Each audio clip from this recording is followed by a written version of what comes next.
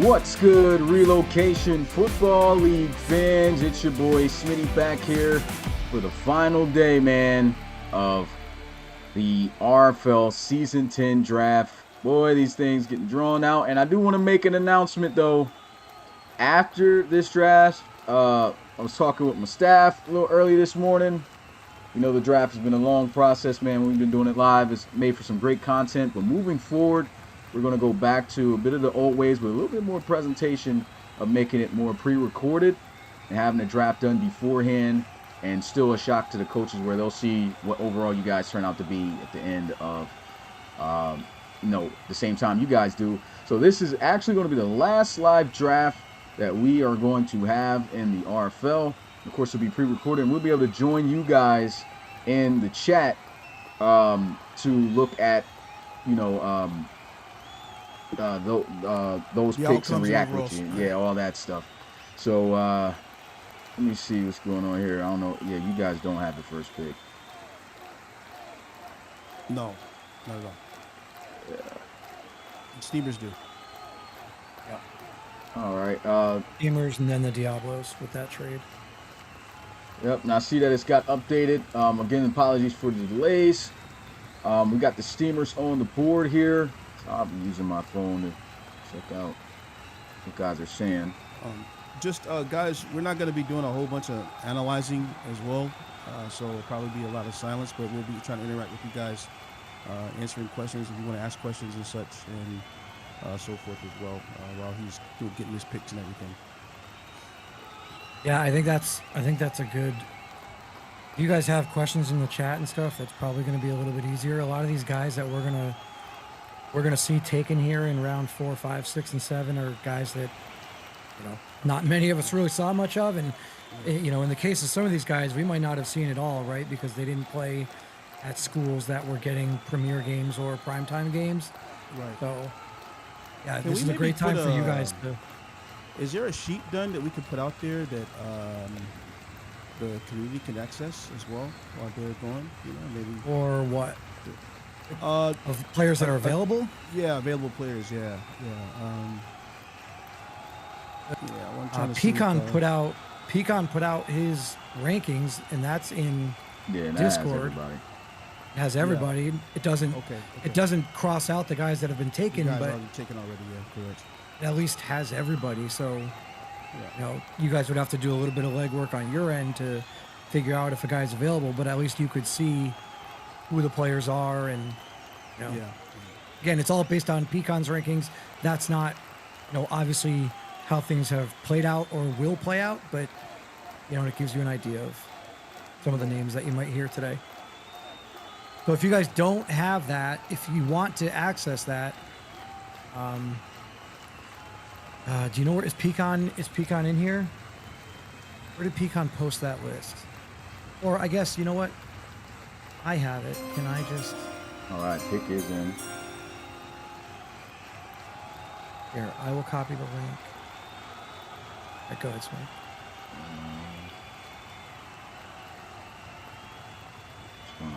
Okay.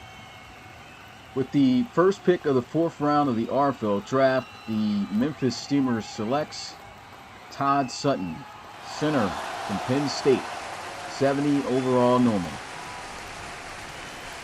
I won't be playing any music and stuff like that. Just gonna go straight to the picks. Okay. And just Forbes, update as I go Forbes. to. So Forbes has a link here that has prospects left. So, Dunn, you want this too? Or you already have that yourself? I don't have prospect. Okay. Smitty, do you Well, want this or no? I'm actually using. I should have all the prospects on my end. Okay. Cool. So Rob, put it in the RFL chat channel, because I just posted Pecan's list. Okay. So if you post that list right under it, people will be able to bounce back and forth and look at both if they want. All right, I'm looking at this list, so I should be able to move fast too, because I see somebody's updating that list too. That Forbes made. Might be Forbes himself, of course, but Forbes the GOAT. Yeah. Let me get hashtag Forbes GOAT, guys. That guy's done a lot of work for us this season, man. Yeah. Definitely gonna pay off for him too. And you got a lot of reloads. What's he getting? 175 1,000 reloads. Yeah. It's ridiculous. Is he giving me my 5 for that? Yeah, right. I think he owes me 5. He owes me 5. Yeah, he owes me some money too, man. So we're gonna run those pocket slips. Yeah, he owes me 5 for the Barons. All right, guys. I've just put under Dunn's post in the RFL chat the prospect to the left. So if you guys want to bounce back and forth, check that out. And can we edit this in real time? You start looking at the Barons ahead of time. Ezekiel Kuhn is gone. Charlie was here first, man. Rodney's out here. Shady, what's going on, man? Welcome to the Cougs, bro. How you like sleeping on the floor? Let's see. KC is out here. What's going on? Q-Pac is here. Michael Smith Jr. Hodge is here. Lego Brian. What's going on, Brian? Got Peyton Cash here. I forgot. Is Peyton Cash Uber? Uber God? Yeah. Is that? Yes. What's going on, Uber God? Does he drive for Uber, or is that his his name? No, it's his nickname because he was telling everybody your Uber has arrived when they were getting eliminated from the playoffs last year. Justin is here. If you got Phoenix Rain here. CP is here. Steam Team. What's going on? I said, oh yeah, y'all got to inherit that Steam Team, man. I coined that. Rob, there's a question for you and I from Baker. All right, what's the question? Will your picks lead to any scheme or playbook changes, or rethinking what you're going to do, or did you get guys that will fall right in and work with your current scheme? Oh, bro. Want to go first? My pick, my shady pick, definitely has altered some things. And yeah, bro, definitely. I noticed just last night I was doing testing with by the guys that I think what they should be rated by, right? Right. But it definitely has changed some things, bro. So, that was a risky picks, but yeah, it's definitely changed for me. What have you done? As of right now, I don't think anything has changed. Now, once the full list of attributes and full player builds are given to us, and I have a chance to get those into the roster and start, looking at it, is there the possibility that I might change something? Sure. But as of right now, let me go ahead and just announce this though real quick. With the second pick of the 4th round of the RFL draft, the Mexico City Diablos selects Troy Rubin, defensive end from Texas, 71 overall normal. Nice. He was here a long time. I kept looking at that guy. He is stockpiling defensive linemen. Yeah. Especially over the weekend, Saturday and Sunday. Josh, is this a stud for them? What do you think? I want to know from Josh right now. Doesn't come with the star attached, but a 71 day 3 for Forbes. Yeah, I mean, listen, you could have made we could have probably sold Forbes yesterday when he took Lou Burks, right? If we had tried hard enough, we may have been able to sell Forbes that Troy Rubin was better than Lou Burks. Yeah. And the fact that he's able to get both of them. I could not believe Lou Burks, bro. I could not believe and Lou Burks gets star dev, and I mean, listen, is Troy Rubin going to see the field all that often? Probably not. But can you develop him if wear and tear kicks in, if injuries kick in? Can you get him some playing time? Chances are he fits the scheme, right, to Baker's question to you and I. If we were to pose that same question to Forbes right now, I'm sure Forbes didn't just make a trade to give up. For those of you that don't know, Forbes didn't have this second pick. Forbes traded away a 3rd round pick next year and a 4th round pick next year. So Forbes traded a 3rd round pick and a 4th round pick next year just so that he could have this pick. So obviously he likes this guy. Obviously he fits his scheme. There's no reason that you would make that trade if you didn't love the player. And so shout out to Forbes. I mean, I guess, when you know, right? And when you've got a guy and you know that's your guy, go and get him. So Forbes is basically telling us that he's going to win a reload bowl next year. Because he doesn't care about his 3rd or 4th rounders. Or he's going to get dogged. Yeah. I mean, get rich or die trying, right? Like, we'll call him 50 Cent. We'll just call him Curtis Jackson in the chat. Like, man. It's the Barons. Yeah, Barons are up. Barons are up. Okay. All right. Another question in the chat for you, Rob. What's the plan with James Ramos? Have you identified what? Well, I didn't make any news about it. I was going to kind of wait until the beginning of the season, but James Ramos officially retired in offseason. If you don't understand how retirement works here, I have a choice. I can drop him into free agency. He becomes a 0 overall, and no one can sign him. He's done. Or I can keep him on my roster. Now he's holding a little bit of a bag for me, and I can free some money up. So it just depends on, I have to wait till the end of the draft, see how much money I have. If I don't have the money that I need to get under the 280 million, whatever it is, then Ramos leaves. So I can sign one of my rookies. So we just have to see. I would love to keep him on the roster as the backup. But, you know, it's time to move on. Yeah, it's a cap hit. We got to move on, man. You know, and he gracefully retired his player a few months ago. So that's that. So what is the cap? What is his cap hit? Do you know? It's only a few million, man, but that's enough for at least one of these rookie contracts here. You know, so right. You know, so I'm just gonna, or at least partial. You know, so I'm gonna just go ahead and just part ways if I have to with him. So he will be eliminated from the RFL or retiring from the RFL if we run into a cap situation when this is all said and done. Another question here. I guess this is probably for all of us. Which team has done enough in this draft to position themselves for a potential playoff run? I'll go first. I said this yesterday. I said this Friday and yesterday, and I'll say it here. The Oklahoma City Bisons, right? Yeah, like Bisons, I think yeah. trades that they were able to make, and then the assets and talent that they were able to acquire. Yeah. Like I'm reading this question as we have to pick a team that is, you know, historically not a playoff contending team, and all of a sudden vault them into the playoffs. So, you know, I guess maybe some people might say the Cougars, but I think historically the Cougars are a team that we usually see in the playoffs. The last year or two have been a little bit more of an anomaly. So I don't, if you want to say the Cougars, I think you could, but I think for me it's more Bisons are a team that we never talk about in terms of the playoffs, and I think that could change this year if all things, you know, go their way. All right. Yeah, I think the Bisons as well, man. Pick is Smitty? Yep. You can go ahead and announce this real fast. And all right. With the third pick of the 4th round of the RFL draft, the Brooklyn Barons. Oh, New York. Never mind. I'm looking at the wrong roster here. Because I had the Gunners up, man. I'm looking at the wrong. Okay, I'll be back. I have to. Who are you gonna? This. Who are you gonna take? Who are you gonna take? Yeah, I'm glad I didn't announce it. My bad, y'all. I'm wasting some time. Oh boy. You know we trying to get through. All right. So who do you think, Rob? I agree. I agree that the Bisons are absolutely scary, man. Forbes has trolled the entire league and made this team instantly great. So I do believe that they are going to be a tough team. I do like what I'm seeing out of the Barons as well. I think that Smitty has got them some solid pieces here. I think they're going to be a little bit more pesky, of a team here.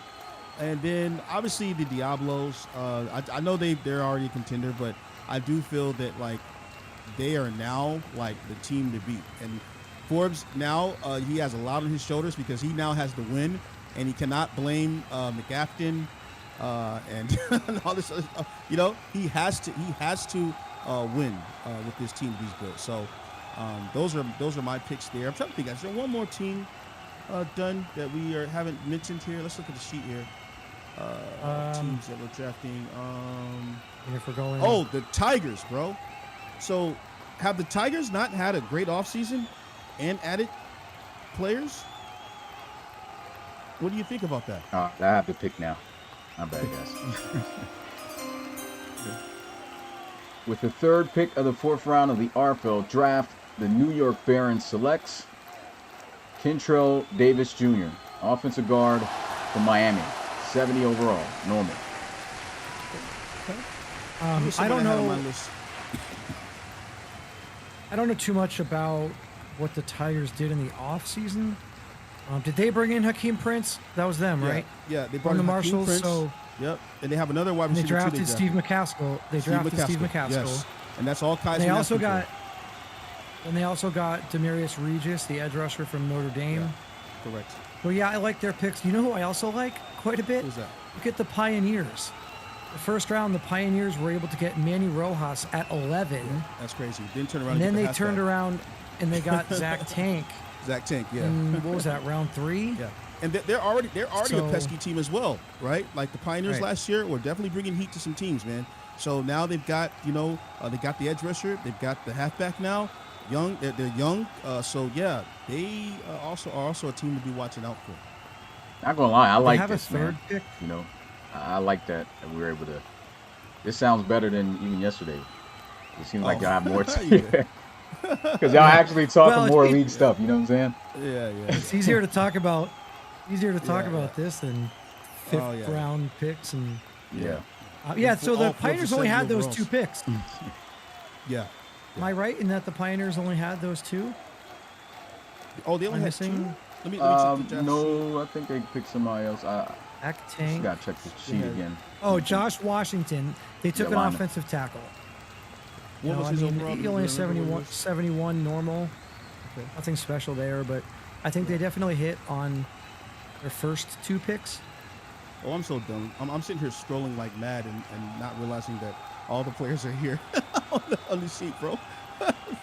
That's crazy, man. Yeah, that's crazy. Yeah, whoever's updating this, thank you. Good stuff. Yeah, I think it's All right. Forbes or somebody, but that's Okay. that's helping me out big time, man. Shout out to whoever's doing that. Yeah. Let's see. Let me scroll back up here for the questions. Someone asked me about is Jack Sky CB1. I'm gonna be honest with you, man. I'm throwing him right into the fire, man. So there it is. I got a tricky situation with my DBs. Love Gonzalez, love Philly Jones. Philly Jones has historically played better in the slot. He didn't have as much production at number 2. So we're gonna move him back down to the slot, which I love him playing there. He's very aggressive. Jack, I think I'm gonna throw into the trenches. So yeah, he probably is gonna be a DB1 because I don't like Gonzalez's jumping on deep balls. So I'm gonna just put Jack there. But hey, man, Freezer, Freezer and Brian Brown, guys, crazy. And Chappelle, I gotta mention Chappelle as well. So I'm so happy to report that Freezer or Brian are probably going to be in the sub. And it's getting nuts. It's going to be nuts, man, having both those guys. So anybody was thinking, well, why would they get him? Well, we can have them all in the field now, man. So yeah, I'm excited about the things that the chances, opportunities we have now. Here's one, Smitty. You could probably answer this. I don't know if you want to wait until after this Gunners pick, or if you have time here.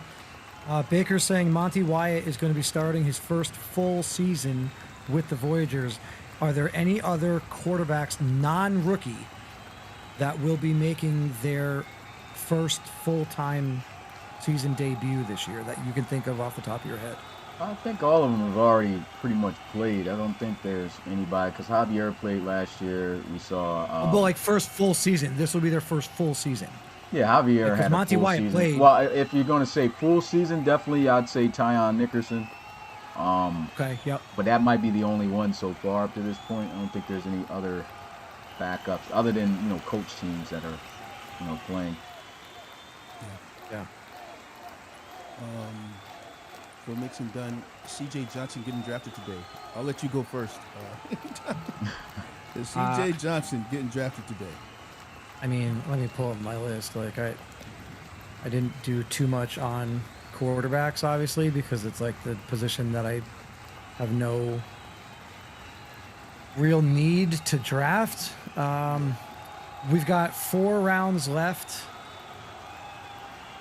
Yeah, I think he gets drafted. I think that there's probably 3, maybe 4 quarterbacks. There's probably a tier of like 4 quarterbacks right now if you want to call KJ Smith, CJ Johnson, Eric Alcorn, and Tony Oliveira.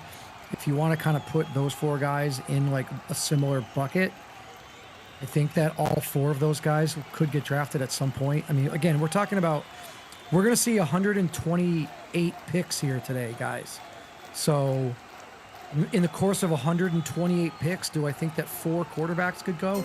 Yeah, I do, because we've only had 3 rounds, and in the 3 rounds, we saw 7 quarterbacks go. So in 4 rounds, could I see 4 more? Absolutely. And CJ Johnson is certainly one of those remaining 4 best quarterbacks. So yeah, I would say he gets drafted, but he might not get drafted until round 5 or 6. All right, with the 4th pick of the 4th round of the RFL draft, the Baltimore Gunners selects Cortez Jordan, cornerback from Oregon, 70 overall normal. Yeah, for my end of the CJ Johnson fiasco, man. It's obvious. What he's done. In the chat, on the Discord, and I don't care about the friend groups and everything. And guys are part of your other leagues and everything, and the L's and FLs and all sort of stuff. This is the RFL. We have a standard here, and you can seriously significantly drop your rating, drop your draft status, easily here. So all the stuff that was going on the last couple of days, not good. The other elephant in the room is this: we've seen the attitude in the chat. How is he going to feel when he's backing up? He's a 3rd stringer, second stringer on the team. How is that going to go? So there's a lot of levels to this right now, man. I don't think he's going to get a starting position. So that's a whole nother story we have to wait on. What is he going to do with that? So that's my 2 cents on it, bro. Yeah.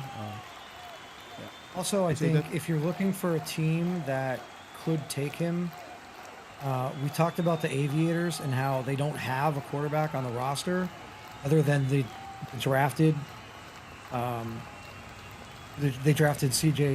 Casey Robinson, right, in round 1. Yeah. So as of right now, the only quarterback I believe on the Aviators roster is Casey Robinson, and he's a rookie. Would it shock me if the Aviators also took CJ Johnson and then spent the entire preseason trying to figure out, what scheme would work best with which quarterback and would make the team, it's perform possible. Best? It's possible, but just to respond to that, do you do that though? Like Casey Robinson, we talked about the kind of guy he is, right? We talked about his interview. We talked about his combine. We talked about his reloads, right? Do you really put a crab in a barrel situation, right, on the Aviators, right? Right. And I'm not saying that CJ Johnson is a crab, but that's the metaphor I got to use here, right? This is crabs in a barrel here in the RFL, right? So do you really put that guy behind him? Yeah. This is the real life. This is the real life Cleveland Browns. It took a guy like Dylan Gabriel, who was a good dude, not going to ruffle any feathers. Let's take Dylan Gabriel. He's the guy we want. Then, look, there's this, this project, there's this drama kid. Yeah. And we'll go and get him too.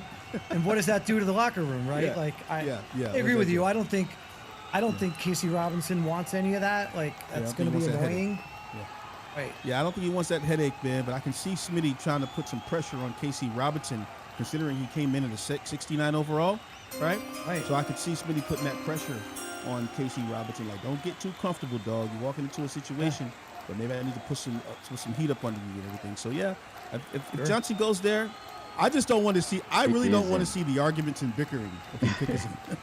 Pick is in with the 5th pick of the 4th round of the RFL draft. The Salt Lake City Elks selects Scott Humphreys, outside linebacker from LSU, 70 overall normal. Thanks. So let's look at these linebackers real quick. Let's see. There's a couple guys. I want to go back here and make sure we got the. Which team has done enough for judges to get his ready to get that one already? Yeah. Sentinels on the board next here. There it is. Let's see.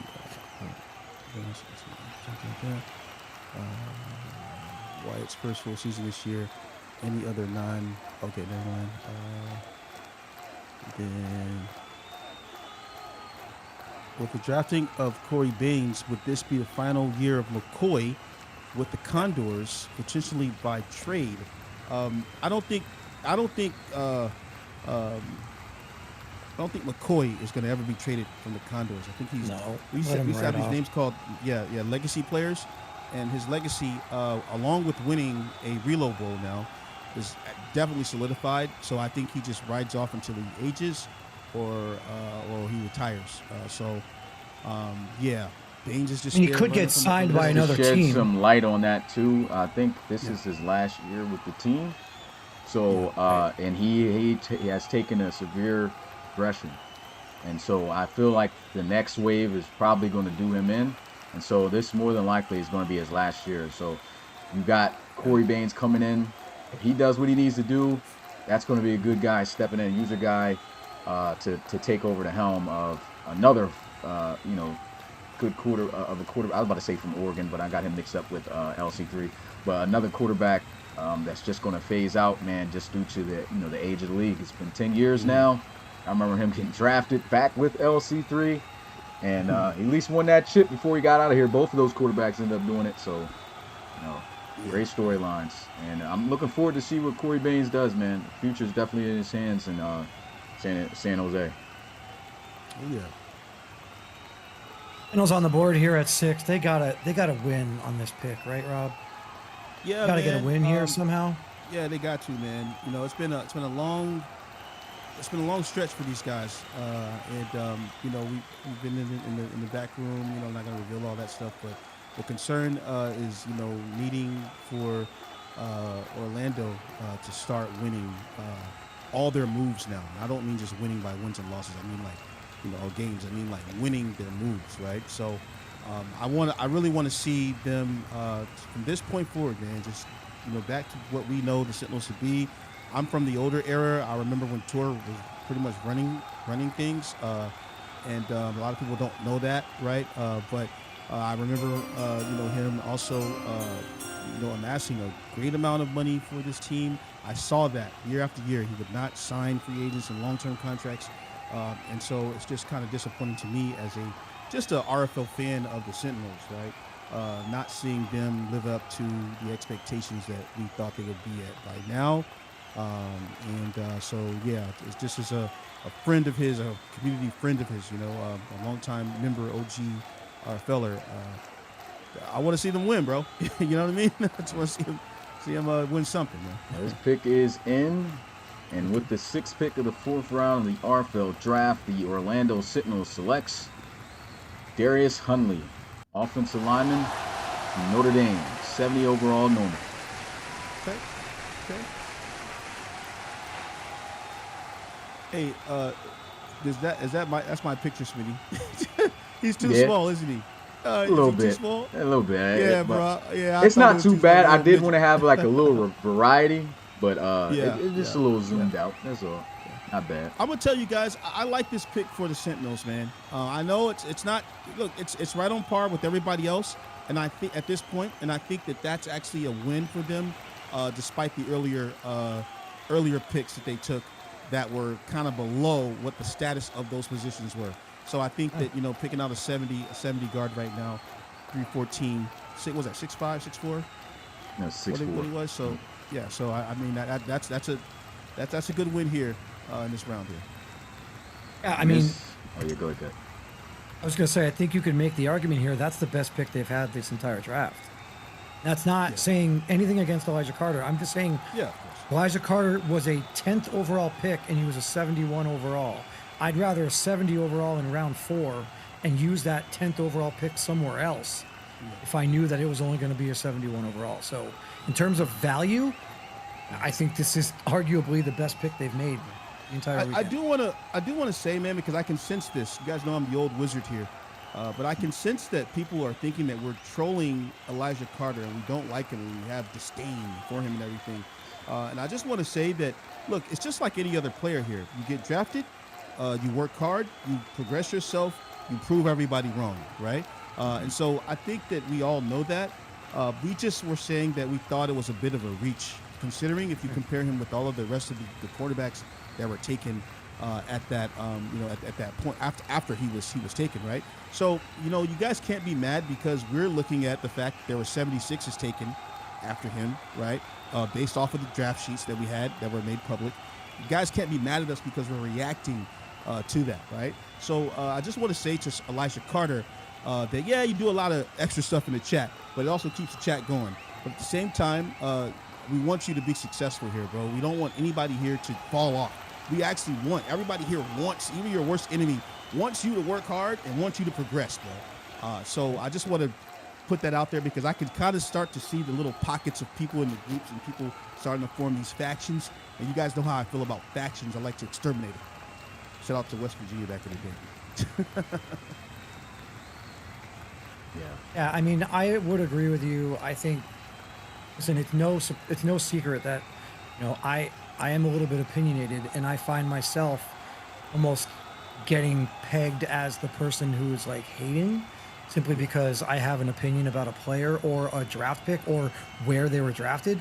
And the reality of the situation is we all love Elijah Carter, but I'm not going to sit here and say that Kenzo Udo wasn't worthy of that spot ahead of him, or Brian Robinson wasn't worthy of that spot ahead of him, or maybe even Vinny Ball, or maybe even Brandon Cherry.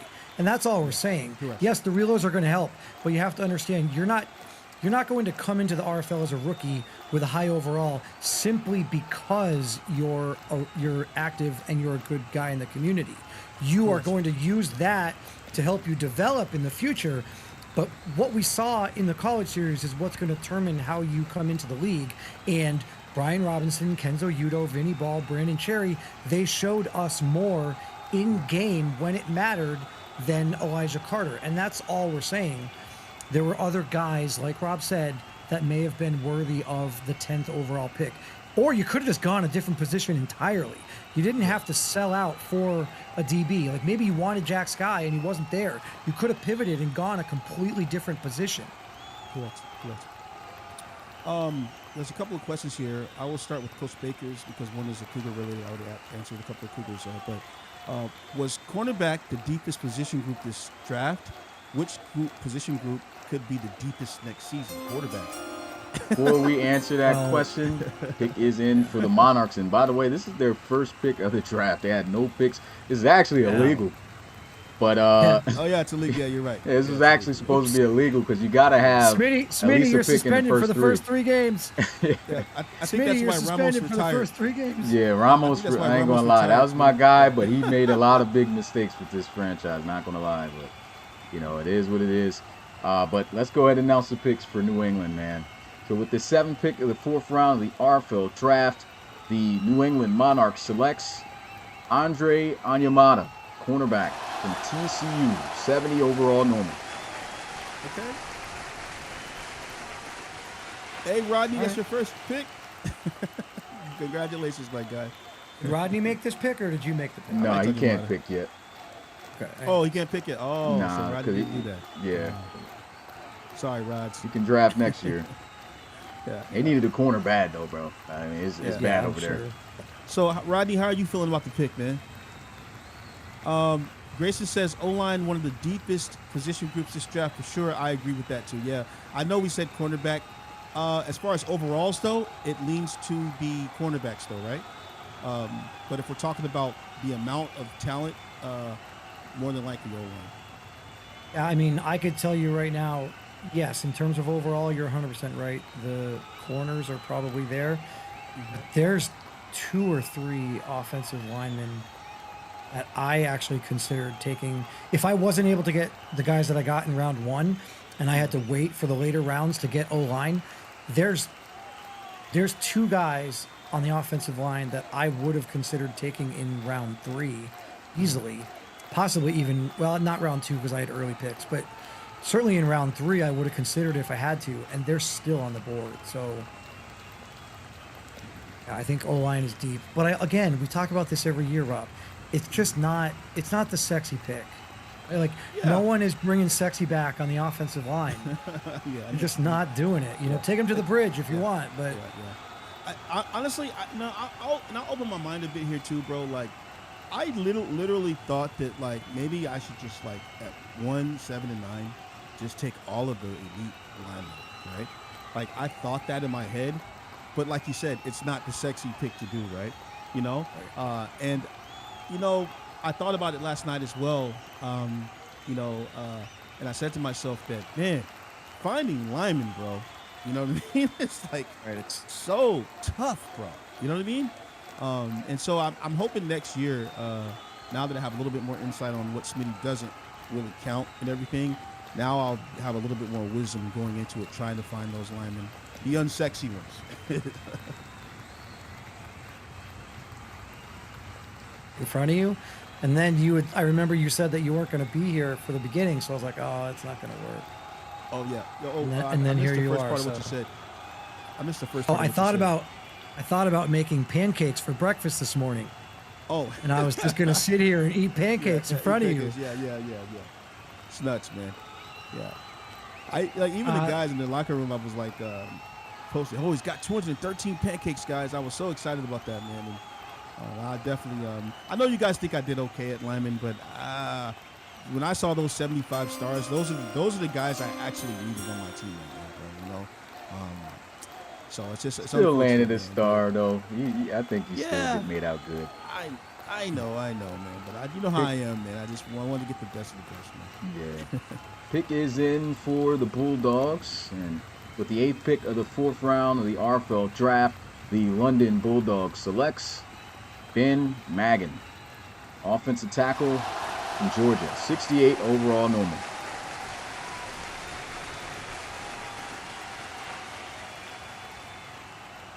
Six 7-302. Crickets. Bulldogs don't need anything else, man. Come on, man. So I see there's a question in the chat or a comment in the chat as to whether or not this was the best tight end class. And I would say it's in the conversation. I think last year's class was really good. I just looked at last year's class, and the 4th tight end in last year's class was taken 3rd overall in round 3, and that was the Lumberjacks taking Heath Duval. We saw 4 tight ends taken in the first 2 rounds this year. So if you're just going off of like when they were taken, which again I don't think that's fair, you know, this class was better than that one. But you also go back to like the Anthony Fry draft class, so that was what, 3 years ago. Yeah. I forget. Tyler Dietrich. That was Dietrich, yeah. he was in this, I believe. I think there was some really good tight ends taken. What was that? The season 6 draft class, maybe. Speaking of This Fry, tight end class was really good, but if I go back to that season 6 one, we have Brady Barrowman. That's who it was. Brady Barrowman went in the 1st round. He was the only tight end to go in the 1st round. And then we had Zane Nasir go. Bulldog. Then immediately after that, Anthony Fry went. And Chandler Godspeed went in the 2nd. So we had 4 tight ends taken in the first 2 rounds that year as well. So, you know, I think this is certainly up in the conversation, but I think this class was also boosted by the amount of time, the number of years that they got to play. Some of these guys in years prior, they didn't have the benefit of playing 2 or 3 seasons. Yeah. Speaking of Fry, he has a comment here. Jabri is good, but I don't think he can carry the bearings. They need a young QB invested in being the future. I'm wondering what Jabri Jackson does this season, though. You know, I think that the biggest problem for the Barons, I think they've always had, pretty good talent, but it's always been the QB situation. Now they get, a veteran QB. Now I haven't seen his regression. So maybe if you want to chime in, if you can. I don't know if Jabri has regressed much. He's regressed a little bit, but not too much. Yeah. He was a 95 or a 96. He went to a 90. But most of his what is key the throw attributes are still high. Yeah, so like above 90s or? Yeah. Okay. Easily above 90 still. Yeah, yes. So I still think he's going to be a dangerous weapon. And sometimes when you put those veteran QBs on those young teams, that can really cause pandemonium. So we'll see, Fry. We'll see what happens there. Let's see. Crusaders are on the clock, right? Mm-hmm. Yeah, this is my draft class. These ratings would be. So Racer says, boy, if this draft class, if this was my draft class, these ratings would be in the mid to low 60s already. Multi-year guys got it good. Oh yeah. Yeah. Art brings up a good point. He played only 1 year, and he came out, and I mean, I think he was the best tight end in that draft class, and he only played 1 year. Yeah. Wait, who did Brady play for? It wasn't Miami? Barman, Florida, right? Yeah. Brady Florida, Barman, that's right. Florida. And, so Was it Miami? played for. Wait, Ivanovsky played for Florida. Ivanovsky played for Miami. I don't know. Miami. Yeah, Miami. Yeah, Ivanovsky played One for or the Miami, other. They and Barman. Miami and Florida were Ivanovsky and Barman. I don't remember which one was which, right? Or was Barman Ohio State? No, I definitely was. Who, Brady Barman? He played for Florida. Florida. Yeah. Florida, okay. Pick is Tyler in. Dietrich? All right. With the 9th pick of the 4th round of the RFL draft, the Los Angeles Crusaders selects Jamil Morris. Somebody messed with the card. I forgot to change. His name is Jamil Morris, not Harris. Running back with Star Dev. Jamil. Oh, it's Morris, not Harris. Yeah, Morris. I messed that one up, buddy. Sorry, guys. I was supposed to catch that though. I had him marked down to fix the name, but let me get rid of the card real fast. My bad, guys. Wow, I mean, getting a star dev, and typically we see running backs get star dev, like most running backs are going to get star dev, but at this point in the draft, get a guy that's star dev, like that's. So if I'm looking at the Crusaders now, so this guy has some potential now. Well, let's see. Yeah, their backup running back is a 71 and young. He was 71. a beast, but he's phasing out. He's not going to get re-signed. Their next guy is power back, who's a 69 overall. He was a notable running back at Georgia, D'Angelo Gary. But you get Jamil Morris in there. I mean, if anybody watched Tennessee games and what this guy was able to do, that's the reason why he got the dev. He may not have been able to put up those stats like those other backs, but he was ridiculous. Yeah. And so, yeah, that's a good back that could play right away, really, as a 1-2. Is he coming in with over 90 speed? I don't think his speed is that heavy, though. But that's what you got Marlon Marshall for. He's the guy who can do everything, and then you got him coming in. He's a great pass catcher, though. Well, the Crusaders have always used dual backs as long as I've been here, man. So that's a great replacement there for Young when he's out of here. So we got the Miners up next.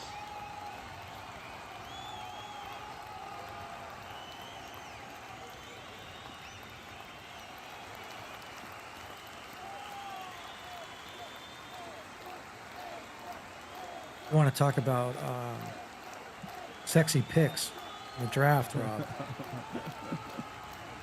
This one right here? Where do you hear this name?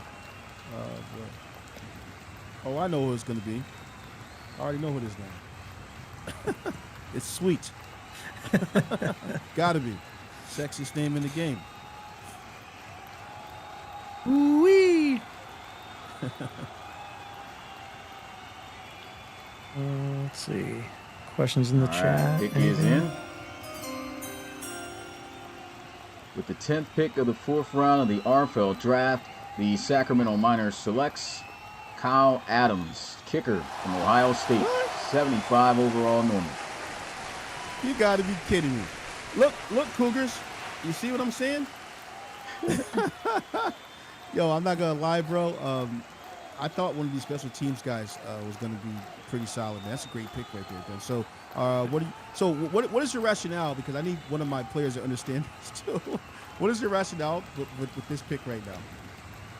So I have a kicker on my roster who's great. You know, every year he's one of the top kickers in the league. But the problem is he's costing me like $4 million a year.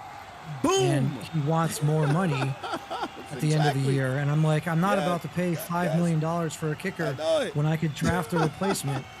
So I'm a little surprised. I thought he's clearly the number one kicker in the class, and I thought being the number one at your position that it might justify him getting star dev. Ultimately, it doesn't. But you know, I'm gonna be honest, It is bro. what it You're is. probably never gonna see a kicker in the draft classes Yeah. take a star simply because it's so limited that I have to give. I'll never give it to a kicker before anything else. Yeah. Yeah, no, I like that, bro. I actually have the same kind of situation, not with my kicker though, and I've told myself that I've got to get a cheaper contract, man, because it's Right. not like this guy is the greatest. I mean, he's okay, but he's not the greatest, right? So that's why. Yeah, I love this pick for you, bro. That's a great move right there. I mean, we agree on that one. I mean, that's it. Like a lot of you guys in the chat, like you don't realize we have to like pinch pennies, Yeah, you know, with a lot of these guys. And yeah, we'd love to sign every 85 to 90 overall player every single year that they become a free agent. But the reality is that we can't. right. And so we have to have a conversation with ourselves that is it worth paying this much money for, you know, this level of contribution? And, you know, now if I let Anthony Carney, if I let him walk, well, then that frees up $5 million. Yeah. And now I could sign a free agent. I could sign a 84 overall, you know, 30-year-old player for, you know, maybe $5 million. So I see the question here from Jack. Why in the fourth? So I'm just going to try to answer this for you. Sure. If I'm wrong, it's true. I feel like the Miners are already stacked, right? I don't feel that they really need anything else right now. They've got their starters. They've got more than enough depth. So it's like, why not? Why not take the best possible kicker right now in the fourth instead of waiting for him to get taken in the later rounds? Wait, do you have any later round picks at all? I do. So I mean, I traded up to 410, and I had two guys in mind that I really wanted here. Kyle Adams was obviously one of them. So if he was, you know, I thought maybe he would get taken. Further to that point, though, yeah, go ahead. With the 11th pick of the 4th round, the RFL draft, the DC Marshall selects Leon Winfield Jr. Oh, the third. Who's your boy? 69 overall, normal. Oh, okay. So to Jack's question a little bit too, though. Historically, we've seen kickers. If you are the best kicker in the class, we've seen those guys go in round 3. We even one year. I mean, it's an anomaly, but we saw a kicker go in round 1 once. So the idea that you could get the best kicker in the class in round 4, I also don't pick again until 5-11. So, you know, would Kyle Adams gone? I think he might have. Tor, you took Olivia Quinzel and Ed Flota in the 4th? Wait, yeah, I thought Ed Flota's a Bulldog. No? Michael Flota. You're talking about Michael Flota. Oh, Michael Flota. Got you. Okay. Yeah. Dude made 2 kickers. Wow. How'd that happen? It's like the Grammatica brothers. Back it's the before the Flota rule. brothers. Yeah, the one player rule came in. Okay. Got the Red Dragons on the clock here now. Davis, man, you hurt my heart this morning. I was trying to get a trade off. It's like, no. There's no way he hurt your heart as much as Smitty hurt mine late in the evening last night. Oh my goodness, man. I mean, you guys had 45 minutes of internet meme festivities based on my heartbreak last night. That chat was absolutely comedy last night. Just reading that, watching that, listening to that, man. I've never laughed at my own misfortune as much as I did last night. Yeah, you know, there's always these pockets in the RFL, bro, where like you just have to laugh at everybody when it happens, bro. And that was one of those moments, man. Like, jeez, that was a serious roast last night. Hopefully, Boxy is okay. I had to pull Jack off of him. It's just getting crazy. But then here comes Flame and Hodge. They started going crazy. I said, "Oh, it's over, man." Pick is in. With the 12th pick of the 4th round of the RFL draft, the San Diego Red Dragons selects Matty King, running back from Miami, 69 overall normal. Okay, so that's the first running back that doesn't have Stardev, right? Rob, I think I Yeah. Got that right. Every running back that we've Yeah, seen yeah. so far has had I'm Stardev. So I'm laughing right now because like Smitty, you just called this out, but then I'm looking at the live stream and all I see is Dunn's camera just kind of zoom in with a blink stare, just which is just crazy. Like, what in the world? 69? Anyway, hey, big salute to Maddie, man. Good pickup for the Red Dragons. You know that he likes to use his running backs there. He does have some pretty good running backs, though, doesn't he? Oh, well, they were Am I aging out. mistaken? We know one of his key areas he needed to draft was at running back. Yeah. And Yeah. didn't get one with all those running backs earlier because he didn't have a lot of picks in that time. But, I mean, you got Yeah. Matty King over there. He had a really down year this past year. And that's really what impacted his rating. But he's a user player. He can grind out. And he went to a perfect situation, to be honest. If he grinds out, Matty, I don't know if you listen, but if you grind out, man, get those reloads, stack your player up, you got a shot to potentially play here, you know? You never know. So just grind it out. What? Roberto Ninadino is a 89 speed Yeah, he after was more. being like one of the faster backs. Was he like? No, he was 90? more of a power guy. thought he was fast. Roberto used to run dudes over. Like, Oh, no, I'm thinking of. he was I'm at thinking of the wide Florida too, receiver. right? Isn't that another thinking of- Florida guy? I think you might be thinking of him back in the day running back CJ Bobo. CJ Bobo was No, a fast I'm thinking running of back. Obey Kid. I'm thinking of. Oh, Obey yeah, Kid. that's a receiver. Yeah. Oh, he's a receiver. Yeah. So basically, Maddie has to beat out Grayson LeCavalier, right? Quickly, and then he needs to So hopefully Ninadino. You got to grind if you gonna want it. progress more. Yeah, and DJ Scott's already 31, so Maddie has a lot of work to do, but he could climb the ranks and get into this backfield, man. And I think that Davis uses all of his players. We always see them all over the place, so Maddie might even be in some games this season. We'll see.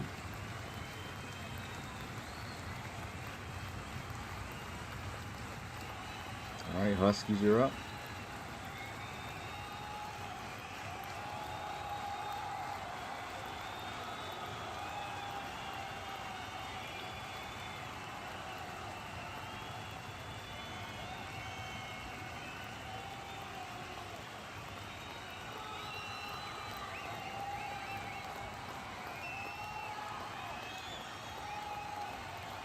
Well, he's got 50. Maddie has 50 can reloads, huh? Yeah.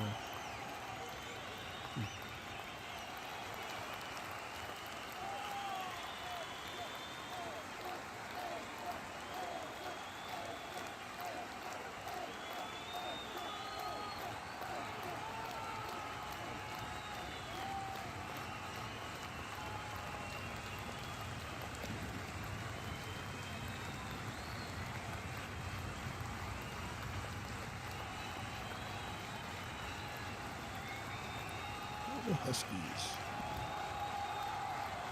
All right, pick is in.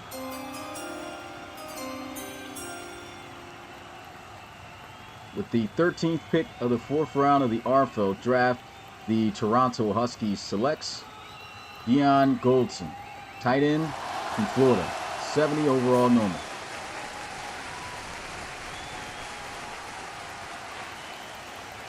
I like the pick. I like the player.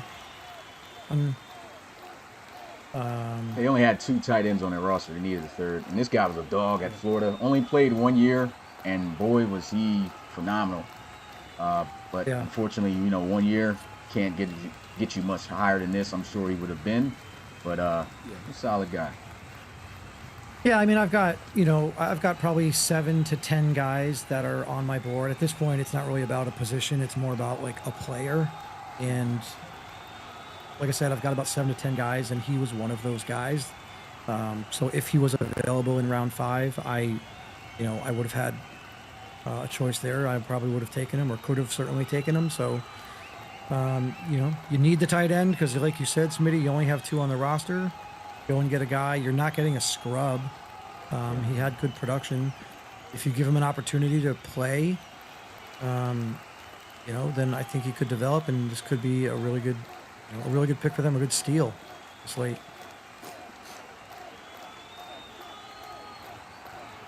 And it helps, Calvin Poole, right? I mean, give Calvin Poole another tight end target to work with.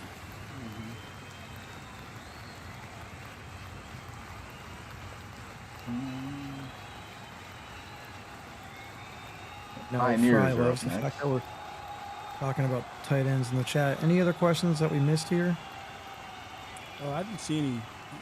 So No. yeah, we're looking for some good takes in the chat as well. Do we have, out of curiosity, do we have any idea how many users are still out there? Other than like 2 quarterbacks? Let's see. Let's see.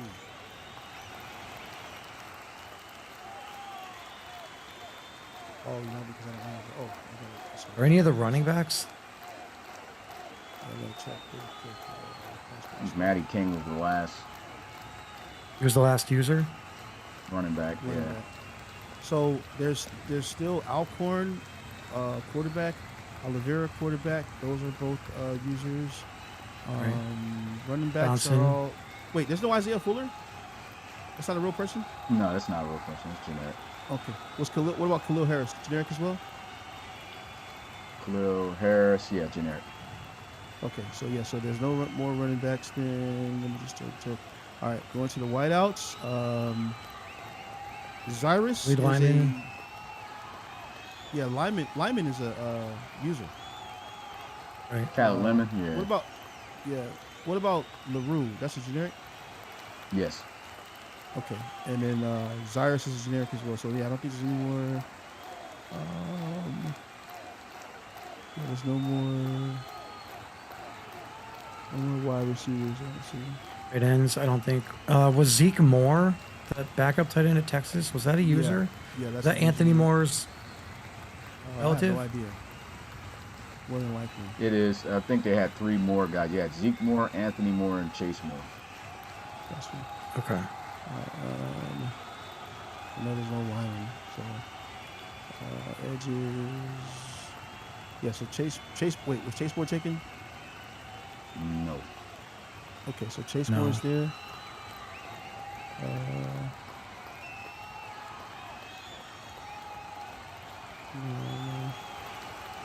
Wait, do we have a Zach Johnston? It's not a. Yeah, was that Arizona? Arizona State? That's a generic. Mm-hmm. All right. So I don't see any more tight ends. I mean, any more edge rushers. All right, pick is in. With the 14th pick of the 4th round of the RFL draft, the Pittsburgh Pioneers selects Levante Vaughn, linebacker.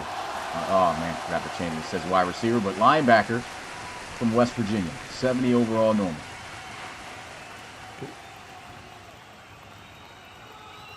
Yeah, I think we're slim pickings on users. I think.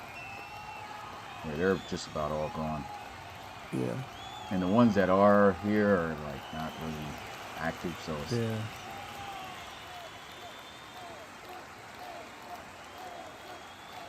When you look at Levante Vaughn at West Virginia, the one thing that stands out to me, he had 16 pass breakups last year. So from the linebacker position, if you're able to get 16 pass breakups, like that's pretty good. So That's pretty good. yeah, he's great. In I would coverage. envision. Would have been Yeah, I better. would Only imagine played 1 given year. his size. Yeah. So that's obviously a knock. 6'1", maybe he's a little bit undersized in terms of height. 223, again, maybe a little bit lower than you would like. But again, 16 PBUs, definitely a middle linebacker there for the Pioneers. Weights also will change because college football game was ridiculous with those. So like for generics, those will be getting altered to more so fit what they should be playing. We even got fullbacks in this that's like 200 pounds.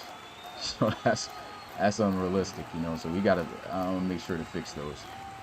But the Bulldogs are on the clock. Just showing you the weights also that they played in college. Just before we come up with those, just want guys to know.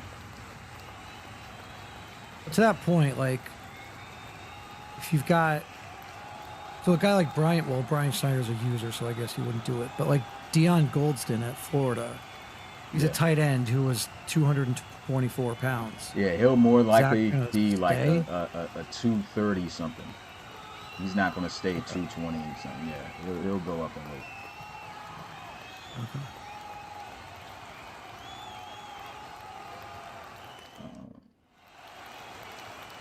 All right, so next up we do have the Bulldogs. Goodness, We got a nice little run on coach picks. Good. So we're kind of playing for the future, trying to get this ball rolling.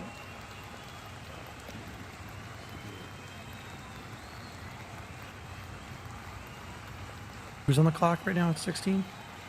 Bulldogs coach Bartman. They picked back to back. Oh, we're on 15. Who's at 16? 16 is the Dreadnoughts, and then it's the Marshals. Oh, Frankie. 3 coaches.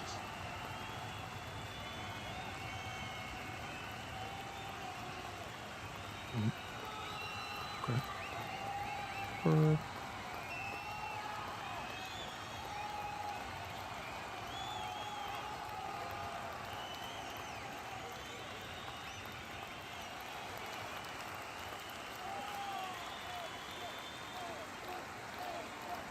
Be right back. All right.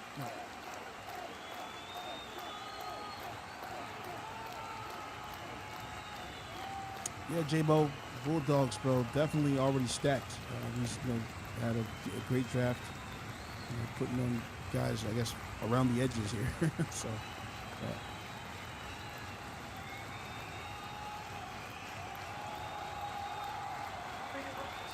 No, Smitty, the Bulldogs, they missed the playoffs last year? I'm trying to remember. Yes. Yeah, they missed it, yeah.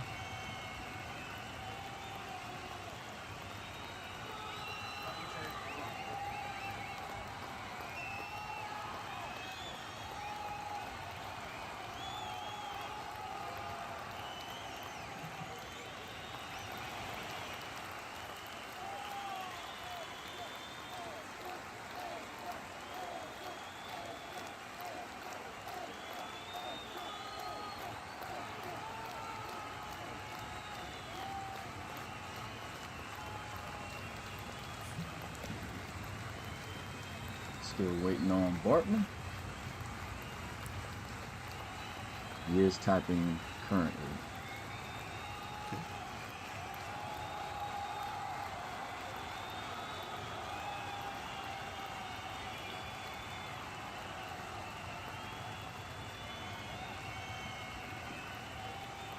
All right, pick is in. With the 15th pick of the 4th round of the RFL draft, the London Bulldogs selects Xavier Gibbons, running back from Ohio State, 72 overall normal. Wow, it's a good pick there, man. It's a good pick there. If I'm remembering correctly, the Bulldogs running backs, right? Here it is. They got some dogs at running back. Yeah. Let's look at this here. Okay, yeah, Wheaton. Yeah, Wheaton's only 27. Man. He's got Vic Cage back there, 27. Maybe he's it's the age thing. Fitzpatrick, 23. Yeah. Oh, Corian Brown is still Corian Brown is still here. That's crazy, man. Yeah, they're kind of TJ Weston. stacked. Yeah, they are stacked, man. So that's interesting. Might have to end up dropping somebody off too. I mean, you're not gonna carry that many Yeah, backs on yeah. an official roster. No. He might end up somebody's getting gonna be poached. Yeah, so yeah, he'll definitely be on the practice squad. Unless he drops one of these guys, maybe they got expiring contracts. Maybe. No penalties.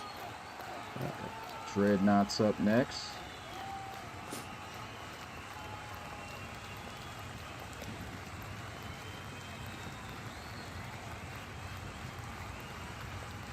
Let me see this again.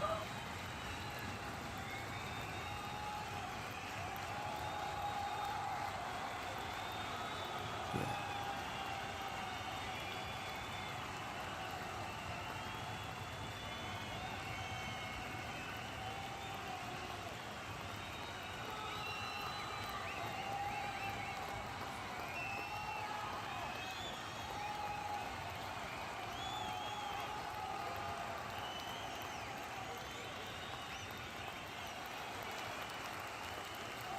J-Mo says it's crazy how coaching can really affect teams other than full-on high overalls can still miss the playoffs, and a lower overall team can overcome.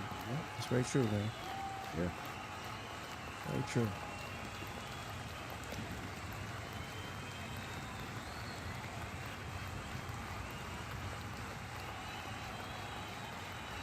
Yeah, because I would expect the Bulldogs. I wouldn't have expected them to miss the playoffs. I mean, they still have a lot of talent. But yeah, I guess I guess. I mean, I don't know. It's hit or miss, though, right? I mean, sometimes Yeah. The coach can be a good thing. Sometimes the coach can be a bad thing. So. Yeah. And it depends. I Just mean, depends. again, everyone else before that season played in the old era of, Yeah. you had auto wins.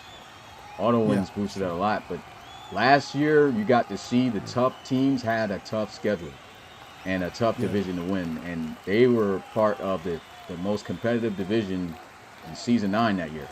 The ARC East was definitely hands down, like back and forth, killing each other. They all swept each other, which was crazy. Yeah. It's it's interesting. I see that Coach Josh says that he had to get a third down back to possibly take over for Cage on an expiring deal. Now, I'm going to ask you this question, Josh. What don't you like about Vic Cage, man? Absolute monster. He's a dog. I'm only saying that because I'm It's the biased. I age. remember him. Yeah, the age. I'm only saying that because I remember him for the Riverhawks, right? And I always thought that when he got to the Bulldogs, he was going to become that guy, and then they go and get Matt Wheaton, right? So, actually, no, was Wheaton there when Vic Cage got there?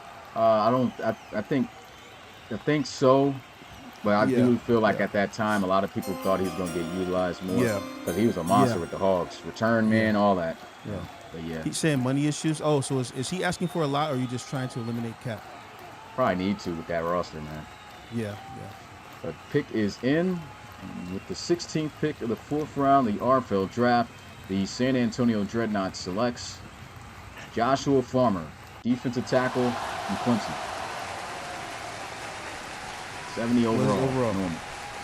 Okay. Well, there it is. We were wondering about what he was going to be yesterday. So, yeah, not bad there for the Dreads.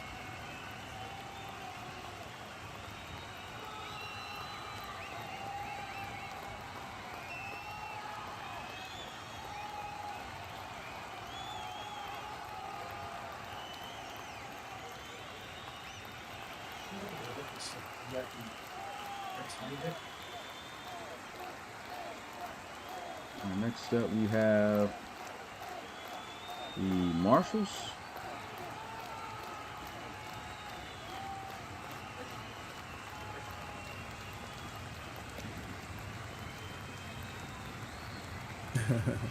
If it was a Boyd deal for you last season, I'd think about it. Yeah, Boyd, man. Boyd might be in a little bit of trouble now, man. I rock with Boyd, man, but I think Shady is going to be that guy. We'll see. Frankie took Joshua Farmer. Yeah, 70 overall.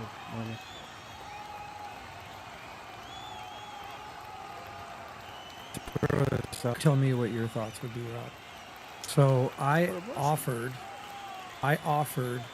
Frankie a choice of two of my defensive tackles. 74 overall Oscar Ayers or 72 or 73 overall Grant Spiller. Grant Spiller was a rookie last year. And I was like, hey, you can have either one of these guys. I'll give you for your 416. He was like, no. And then takes a 70-year-old defensive tackle. So I guess, would you rather, in your opinion, right? Like this is just kind of for conversation purposes. Would you rather a 21-year-old 70 overall or a 22-year-old 73 overall? Well, I think that you're missing the power of speculation, right? Sure, right. Could have been. Could have been. Yeah. It's taking a chance, man. It's like, this is my shot. It's a casino slot, right? So I think that's probably what weighed out in his head is that, he probably was like, you know what, man, I'm going to just try to gamble, see if I can get a better player or somebody, maybe a star, whatever, you know what I mean? Right. Now he's What if probably Josh kicking Farmer himself with in the 70? teeth. I'm going to announce this pick real quick. With the 17th pick of the 14th round is crazy. With the 17th pick of the 4th round of the RFL draft, the DC Marshall selects Travis Beatty, offensive tackle from Clemson, 69 overall normal.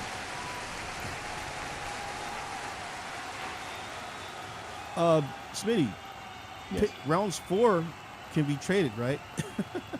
Like 4 through 7, they can be traded? Yeah. Or is that no? Yeah. No, it's Wait, it's in rookie year? after rookie year.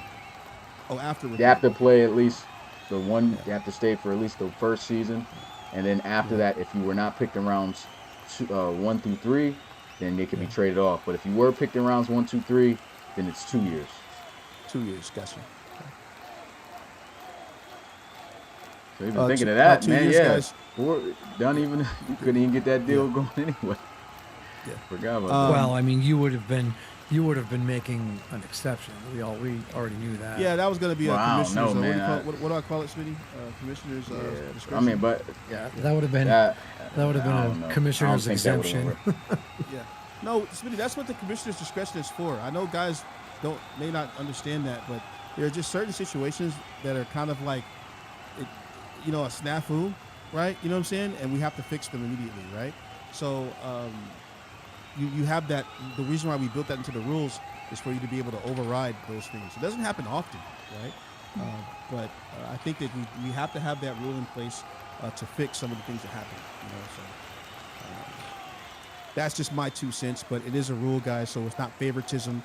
There is a rule called commissioner's discretion that we use on certain things. So don't be in your little pockets saying, oh, they're trying to cheat the system to help them. That's nonsense.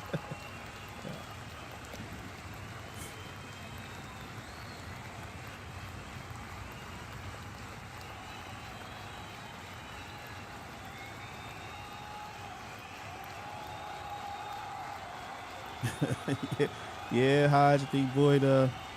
Boyd's still at 87 overall. Don't get me wrong, you know what I mean. But I think Shady's ready to work, man. So, yeah, I really definitely want to do this dual back thing and try this out. So next up, we have the Black Knights.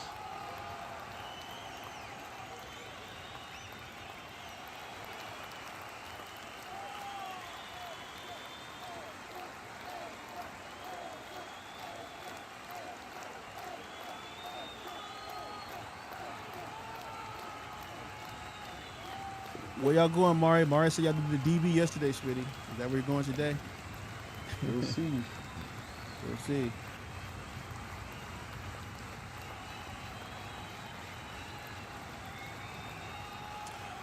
This is a question for you, Dunn. I know you build your team offline, in offline file.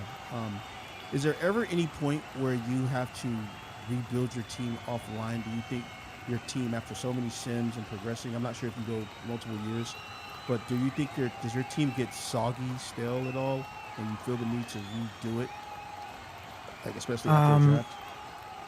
Usually what ends up happening is I don't go too far. I'll usually only do that first season. Okay. Because then once you get into free agency, everything goes haywire. So usually I just do that first season. That's kind of what I care about the most anyway. Yes. But what typically happens is, obviously in an offline file, I'm not recreating the entire RFL. I'm only recreating my team. Correct. And RFL teams are better than NFL teams. So I find that we perform really well, which is nice. Like, it gives you hopeful optimism. But I do find that guys progress pretty quickly. And then your morale goes up pretty quickly because you're winning. Your team performance boost goes up because you're winning. And now all of a sudden you've got a +5 or a +6 to your ratings in almost half your attributes. And so now it's not really playing to a true RFL player, right? So it is tough. And then also, if you do go multiple years, well, now your guy's a year older and you've constantly gotten better and you're upgrading. Sometimes what I will do is every time I get an upgrade, I will then go in and remove the upgrade. Yeah, correct. That it kind of stays, because you don't get as much. With the 18th pick of the 4th round of the RFL draft, the London Black Knights selects Oscar Mulligan, defensive tackle from Oklahoma State. 70 overall, normal. Mully. Wait, he's a what? A 70 overall? Mm-hmm.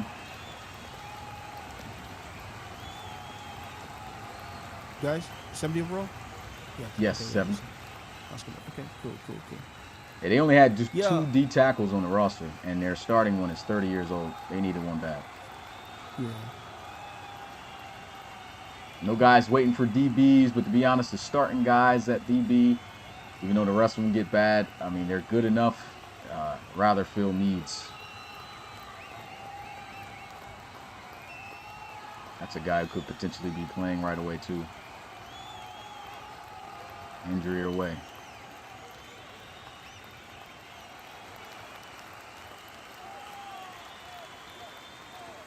And next up, we have the Steamers.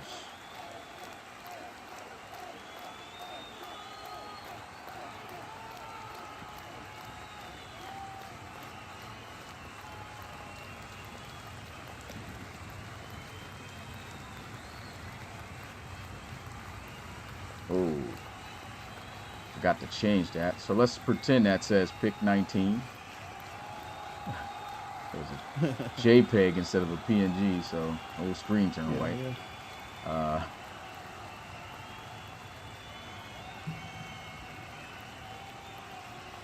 Let's get these Yeah. started. Dunn, I'm kind of the same way. I do go multiple seasons, but what I do is I turn down the sliders for XP to 0. Okay. Yeah, that's a good and then- idea. Yeah, and then I just let the upgrades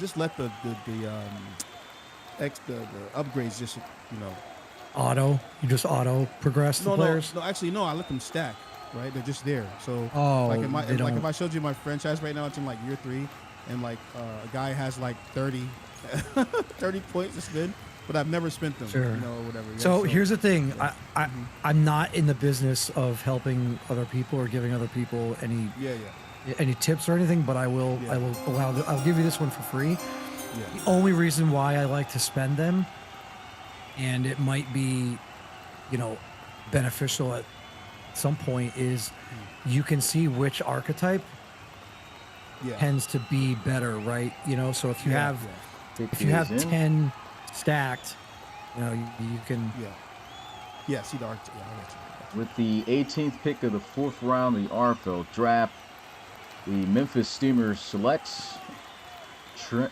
Oh, wrong name. He already got drafted. Get the correct card up. Trip Zimmer, Yeah. offensive tackle from Ohio that's a State, behemoth. 70 overall, normal.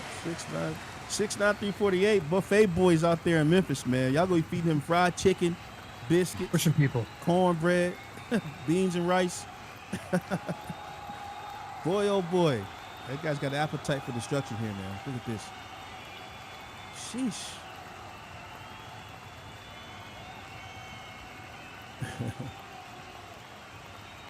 He said, hey, Smitty, wrong for that. Look, they said, look at Mix and Dunn binding, these guys. Look, guys. People, we so had that's the UFC. thing. It's the thing. Like, people don't realize. Like, I don't know. It's all friendly fun. Do Rob and I go at it quite a bit? Yeah, you guys should have been here like 3 years ago. Oh, yeah. It's UFC. It's UFC at any moment. It can go down. It might go down by the end of this stream, guys. So could. just be prepared, guys. Let me know. But no, in all seriousness, Dunn knows this. I did hit Dunn a few months ago, and I told him that we got to do better because we are too the older coaches here, the longer coaches, and it's a bad look if we're constantly, going and having shouting matches and everything, right? So, but I think sometimes guys are entertained by it, and definitely entertained I'm here yesterday. here for the smoke. Yeah, I mean, I think you can probably safely say that you and I are the two most opinionated and outspoken. Of course. Yeah, we speak our and minds, so- right? We don't hold things in. Right. I mean, that's good for league development, content development, whatever. So.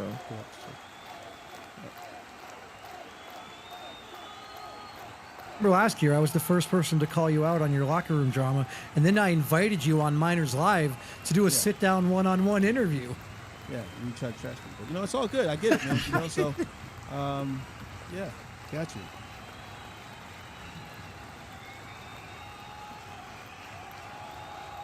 Right, so where are we at? Who is it? Lumberjacks.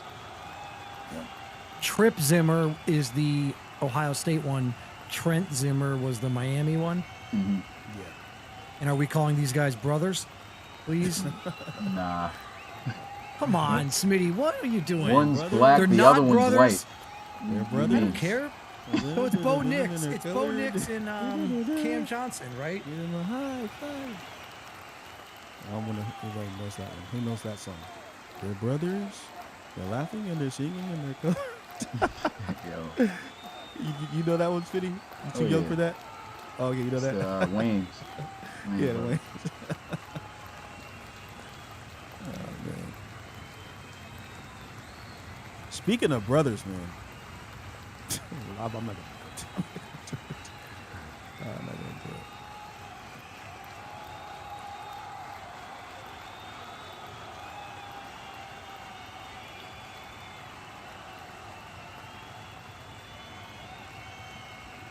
Salt and pepper is crazy. Dunn and I are Tango and Cash. Old heads might know who that is. We Dunn, are old enough. You know who Tango and Cash is? Yeah. That's better than calling us Turner and Hooch. That's madness, man. Boy, oh boy. So I guess that makes so who would Roland and I'm trying to pair Roland with somebody, man. Are we Lethal Weapon? Yeah, We yeah, we Lethal Weapon. getting right. I'm getting too old for this Getting stuff. too old for this stuff. Right. Oh man. Wait. Trying to call me old, bro? Yo, Listen, you're I like watch what, you, man. 3 years older than me, and I'm old, so man. Wait, how old are you? 45. How old are you? Oh, you're older than me, bro. 45. You got me by 1 year. Oh, I'll be 45 in January 17th. I just turned 45 in November, so I got you by like Nice. 2 months. Has your eyesight Pick diminished? is in. No, The 20th pick of the 4th round of the RFL draft. The Louisville Lumberjacks selects Portland Riggins, defensive end from LSU, 70 overall normal. Nice pickup, man. he had some really good Pick, games. though. Yeah, Riggins did. Yeah. I think I used to say think- I love that name Riggins because it reminds me of Friday Night Lights. Riggins, the linebacker. Oh, yeah. Crazy. Mm-hmm.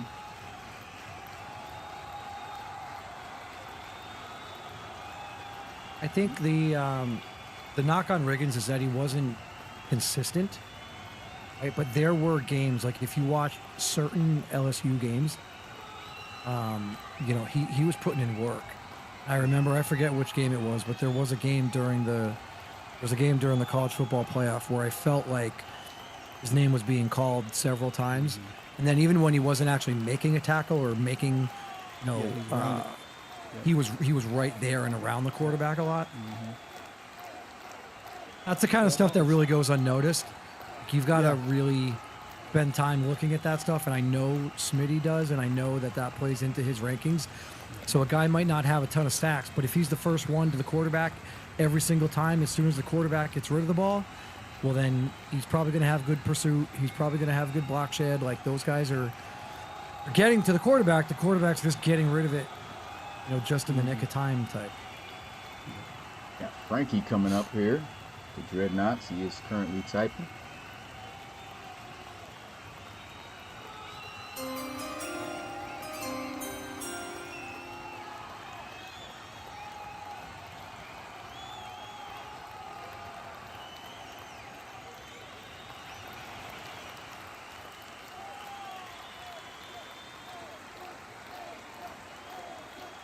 All right, pick is in, and with the 21st pick of the 4th round of the RFL draft, the San Antonio Dreadnoughts selects Micah Harper, free safety from Oregon, 70 overall normal. Nice. 5'10", 195. That's not bad. Yeah, for free safety, they ain't that Yeah, bad. yeah. Considering the behemoths that we already had drafted already. Oh, man.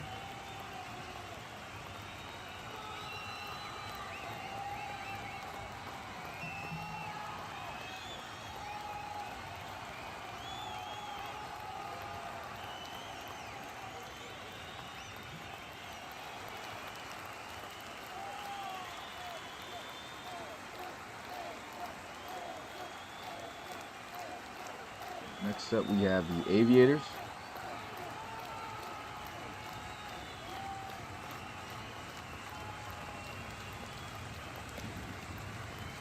Hey, Spitty, are the teams uploaded on Team Builder?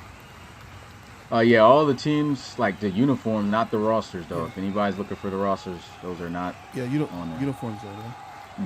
Uniforms are. What is it? What is it under? Is it RFL? RFL _ 2016. I think there's been a problem trying to find that though. Yeah, sometimes it just depends.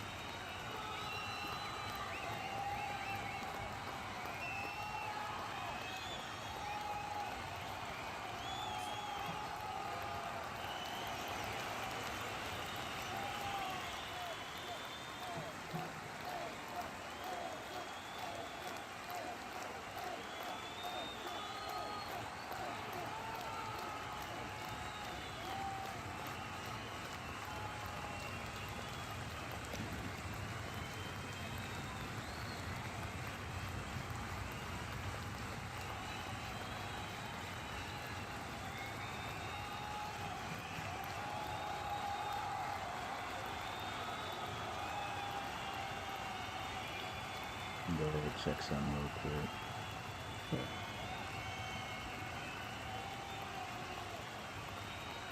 ADs, who are the ADs going with? Stop watching right around the time they got popular. What are you talking about? Oh, he says. 11-6 in missing playoffs is insane. That's true, Kupak. What was that? 80s. Oh, that's right. They were in my division. Mm-hmm. We jumped them the last. They didn't Yeah, I miss think- the playoffs, did they? Aviators?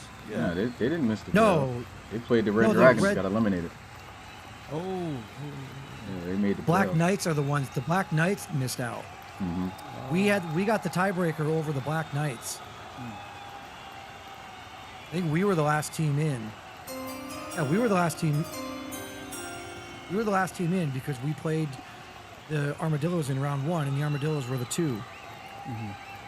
We beat the Armadillos, but we got in because we had the tiebreaker over the Black Knights. Who is All right, pick is Planet. in. And with the 22nd pick of the 4th round of the RFL draft, the St. Louis Aviators selects Khaled Lemon, wide receiver from Florida, 69 overall normal. Actually, that's wrong, 70. 70? Yeah, 70. Okay. But he's still normal depth.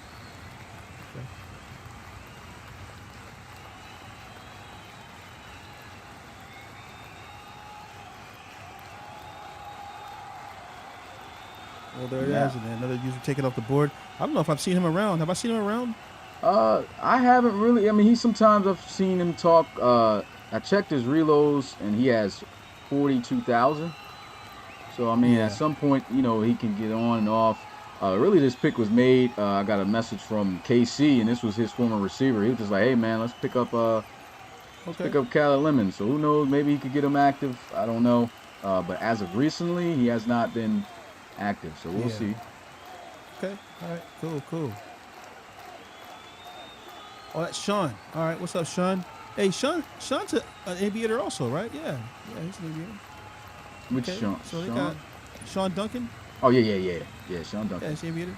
So they've got how many users now? So KC, Sean, Jalen Brooks. Yeah, Jalen Brooks.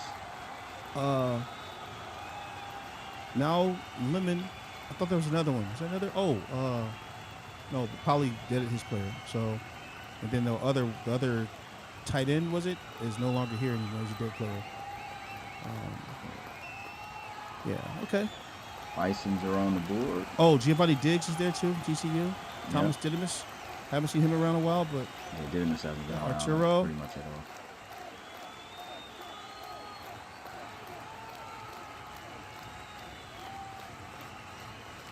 Oh yeah, Zoe. Yep. They got some guys, man. Arturo's okay. Got a little locker room going. Okay, Avies.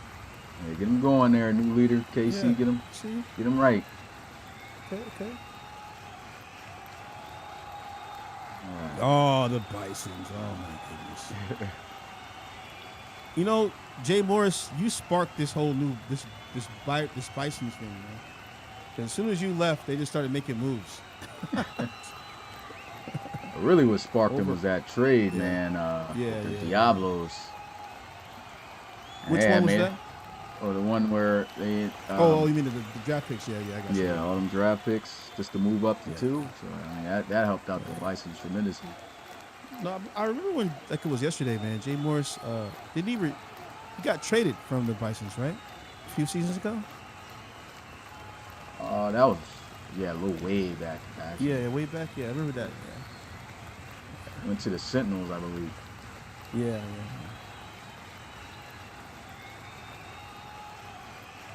So wait, where is Jay Morris at now? Is this player retired I think he's still with the out Sentinels. the league? Still with the Sentinels? Okay. He's cheering for the Bisons right now. Poor Tour.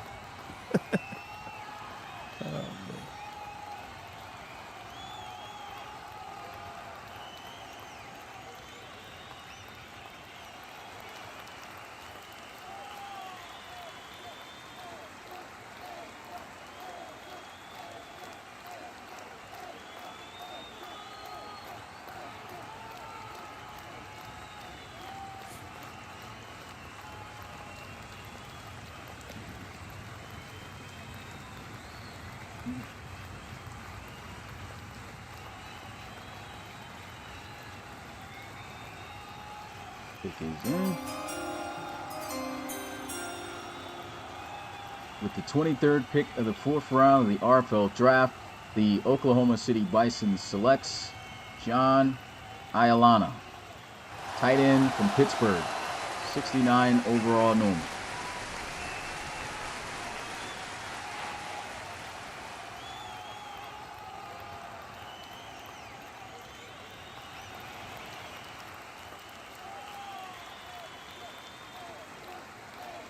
The Aviators coming back up again.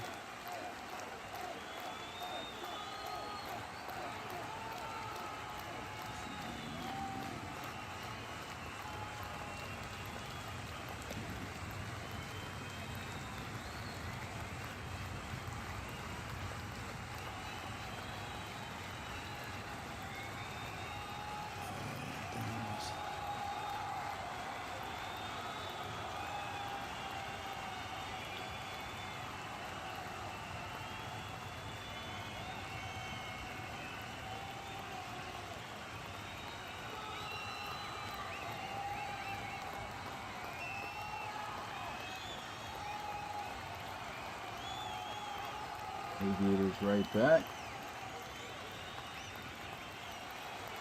Got him already picked? No. Nope.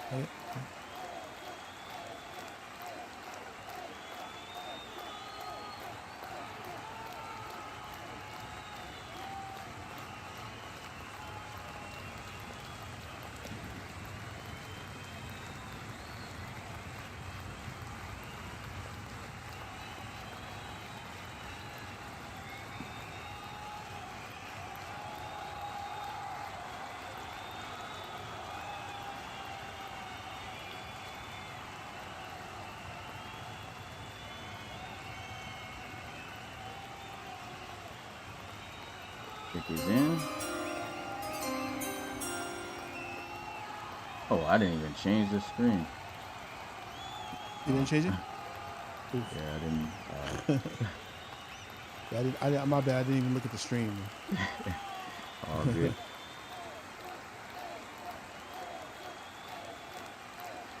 All right, with the 24th pick of the 4th round of the RFL draft, the St. Louis Aviators selects David Sims, strong safety from Texas, 69 overall Norman. Oh, he's gone. There you go, Sadie. There he goes. Sadie told me he wasn't gonna last to the end of the rounds, man. So he finally gets picked up. Well, good for him, man. Congratulations, bro. And Aviators locker room got active. Man. Yeah, got an active guy. Yeah, that's good, man. Okay. Welcome to the ARC West. So chances of him getting in the game at all? I'm gonna be honest, bro. It ain't even a couple years. David, I'm telling you right now, if you're listening, if you grind reloads this year, you're starting next year. So you gotta really put in the work and jump your overall, because if your overall is not too far ahead, we still can take a safety the next year. So all I'm gonna say is grind those reloads, because the starting strong safety right now for the Aviators, he's an 80 overall and he's 30 years old. And he's a beast in Armand Rudolph, but he's not going to be there. You can definitely take this over by next year. So, great spot for you. Well, pretty much got to start. I just want to say, man, like, this is our 10th season that we're going into, obviously the anniversary season. At the same time, like, there was a time when this was unheard of. You were not getting into the game. 68, 69. But what's happened is, the league has matured. Guys have retired, fallen off, they're regressing. This is the ultimate time right now to try to get in on the next wave of the RFL, right? Like, these guys now are like the new era, new wave. This is the time, man. And if you're around here playing around, man, and you're not coming to our live game, supporting, maybe even Patreoning and stuff like that, you're really missing out on a big opportunity to finally play in the league at a low overall, man. So I think that by the next year is going to be the end of this, and it's going to be another 4, 5, 6, 7 wait. You know what I mean? 8-year wait. So this is what they call the peak. It's peak RFL. It's peak football, baby. Peak football. You know what I mean? Yeah. So you need to be in on it, man. Put your emotions and feelings to the side. Suck it up and do what you got to do, bro. Yeah.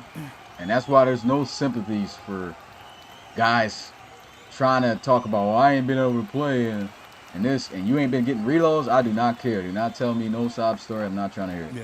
Just keep it honest with you. Yeah. So many dudes had an opportunity to play, and then want to come in DMs and try to talk about this and that, and mad I took a dude that's actually here. That's what it is. I'm not trying to hear it.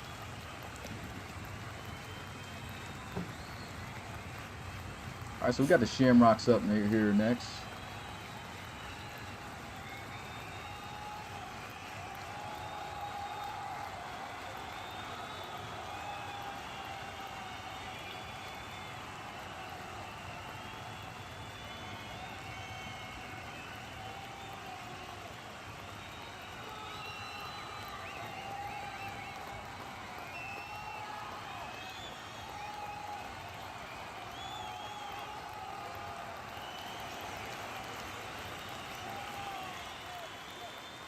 Shams. What up, Michael Blunt? How you feeling about the Tigers, Michael Blunt?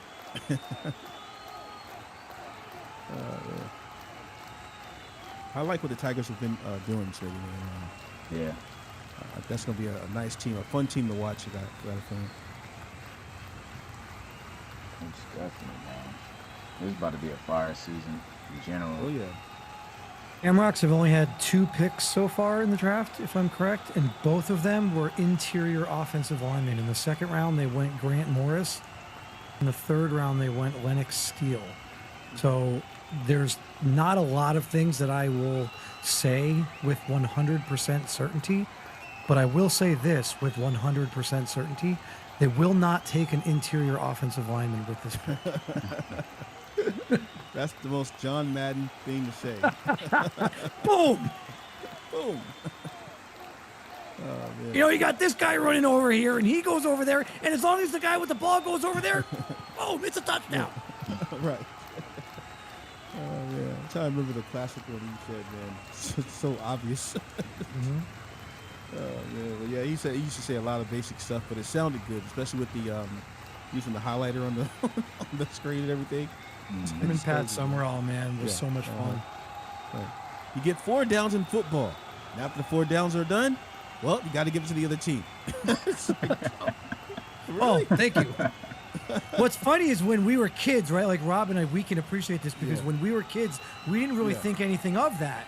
Yeah, And then as yeah. we started to get older, we're like, wait, that's Yeah, he was literally teaching like you the game. the most dumbest thing. Like, Yeah. Yeah. All right, pick is in. With the 25th pick of the 4th round of the RFL draft, the Boston Shamrock selects George Ellington, middle linebacker from Texas A&M, 70 overall Norman.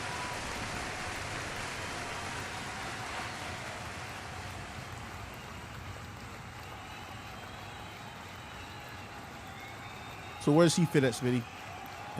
He's just they didn't have a lot of linebackers at all. They just, of course, traded and got the one from the Dreadnoughts, but still, he's 27, so he's older. They need youth at the linebacker position, and this was the guy to go get, of course, after addressing the line as best as possible, because that's a real bad aging unit for them. So they hit the 2 linemen, and now they get the linebacker here, and making the best. Yeah. So Hodge says Smitty was talking about the Shamrocks having a higher overall than us. Now we can both be even across the board. Okay. Still gonna lose though. Ooh-wee. Hey, who is Ellis Films? What's up, Ellis? I'm not sure who you are. Who are you in the league? Salute to you, bro. It's QB? Ellis Films? no, I said who you be. Oh, Doesn't sound familiar. I think he makes highlights for certain players though in the league. Okay. Yeah.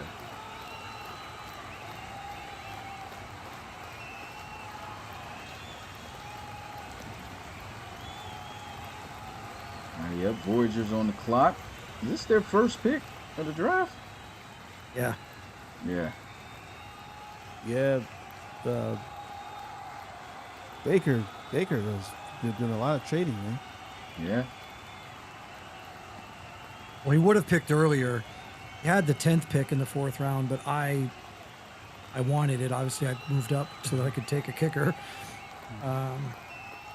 So he moved back, and then I gave him a 5th rounder next year. Mm-hmm.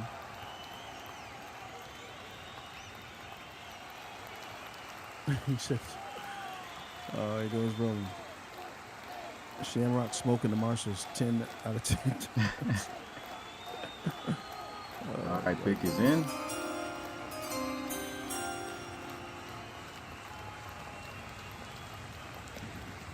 With the 26th pick of the 4th round of the RFL draft, the Houston Voyagers selects Shaquille Chauncey, wide receiver from Minnesota, 67 overall Norman.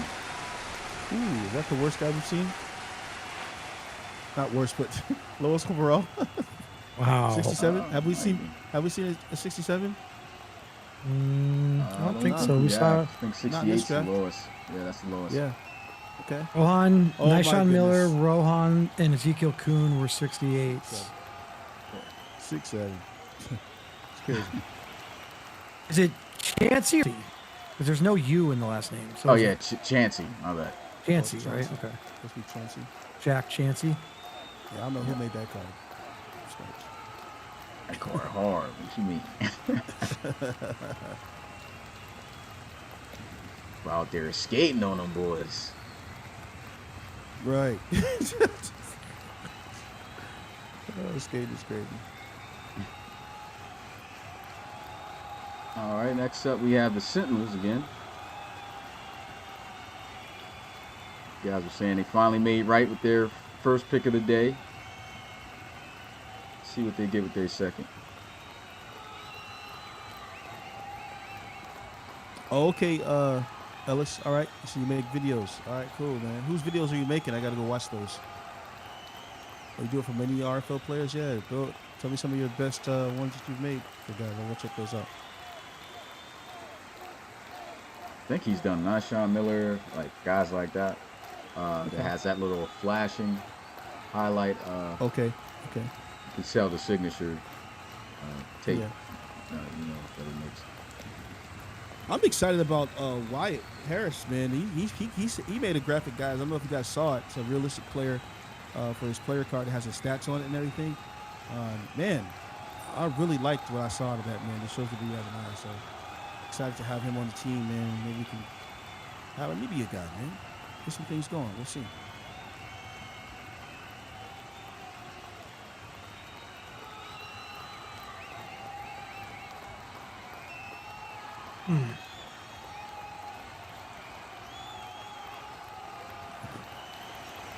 Is Nick still with the Sentinels? He's in operations? I don't think he is.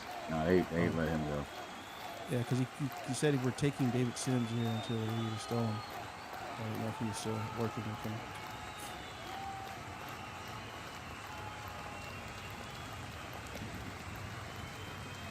Oh, it says he's still there. Oh, I know.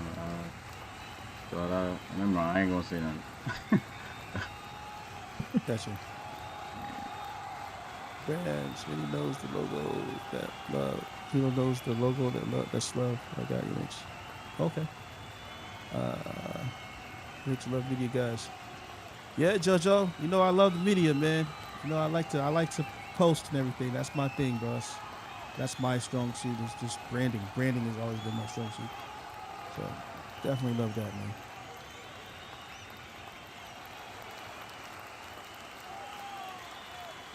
Yeah, that's one thing. I wish, like, we got a lot of guys in our locker room. I wish we had someone in the locker room that was really good at putting together, you know. Yeah, putting together stuff.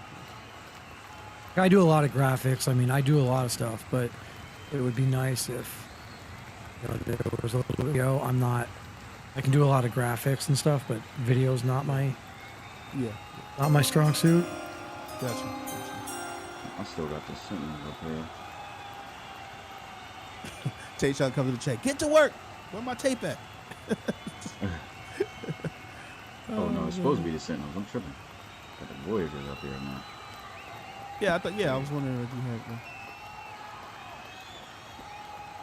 had. Random question submit. Real quick before that. With the 27th pick of the 4th round of the RFL draft, the Orlando Sentinels selects Isaiah Ogletree, outside linebacker from Oregon, 70 overall normal. Okay, another good pick there. Hey, that's what I'm trying to see, man. Another good pick here. Look, now it's in the later rounds. We don't want to see 67, 68 scoring the Sentinels, right? Just keeping it real. So this is another great pick here to get time in the 4th round. Hey, that's a solid pick right there. In my opinion, they've won twice in the last 2 picks. Yeah, and again, just like we said with their pick in earlier in round 4, that could have been their best pick of the draft. Well, here's another one. Like, I thought Isaiah Ogletree would have been taken prior to this, and clearly we've seen. I mean, if you want to give the Sentinels credit for something, because I feel like so far in this draft, they're getting a bad rep, and it's easy to criticize them for the early round stuff, like whatever. But if you want to give them credit, there's nobody other than the Bulldogs with Xavier Gibson, and then obviously me taking a kicker who had a higher overall in round 4. Xavier Gibson was a 72 to the Bulldogs. Obviously, Kyle Adams, the kicker, to me was a 75. But other than that, you're looking at 70s across the board. I think maybe there was one other 71. Troy Rubin to the Diablos was a 71. So, while you may criticize the fact that they got 71s when everybody else was getting 75 and 76, well, now give them a little bit of credit, because now they're getting 70s when everyone else is getting 70 or 69 or 68. So, it's kind of, coming a little bit full circle. They're getting some good value here in round 4, which again, they really needed to get good value because it was kind of easy to give them a little bit of a failing grade based on round 1 and 2 and 3. Actually, Pat, I am actually entertained that Nick is. No, I thought he was fired. I'm sorry, man. I thought he was fired. Yeah, that's what I heard. So I'm confused. I'm confused that I ain't trying to get messed with you. I don't even see him in the lounge, so I'm confused why he's saying we got this, we got that, and everything. So we're still working. So I guess he's being paid under the table with that fentanyl money, man. So it's all good. I'm just confused, man. That's all. Shout out to you, though. I heard you became the assistant coach today, Pat. So shout out to you. Hopefully that gonna go well for you guys. There goes rolling. Stand on it, Pat. Oh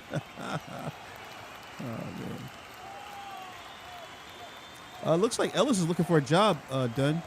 I was just saying, I was literally, Yeah. I was in my head, I was like, I don't want to say this out loud, but I don't know what his DM is. Yeah. I mean, listen, is he in the Discord? Like, It's not Ellis Films, personnel changes. I don't know if you're in the Discord, but if you want a job as the PR manager or the marketing director for the Sacramento Miners, hit me up. It's not. All right, pick is in. Okay, good. With the 28th pick of the 4th round of the RFL draft, the San Diego Red Dragons selects Josh Batista, defensive end from Notre Dame. 67 overall, normal.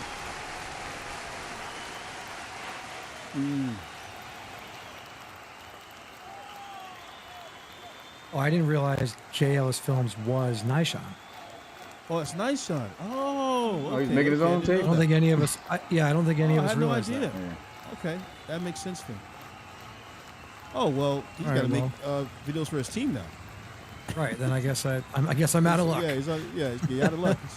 He's a Dillo. Yeah. Look, there's no secret about coaching, Pat. There's no interpersonnel changes. No, it's public. Either you're a head coach, you're an OC, you're a GM, you're an owner. So, there's no. So, Tor, I don't understand this one either. I love you, but you said he was released from OC because you don't need one yourself, but he's still on staff. Well, what is the role on staff? Because staff means that you have a job, a role. So what is the role? Now, if he's just a part of the crew and you guys like him and everything, fine, all right? But I was just confused because he's acting like he's in OC right now. He's in OC mode. so that's all. Well, and Rodon, so what is that? Like Rodon coaches the team, but Tor owns the team? Rodon was fired too. Is he going to still be on staff? That means guys need to be in the lounge, right? Like if you have a role in the RFL, you're on the staff. Does that make sense to us? Yeah. So you need to, if you're on the staff, you're in the lounge. Yeah, and coach and Tor is allowing him to draft for right now. So. Yeah. Oh, so Kennard Rodon got fired? Yeah. Yeah. He's getting fired. Oh, I don't think I think I missed that. Yeah.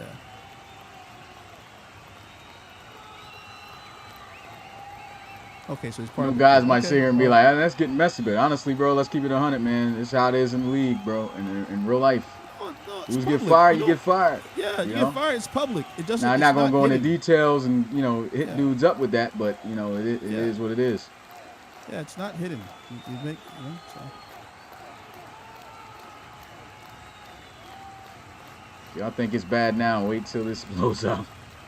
Oh yeah. Promise you. This ain't even so close Rodon is to back what's on his gonna player. happen. So is Rodon drafting for still, or are you drafting? No, Rodon's still drafting. Okay, he's drafting. Okay, gotcha. Well, he's a scout. Oh, he's a scout. Okay.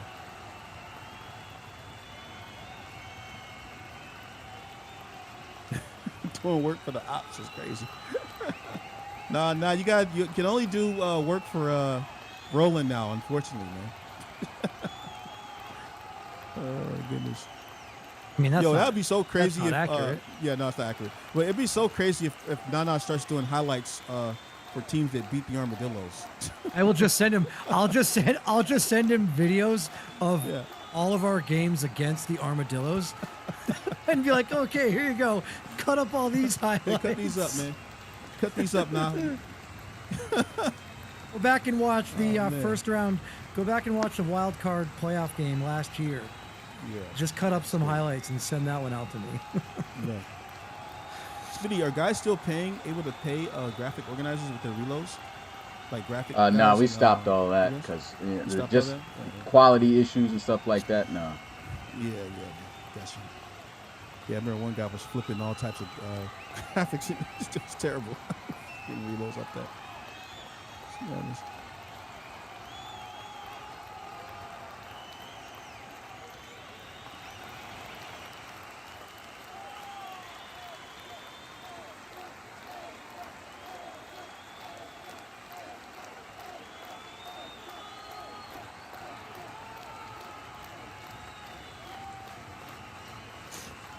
So we got the hogs up here.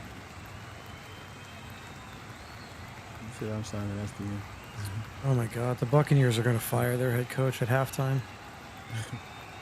Yeah, Roland. Some guy was 10. He was getting like 7 to 10K off of like video clips, and they had nothing. Yeah, I can't remember who that was, man. But it was nuts, man. That's the reason why I did away with it, man. I was just like, hey, man, like some dudes aren't even good at what they're claiming they're good at, so I'm not trying to pay people out for that.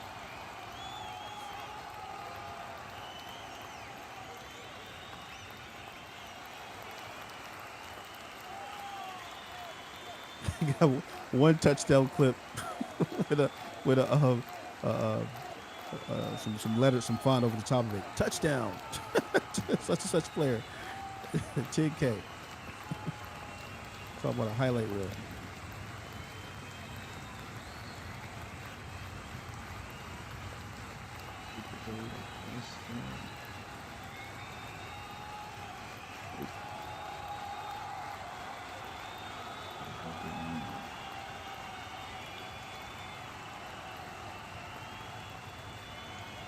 What is the missing piece for the Condors and the T-Birds?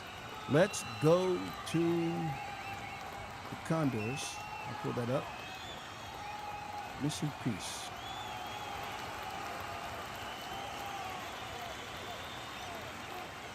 All right, pick is in. With the 28th pick of the 4th round of the RFL draft, the Cincinnati Hogs selects Sonny Daniels, offensive tackle from Penn State. 70 overall, normal.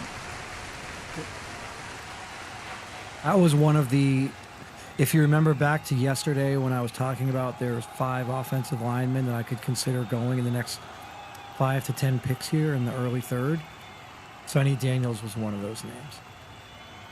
I'm actually really shocked that available this late. Solid lineman right there. Needed that. I mean, 6'9", 348 pounds. Like, put him as your right tackle and then just call it a day.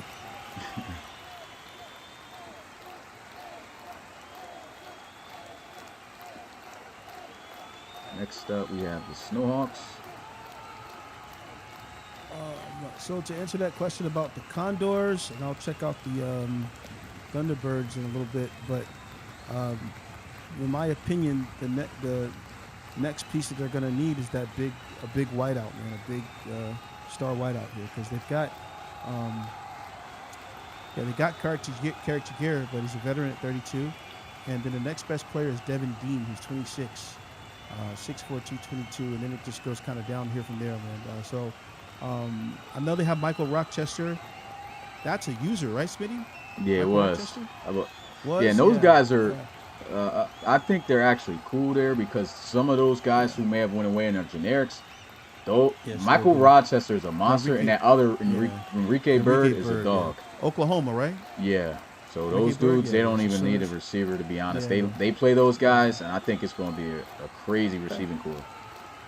All right, so then the next level, well, you can always, line is one thing. Let me just see this. Line, so they got, line, they have some 30-year-olds here, 3 of them.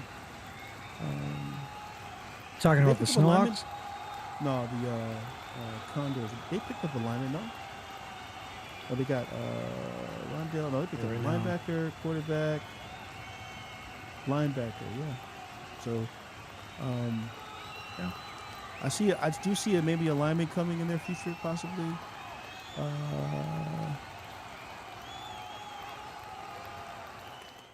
Yeah, let's look at linebackers. Look like they're pretty straight on linebackers.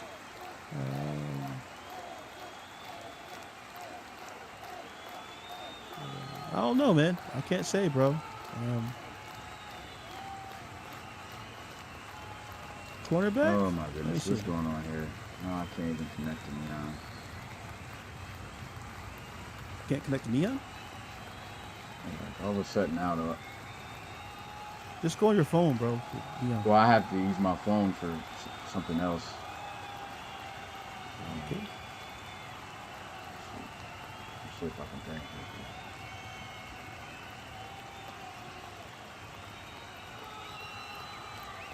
Yeah, is anybody else not able to connect to Neon? It's talking about No, I'm on refuse to Neon. connect. Try. What's Make going sure you on? have leagues / RFL 10. I got an error. You got an Yeah, error too, Rob, right? hit refresh. Hit refresh. I just hit refreshed and I got an error. Oh yeah, I can't Like, search what anything. the heck? Why is this happening right now? Well, it's for all of us, bro. So they probably had a crash. Leagues. RFL 10. Were you on, Smitty? What team? Snowhawk. What team were you I'm trying back, to- I'm back the in. Well, it's now. back. Snowhawks? It I'm back in now. just refreshed. It went back. Okay. All right. What the heck is that?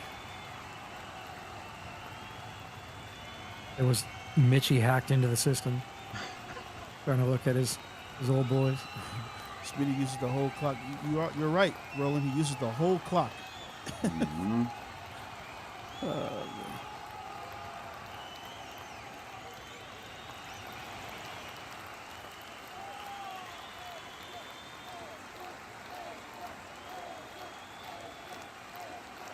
Yeah, 6.1. I'm gonna go take a sandwich break. So you guys will have to wait on me. I'm gonna use the whole clock. Sandwich break. I don't see him on my draft board. What position is that? All right, pick is in.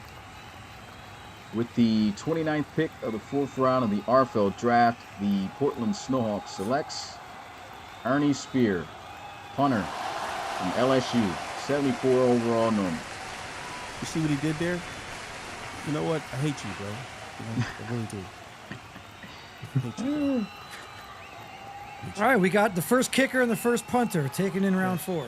Another back stab by Smitty, which is why I don't talk about my moves, and I keep forgetting that he's gonna do that. Oh. You didn't bring him up at all, though. No, I said I was talking special teams, and I made a whole deal about it. I wasn't looking that deep in that. Yeah, whatever, man. Whatever, man. Jesus. We got, Well, Jack, you don't have to worry about me taking a punter, buddy. So, You got the Celtic Tigers up next.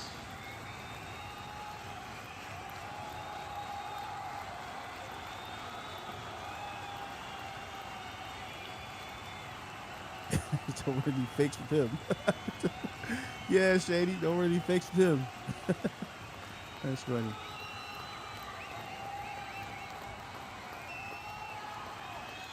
I did not use the clock twice with the chicken sandwich. I took one chicken sandwich break. Over. Get out of here. You're not going to double down and go chicken sandwich again today, are you? I mean, it could be a long day, man, if y'all need to eat. Actually, no, I don't have any more Wingstop. I don't have any more Wingstop. That's crazy. I don't know what I'm going to get, man.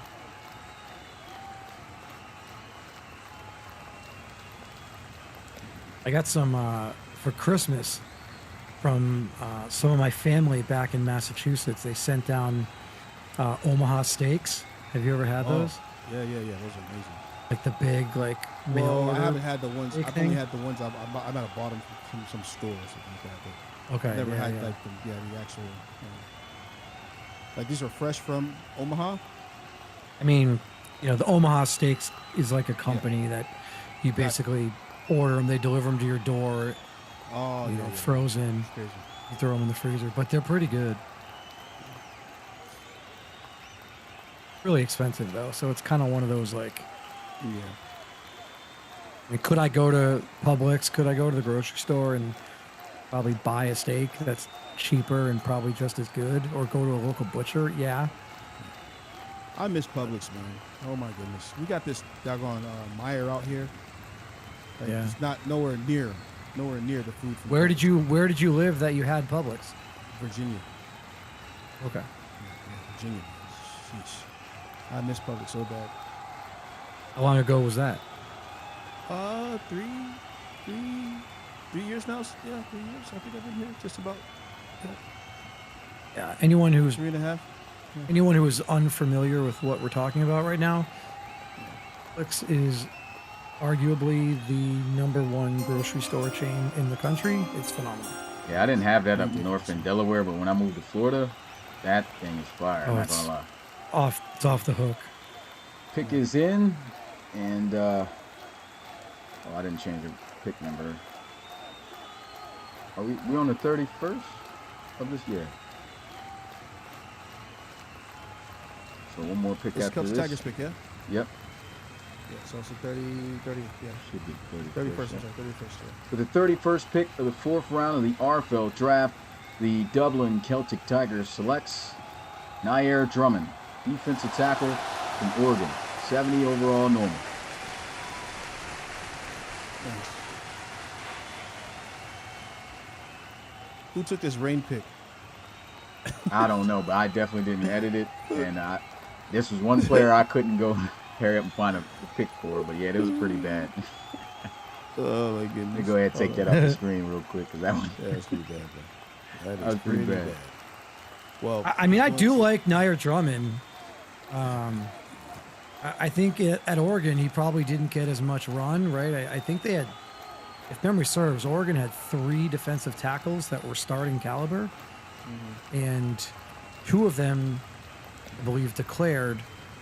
One of them is returning, so they got a little defensive tackle factory there in Oregon. And I like Nair Drummond. I think the biggest knock on him is probably his speed, right? I mean, I think he's like a 59 speed, but again, he's a 320-pound defensive tackle. So, you know, I'm sorry, but you're not going to get 80, you know, you're not getting 82, 83, 85 speed from 320-pound D tackle. So, well, I cracked the case.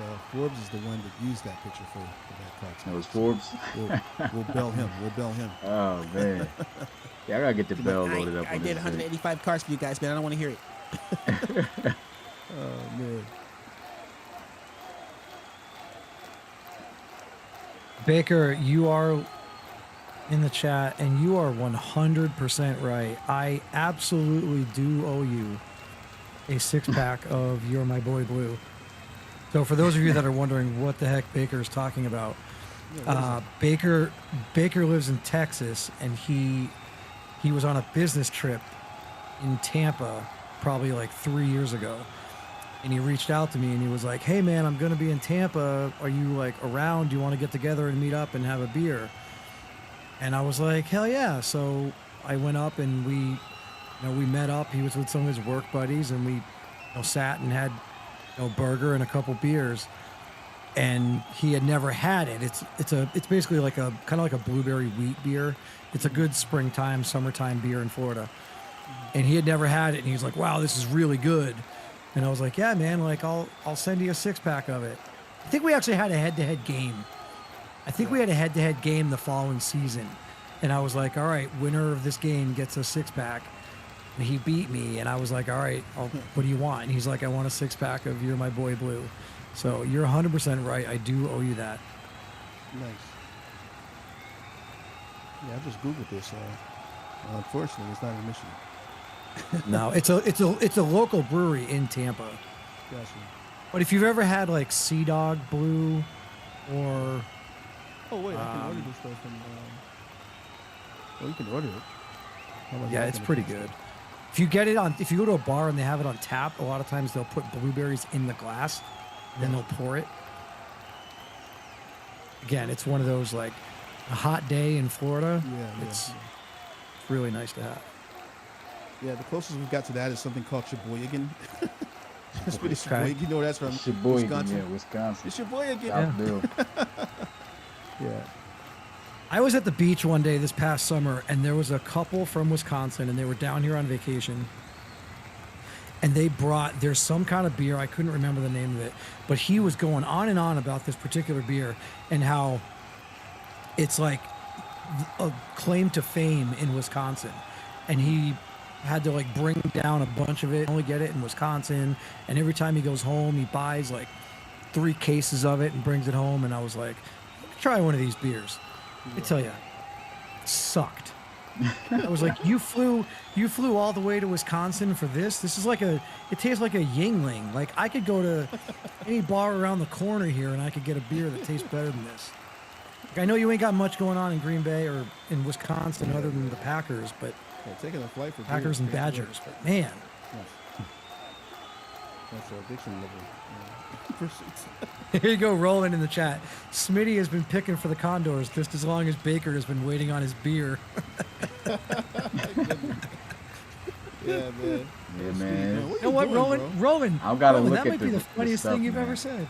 Gotta look at this stuff. Crazy, man.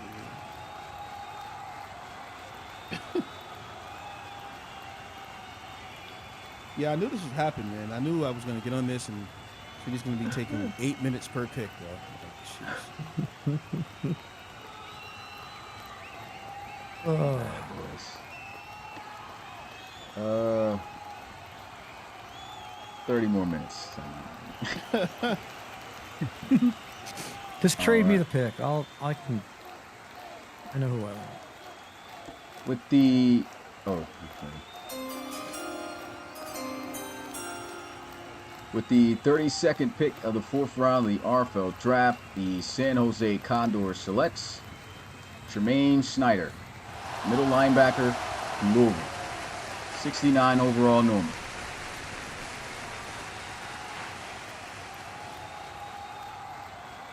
That's the end of the 4th round. Yes, sir. 2 hours and 23 minutes in. 3 more to go, guys. Woo!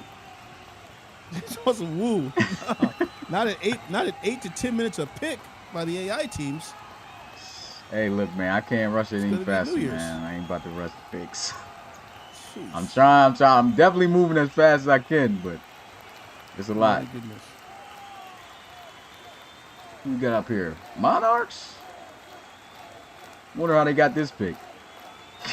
5-1. I think a terrible decision was made. I don't know. What do you think, Rob? Yeah. Yeah, buddy. Rolling like a big shot. Shut him tuned Man, up. man. That was Yeah, pretty right, bad. Roland. 23 minutes was for the coaches. Those are our picks. The other 2 hours is all him. Mhm. Yeah. Roland doing all thank this you. complaining, but you got just as much time, and you still gonna pick trash. Ooh. Come on now, Smitty. If it's a user, I Oh. apologize. Why? Like, nah, he did all right with what he had. He got the Texas boys,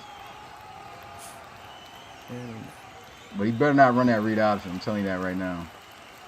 You no, said that's right. Friday night he could. He can do what he Last wants. night. But I'm just saying, Let him run it. he ain't Go gonna ahead. win. Yeah, I want him to run it so it can be trash again, and we can have Go this run that conversation. Baltimore offense. well, he's got the guy for it now, doesn't he? That is not going to work. Are you gonna get Nyshawn killed Man. with He's the what, way they're hitting 5'9"? in this game? Imagine him. Nah, bro. Don't do Nyshawn like that. Don't let him talk you into it, nah. Yeah, don't let him do that, bro. He can sound very convincing. I can see him with that Draymond Green meme when he got his fingers moving in the dude's face, like his hands moving, like he pointing at his shit. Hey man, I'm telling you, this could work. Nah, bro. I don't believe nothing he's telling you.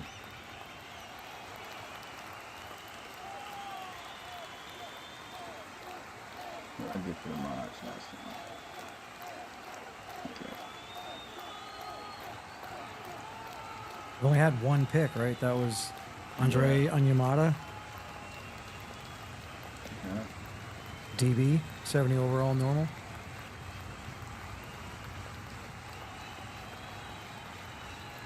They're doing this crap again. Oh, wait. Okay.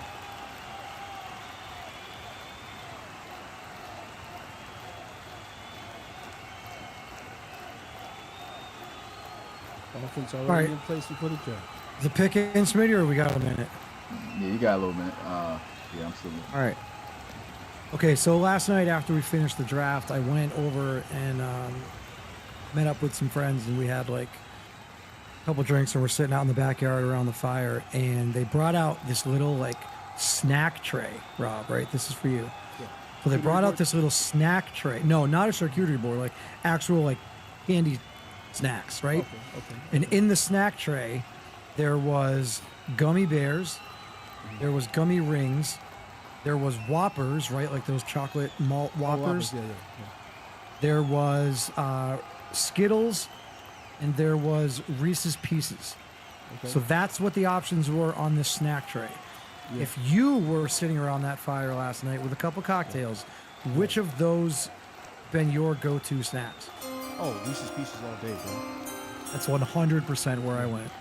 Yeah. I Reese's pounded those Reese's I'm gonna be Pieces. honest, since I was looking here, I ain't hear it, but I'm gonna announce the pick and remind me of those Okay, there you candies again. With the first pick of the 5th round, the RFL draft, the New England Monarchs selects Matt Hilleman, outside linebacker from Nebraska, 69 overall normal. All right, so There we you go, got Rodney. Reese's Pieces.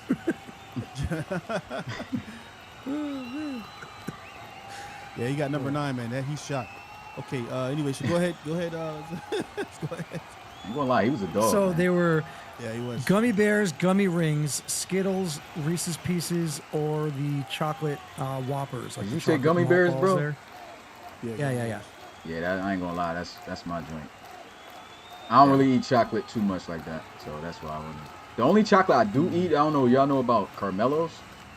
Yeah. Come on. Those Yeah. things hit, man. And like, I I'm not a big caramel fan. I love caramel. Yeah, the caramel just gets stuck to your teeth, bro. And Yeah. You gotta get brush teeth. Yeah, hey man, nice little brush afterwards. Got your mouth feeling yeah. fresh too. Yeah. Yeah. I will say, before my wife and I got married, we almost broke up permanently because she informed me that she does not like the combination of chocolate and peanut butter. And I said, you're an animal, and I don't know how you don't like chocolate and peanut butter. It's arguably the greatest combination ever, and I don't know if we can get married. The secret to the Reese's, though, bro, especially the Reese's cups, gotta put those in the freezer, bro. Oh, here's the thing Put with those the up in with the Reese's. Oh my goodness. You gotta wait till the holidays because the Christmas trees and the pumpkins and the Easter eggs are way better than the regular cups because they don't have the crunchy edge around it. They're just rounded and it's a lot more smoothy, smoother chocolate.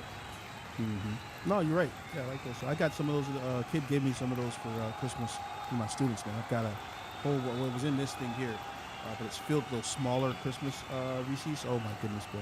Yeah. Absolutely amazing. But I do like putting the Reese cups in the freezer, man. Getting those right. You do the same thing with the Snickers too, man. I've been staying away from Snickers though recently, but yeah, you can put those in the freezer too. All right, pick is in. With the second pick of the 5th round of the RFL draft, the Oklahoma City Bison selects C.J. Johnson, quarterback from Penn State, 69 overall normal. 69 overall, man. Oh, it goes to the Bisons. Okay. There goes some pressure on their old boy, Torres. Torres, right? Oh, this- Yeah. Spitty just had to add the drama.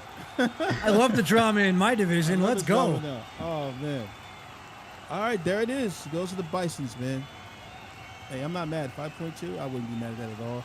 And you're behind a QB who's negative 118,000 in reloads. So, I mean, what is he? 87 overall? 88 Torres? He's up there. I think 86. Yeah, 88. So, Yeah. it's definitely going to be a grind for it, but Yeah. definitely owes grit. He got reloads too, Yeah. and he could work. He could definitely Well, work. the dynamic is this, right? So Torres is still in that. He got 5 years in his contract, correct? Let me see. What was it? He just recently got a contract extension not too long ago. But again, if he's not handling, if he's not handling his duties, he's got 4 years left on his contract.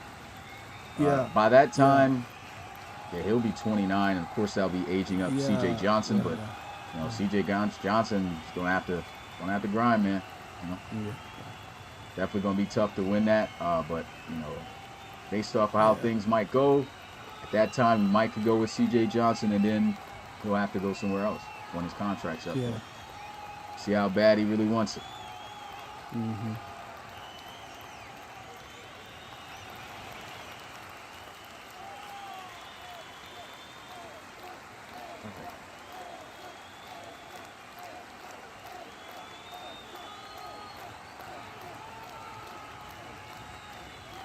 Next up, we have Barons.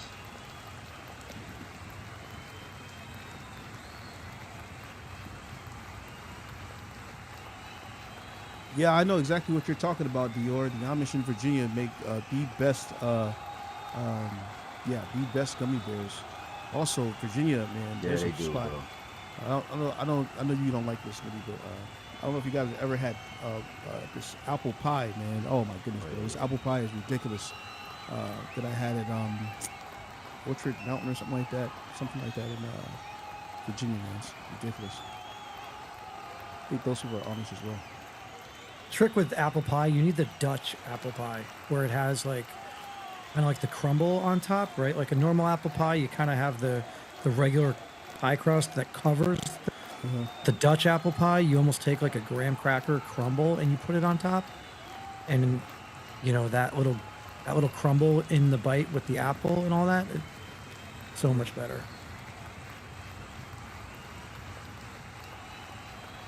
Yeah, the J-Mo situation is Torres situation, man, is it's tricky. The guy's been, I think he's in college, or he was in the military. Yeah, not saying he's completely dormant or not active. It's just he has been here for a minute. I've always vied for him to say like he's a good. I think his player is solid, man. Than what people would say about him. But time has gone by. He's an 86. And so they didn't have no other quarterbacks there either. So the backup, with no backup, let's get CJ in there and grind. And if Torres has a strong hold on that position, maybe you can trade CJ, and get him somewhere. So. I do want to say this too to Torres, because things come off differently in text than they do in voice. So you can see my face, you can hear my voice, now you know what I'm saying. I feel like you have been in the league for a long time. You love the league. You love the Bisons. But I feel like you don't know a lot of our processes. You don't know who to contact, because it kind of feels like every time you talk in the Discord, you're confused. You have a question about something, right? And that's because of the time that you have in real life spent away. So I would tell you, bro, that whenever you have questions, don't put it in the Discord chat. No one's answering, right? Because they probably don't know you and they won't respond. You should either directly contact the admins, like at admin or Darius or myself or someone who's in control and that's actually talking daily, right? Because the community members are not going to respond. They don't know who you are, you dig? So that's my advice to you, man. When you don't understand something, bro, come to the staff, bro, because all of this probably could have been avoided, as well, man. So, yeah.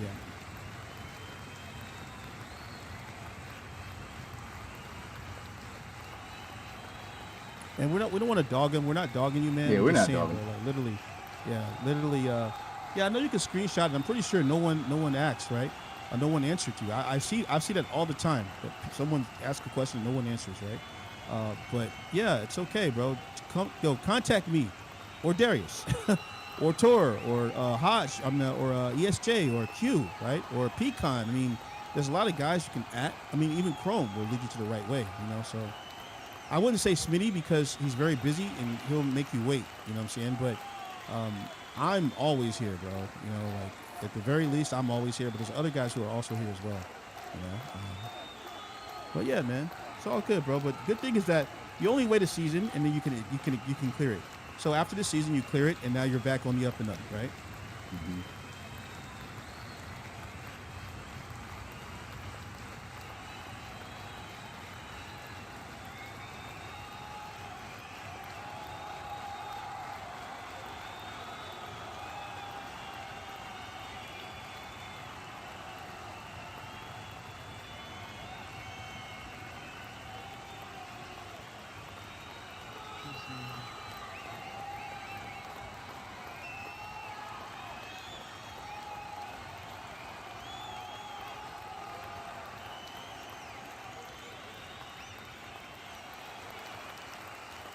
That also goes out to anybody else in the chat that may be. 'Cause I think a lot of times guys don't want to ask questions because they feel like, oh, it's a stupid question. I don't want guys to get on me. Bro, just ask the moderators. That's their job, and they're not supposed to belittle you for asking a question, right? So definitely ask questions, bro. All right, pick is in. With the third pick of the 5th round of the RFL draft, the New York Barons selects Trey Stick, middle linebacker from Florida, 69 overall normal.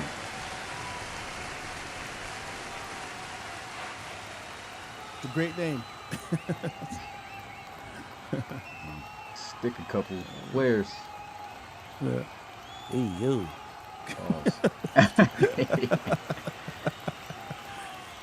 Yeah.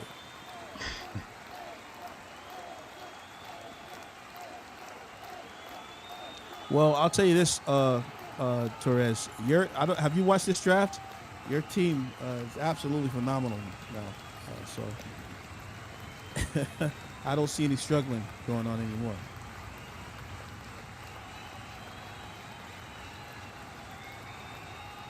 We got the Gunners up next.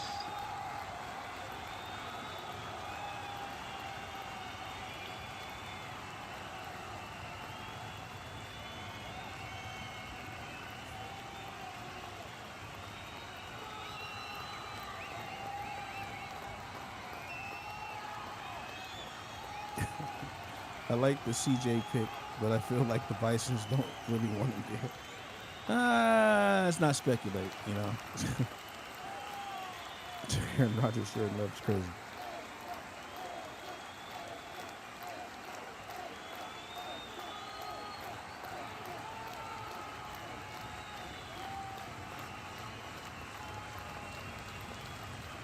Let's go search these Gunners.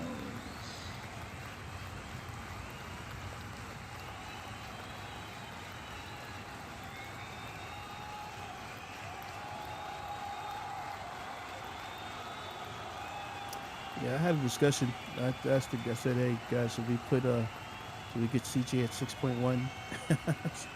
So I am looking for a backup QB, especially with the Ramos situation. So you know, that is what it is. I thought about putting him at a backup, you know, seeing if maybe his tune would change.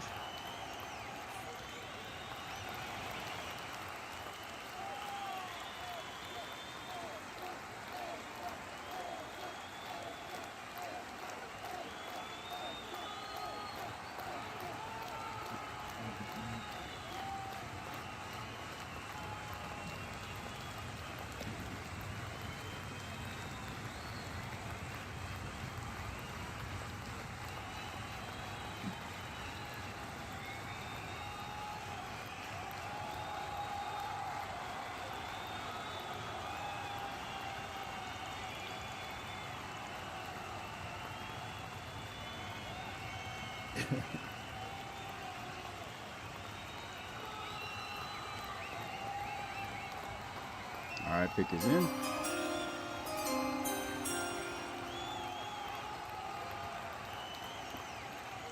With the 4th pick of the 5th round of the RFL draft, the Baltimore Gunners selects Jamie LaRue, wide receiver from LSU, 71 overall star. Oh my! I told y'all, man. I knew this guy. I knew this guy was gonna be a stud. I don't need a wide receiver, man, but I knew this guy. I like this guy, bro. I mentioned his name quite a few times in this draft, man. Wow, that's a steal. Here's the knock on LaRue. The only knock on LaRue is the speed, right? So he's got what 80, 89 or 87, 87. So the speed's only 87. So Yeah. So he'll keep that. He'll keep that speed. Yeah. But Star Dev, can he get that speed up one? You think if they target that? Is it possible? I have heard that this Madden, if you target the right attribute with your in-game XP upgrades, it is possible to get speed, but we can't do it outside of the file. So the only way that Jamie LaRue is going to get his speed to an 88 or more, because it's going to come in at an 87. The only way that it'll get higher is if it is an XP upgrade, and then you'd have to assume that you have to go deep threat, right? As your archetype, you probably got to go deep threat to have a chance at speed. I mean, that's a project. That's a little project for Smitty, for now. So we'll see what Smitty does with him, bro. But I was kind of high on LaRue, bro. I thought that guy. I could have sworn when we were calling those games, man, that guy was pretty serious. He was frying this year. Yeah. Even last year, he was actually pretty good. He just wasn't a notable name. He played a CS7 for the LSU Tigers. He had over 800 yards, as a third option guy, and then definitely killed it this year. So he's a monster. Oh, yeah, I don't need to see this nonsense. It's crazy. We got the Elks up next.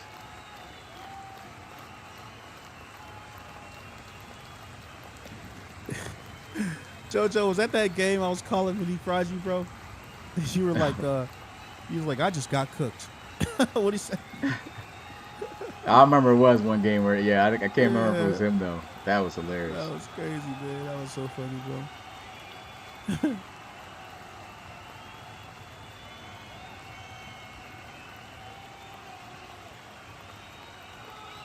I know, Hodge.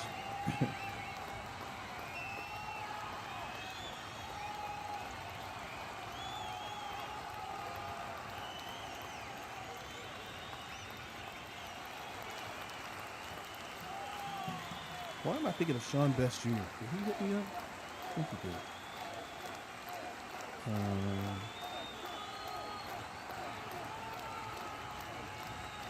did. Smitty, would you consider allowing a guy to help us build the file after this draft is over for reloads? Build what file? The draft?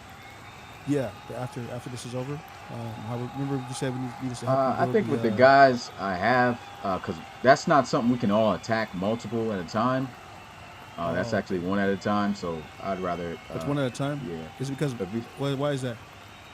Because you have to be literally the commissioner of the whole thing in order to go in there. To edit the draft class. Yeah, they won't let you do it even if you're a commissioner. Got you.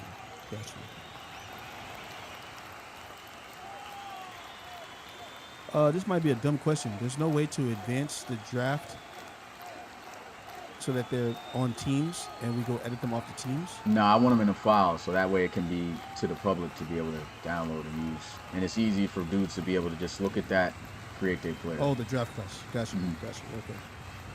Makes sense. Yeah, sorry. So Sean's asking for work to do in the RFL. I don't know if we'll find you something. Yeah, we'll find you something. Okay. It won't be that, but we'll find you something. All right, so he's like negative 57K in debt, so he's just trying to find some work to do. So I don't know. But it's not worth it. I mean, he's not going to get that much. You might as well just wait a year, zero it out, and then go to work. Right? I mean, good. Not worth getting reloads now because, I mean, you're going to earn 57,000 reloads. I think he's trying to. Well, yeah, you're right.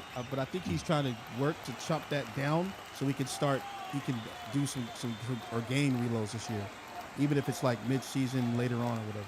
So. Well, but in order to do that, he's got to get 57,000. 57,000, get to zero. You're going to get to zero automatically if you just wait till the end of the year. Yeah. I mean, why spread yourself thin doing a bunch? I mean, yeah, help out, by all means, but don't do it because you think you're going to suddenly end up in the positive.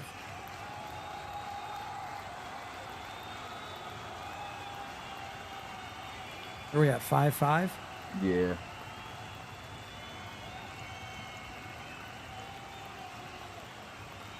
Yeah, the only biggest job that we have upcoming is going to be well building Monitoring rookies the trash onto talk in the chat.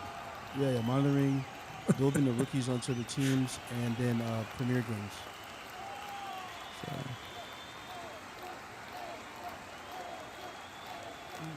the trash talk is going to get ridiculous, but I no Well, longer am like admitting like everything. it's about to get real.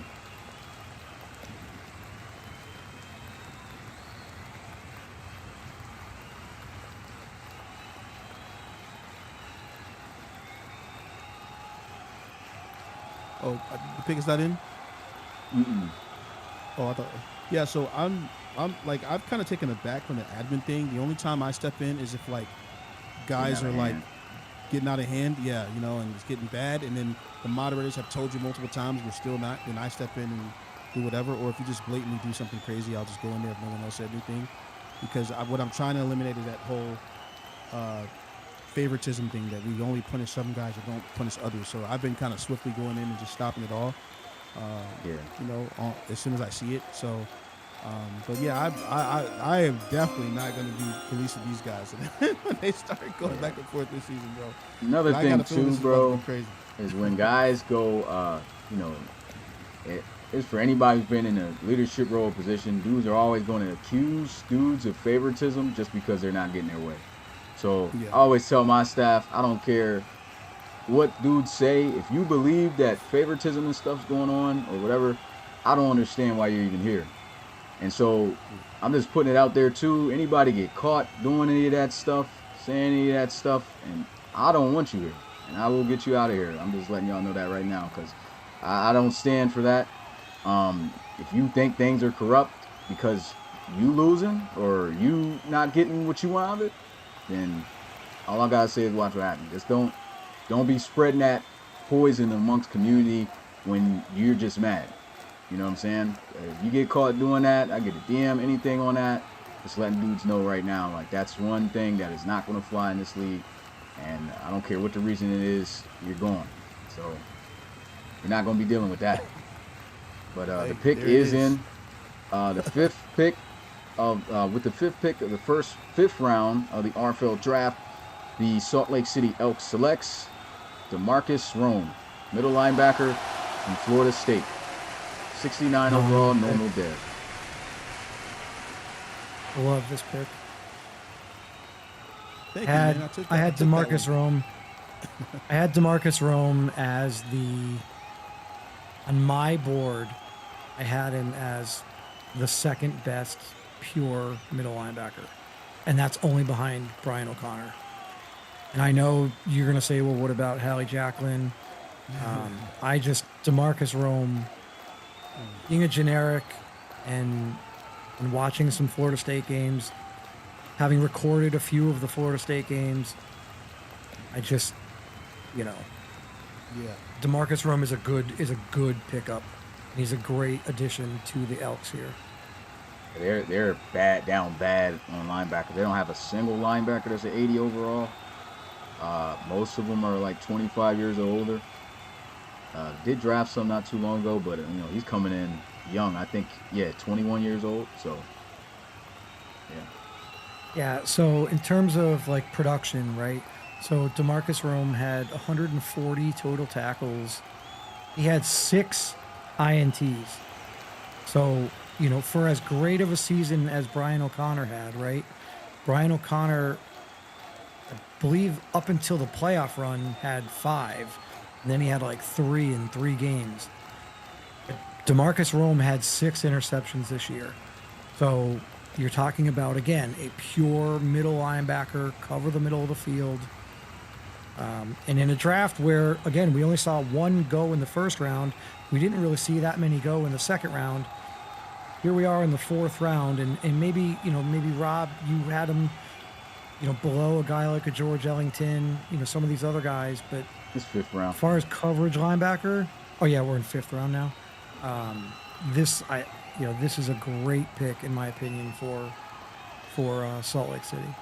there are a lot of those kind of lower tiered guys that played pretty well. They just didn't stack up as far as stat wise against the bigger, obviously the more Right. better guys at their position, right? So, I know what you're saying. I had Rome definitely on my list of guys. Our target for outside linebacker though has diminished though, and as you're talking about that, the guys are talking about all the OLBs out there right now. So that's a steal, definitely right there, which we may have hoped that would kind of fall a little bit further. Pick is in for the Sentinels. And with the 6th pick of the 5th round of the RFL draft, the Orlando Sentinels selects Craig Pryor, offensive tackle from Alabama, 69 overall normal. Another guy, Rob, going back to yesterday when we were in, I think, round 3, I said there's 5 to 10 guys that are on the offensive line that could go. Here in the early 3rd round, Craig Pryor was another one of those names. And so, a common theme that we're seeing here late in the 4th round and early in the 5th round are guys that were in conversation to be taken in round 3 are still available for teams to take in late 4 and early 5. And so if you have those picks, you're getting, and I'm not going to say that you're getting a bargain necessarily, because we are talking about 69 overall and 70 overall players, but there's Pryor some wasn't a starter, potential was he? there. Was Pryor a starter? Yeah, he for Bama? was. Yeah, He was? Penn State. Now he went to Bama. Bama. Yeah, went to Bama. Oh, I'm sorry. Okay. I yeah. didn't know he was. I didn't know he was a starter for I Bama. was thinking of Sonny Daniels a minute ago. was a That's what. Yeah, I just had Pryor up here.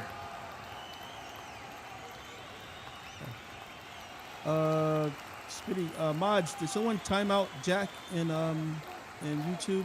And if you did, can you explain why? I didn't see anything, so I don't know what he did, or if he did anything or not, or if it was an accident.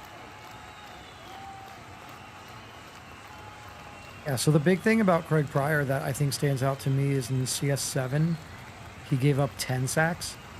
Last year, he only gave up 1. Right, so significant improvement. Obviously, that's still 11 sacks allowed over 2 years. But again, at the tackle position, that's not the end of the world. And the idea that at the tackle position, he only gave up 1 sack the entire year this year for a very good Alabama team. I think that's, that kind of boosted him a little bit. And again, why I could have envisioned somebody taking him late 3, certainly early 4, and here he goes all the way in the 5th. Yep. Now, if you want to knock him, his strength is garbage. What is it, 75? 80. 70 something? 80, yeah. So Yeah, for an yeah. offensive lineman to only have 80 strength, So I especially think that right there hits him, right? Like, I don't think you Right. can have a lineman at 80 strength, right, be a pretty decent overall.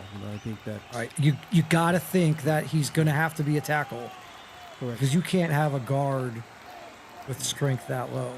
So you put him at tackle. You hope that he's a good pass blocker, Yeah. and maybe the agility and the footwork are there because the strength is clearly not there. Yeah. Okay, looks like Jack was untimed out by Q. Q did this, but maybe Pick probably an is accident, in. maybe.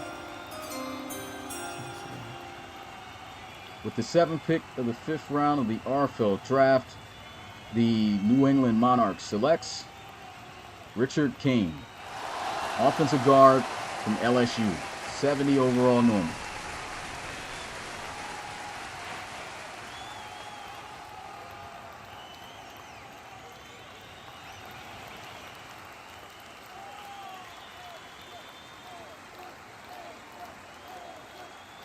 Got the Tigers up next.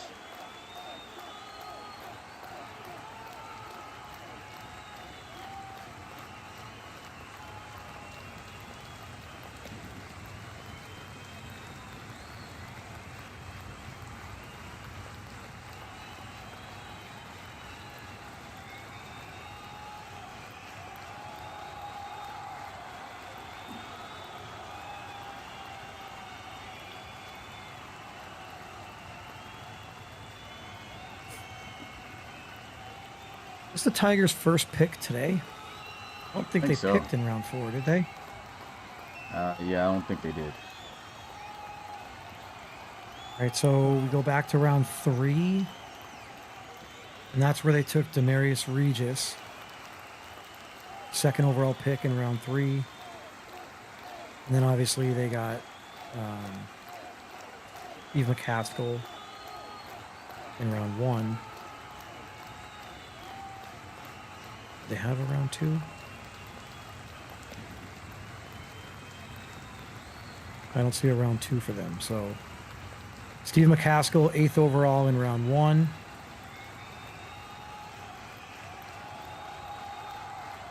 And then all the way to the second pick in round 3, Demarius Regis. Now, Regis was a 74 overall in round 3. And outside of Vince Reed, the running back from Utah, going to the Marshals as a 75 overall, Dak Tank, the running back from Florida, going to the Pioneers, 76 overall, and Shady Houston, running back at Texas, obviously going to Rob and the Cougars at 75 overall. Demarius Regis was the highest overall player taken in round 3. So they definitely hit on that third round pick with Demarius Regis, because the only players that were higher than his 74 overall are running backs.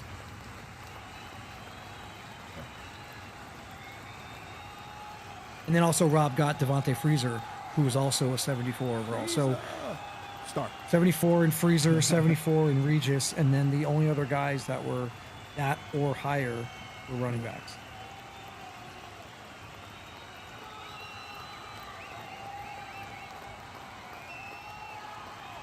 Forbes got Lou Burks late too. That was a 74. I still cannot believe he put Lou Burks there like that. I know. That was crazy, bro. And I think thought the he was gonna problem that sleep we on him all a little had- longer, and I messed up, bro, because the one team that he fit perfectly was the T-Birds, but I completely skipped looking at the ends. Ended up in the division anyway, but yeah, he got a coach, so Forbes can turn him probably into something serious. So is that when you took Montel Wright to the T-Birds? Yeah, I took You would've Montel, taken but Lou I was Burks? looking at I was just looking at, okay, they need a linebacker. So I hit that, and I completely forgot he was on the list. And I was like, oh, man, they could have had that. And they needed it, too, because their starting DNs are great, but their backups are horrible. He would have been a great guy. He honestly would have probably been a future DN, too. But the pick is in for the Tampa Bay Tigers. With the 8th pick of the 5th round of the RFL draft, the Tampa Bay Tigers selects Stevie Chambers, cornerback from Penn State, 69 overall normal.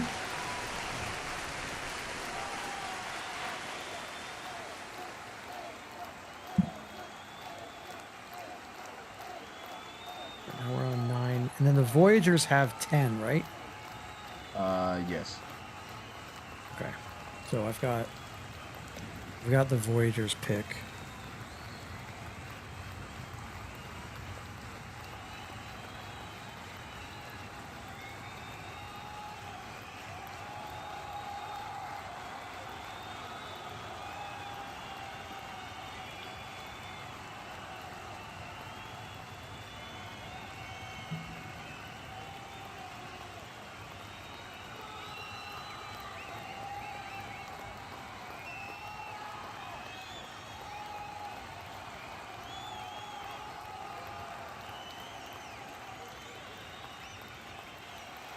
It's Crusaders up here next, right? Yeah.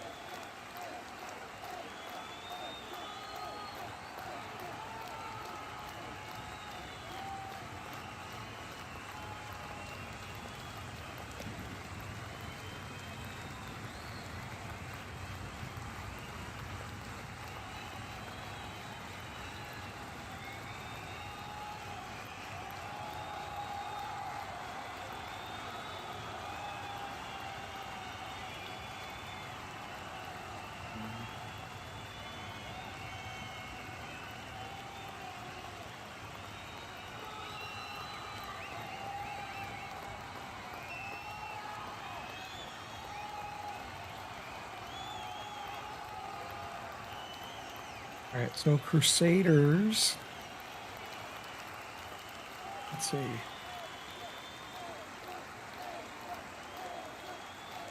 We got Jameel Morris. I believe he was the last running back to get star dev. Is that right?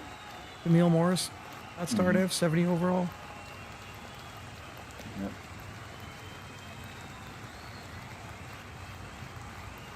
And then Wyndon.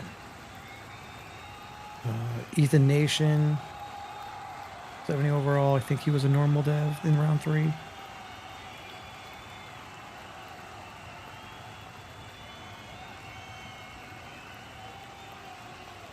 Round 2, did they have a pick? Oh, they did. Dallas Stein, so they went O-line in round 2, cornerback in round 3, running back in round 4.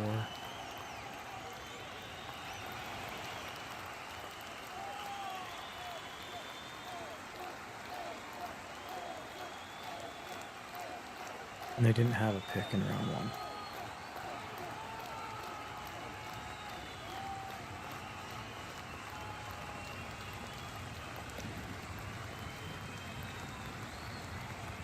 All right, pick is in.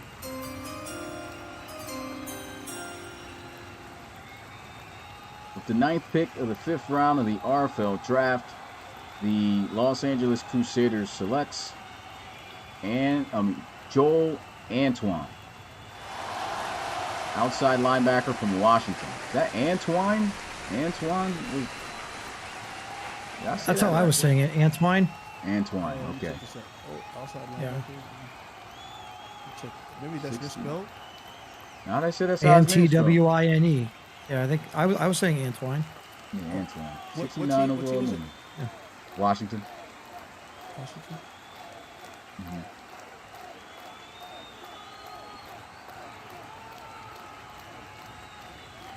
Yep, that's his name, guys. Antoine. Oh goodness. All right. I mean, I don't Same, think we're in a you have position to. Voyagers. I don't think we're in a position to make fun of people's last names. we got some doozies out here.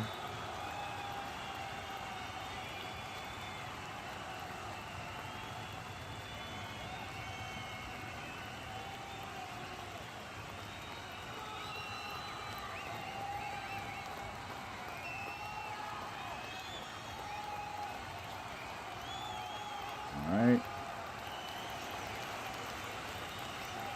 This is the Voyagers. And this will be their 2nd pick. They went wide receiver with the 26th pick in round 4. They went Chancey at wide receiver.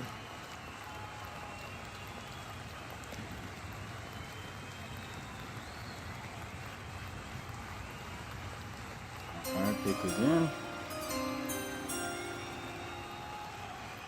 With the 10th pick of the 5th round of the RFL draft, the Houston Voyagers selects Jamal Yazzie, wide receiver from California, 66 overall normal.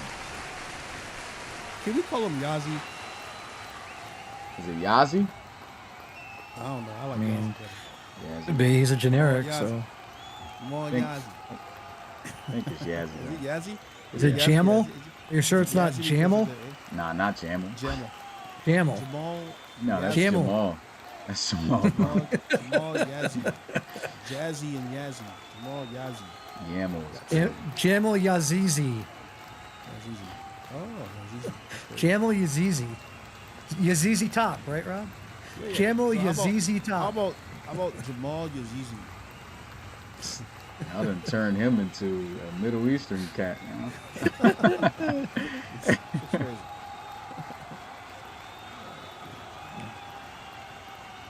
Got the minors up next. Oh yeah, sorry. Sitting here, not even realizing. Sorry, I'm sending this to Baker so he has it.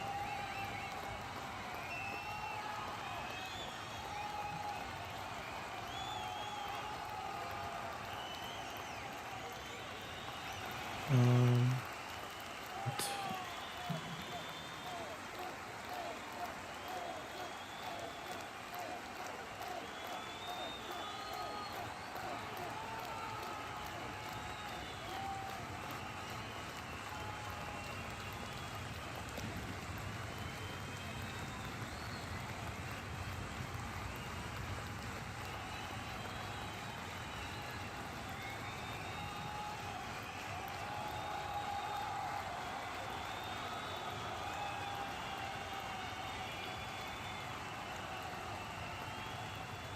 All right. Card has been turned in.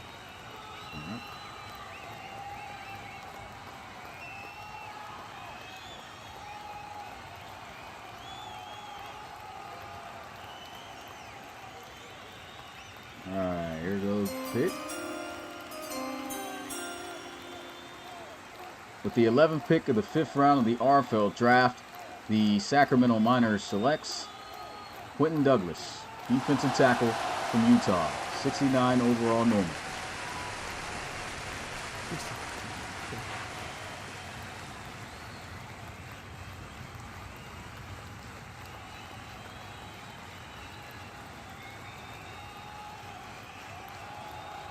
How you feeling there, Dunn? So I don't have a defensive tackle on my roster right now that is higher than 306 pounds. And because we run a 3-4, it's less than ideal.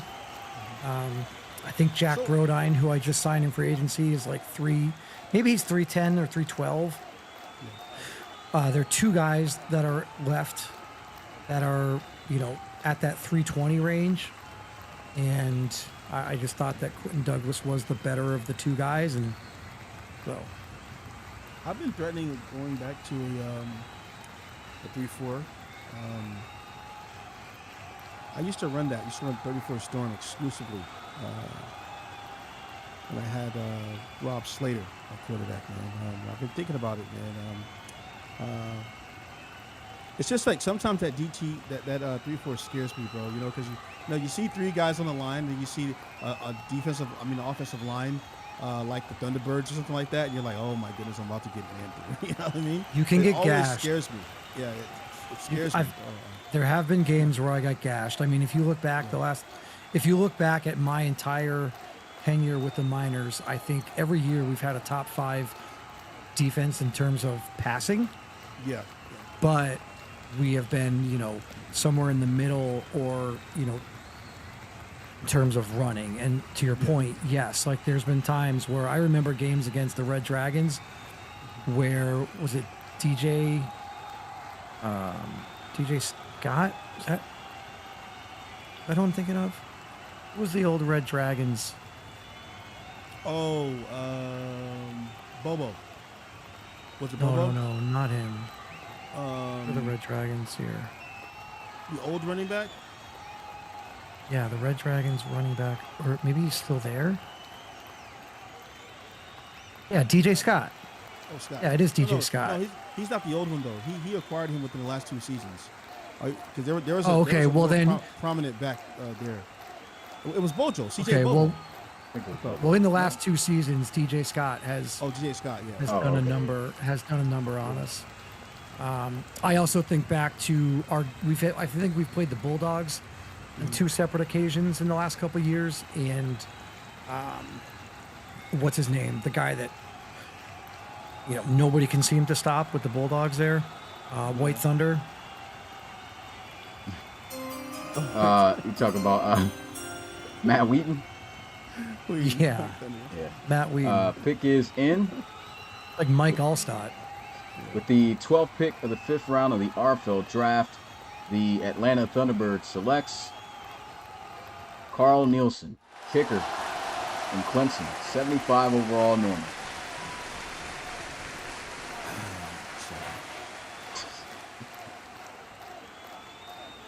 You see what you did, Dunn? I mean, you haven't had a pick since then? No. It's a run on kickers. I mean, it's a whole round that's later. That's how it is. Once one person does it, everyone's like, okay, it's time. Start doing it. It's crazy. You didn't have a pick in round 4 at all. No. I don't have a pick until 6.1, 7.1, so I'm definitely trolling it. That was designed. I'll trade you. I designed that. I could trade you Anthony Carney. No. Here you go, the guy with the trade. I mean, he's got. I'll stick with Matthew Barwin and his expensive contract until next season.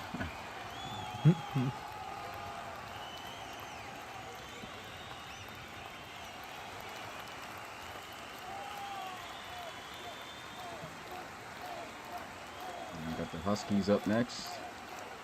That's always the risk of like making your draft where you draft early, and then you have no middle to late, right? But I'm okay with it. Yeah, you got studs out of that. Yeah.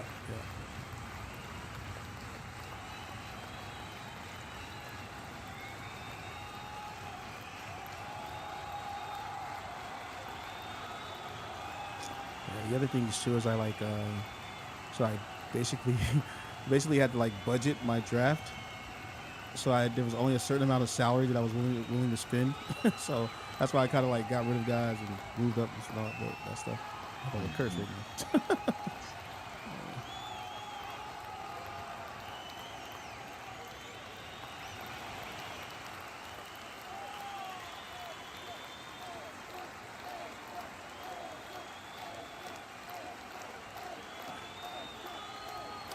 Austin wants me to tell you we don't want any more 29-year-olds in Chicago. Man. Geezer gang gone, man.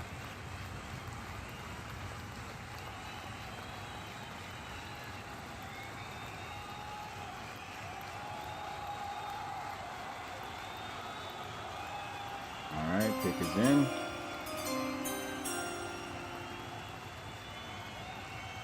With the I didn't change the pick. Whatever, ESJNQ, you privileged souls. With the 13th pick of the 5th round of the RFL draft, the Toronto Huskies selects Dave Arnett, kicker from Alabama, 74 overall normal. So, Smitty's just letting us know that the draft is over now. Yeah, it's over. So you're not Most of gonna these get any guys more I'm pulling good guys. for right now, they're stacked teams, and their kicker is like 35 years old, so they need these guys. Yeah, I got you. Whatever, man.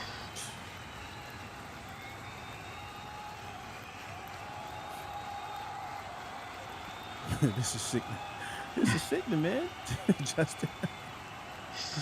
Right.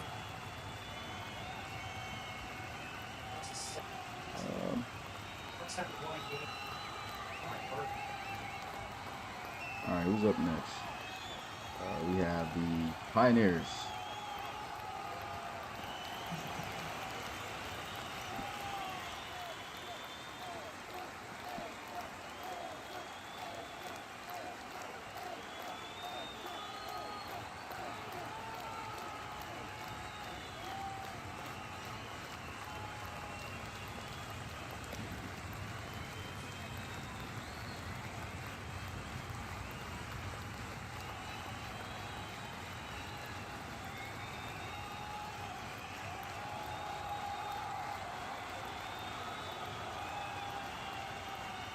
Yeah, so I don't really watch much boxing, man. This guy, Jake Paul, man. So what happened with this fight, man? He just got worked by somebody? I mean, Yeah, been a little bit off more unexpected? than he could chew. Oh, really? Okay. It definitely wasn't unexpected. He should have got knocked out. But Okay. So he took a fight he shouldn't have taken, basically. yeah, Okay. wanted 'Cause to I know punch he usually on Tank, and trolls. he done pulled out. So. Oh, okay.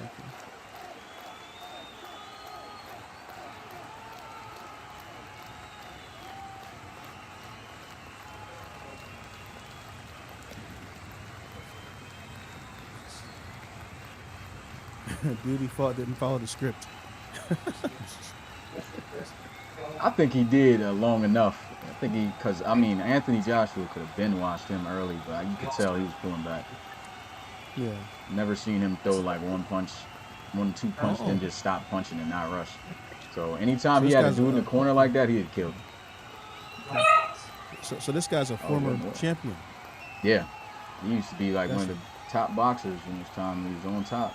He got beat by the Mexican boy, I forgot his name, but he won those belts back. And Okay. Yeah, I could just see by this guy's arms right now, man. Yeah.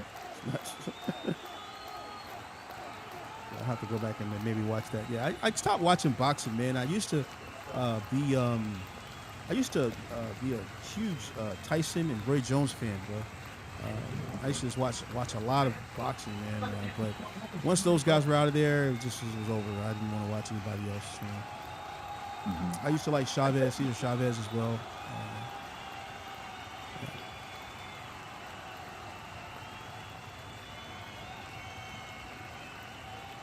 Prince Nasir. Yeah, he used to be nice. Yeah. He did a lot of showboating. Kind of reminds me of that dude right now. I don't know why I'm blanking on his name. Whitaker. Watch some Whitaker stuff, man. That dude, yeah. The pick is in for the Pioneers. With the 14th pick of the 5th round of the RFL draft, the Pittsburgh Pioneers selects Jeremy Frazier, outside linebacker from Minnesota, 69 overall normal. Okay.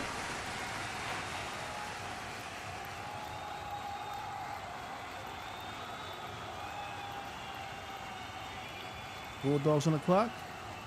Yes, sir.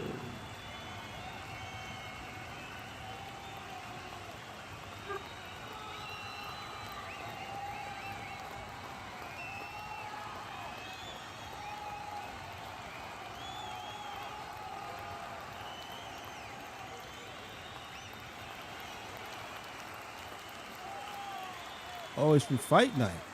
This guy he fought. Really? Jeez, how old is he then? Who?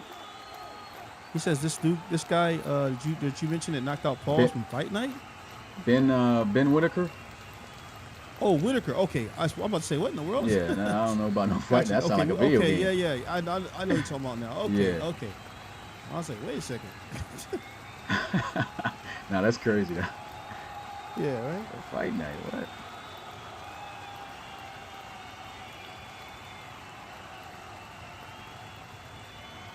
Oh yeah.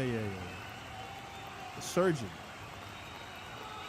Yeah, he's pretty good, man. Flashy, but he can get serious. He had got a draw with the last dude he fought, and when he fought him again, he cleaned him first round.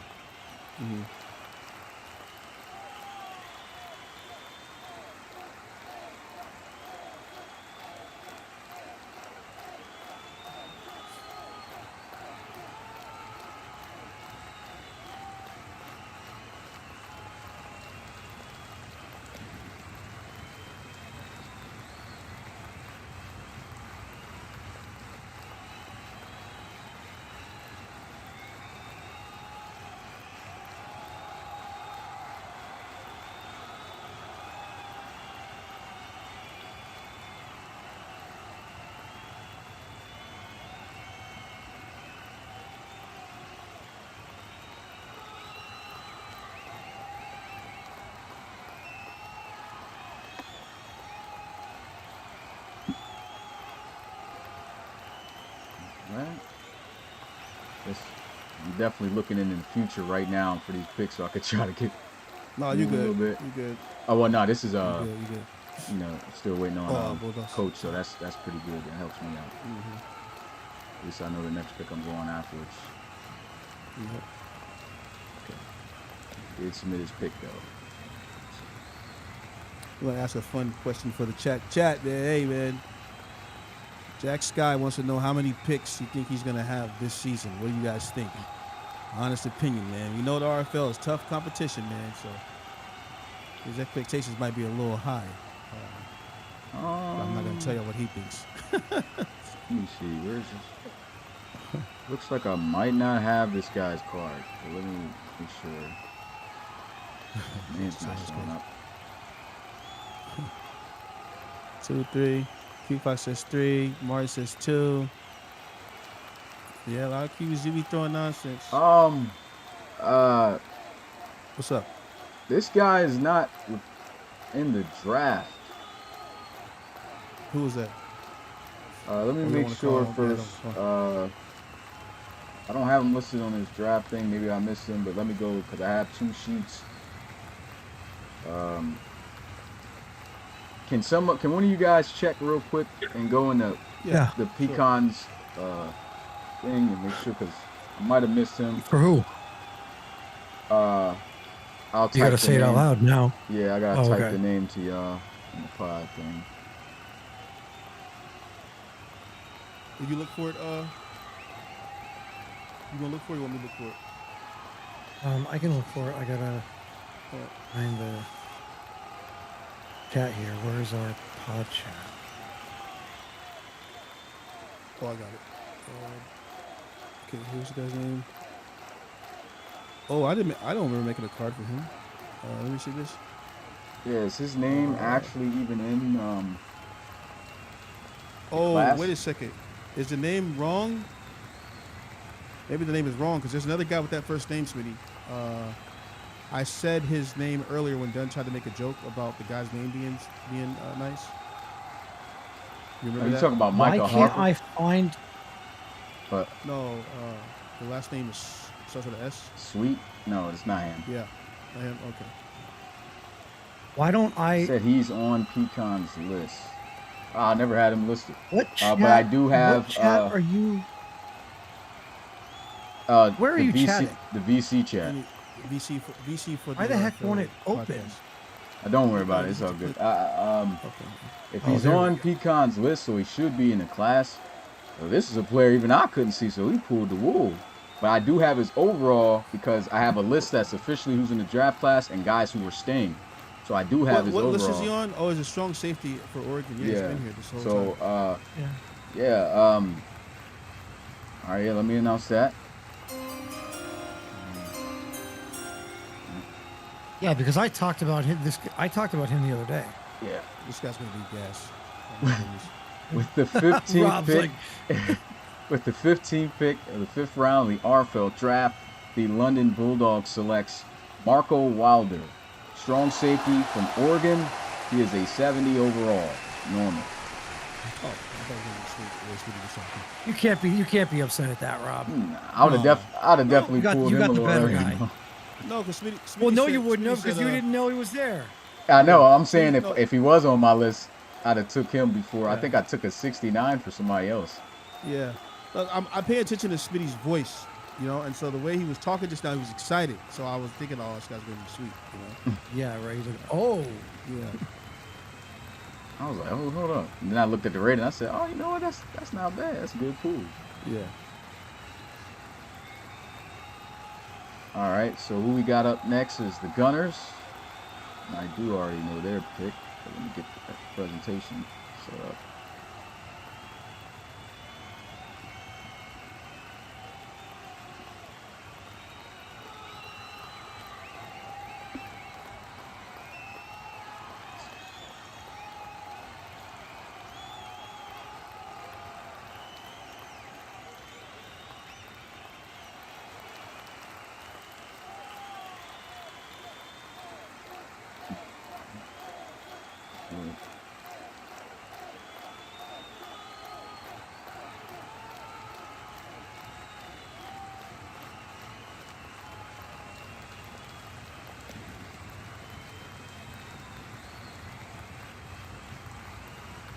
All right.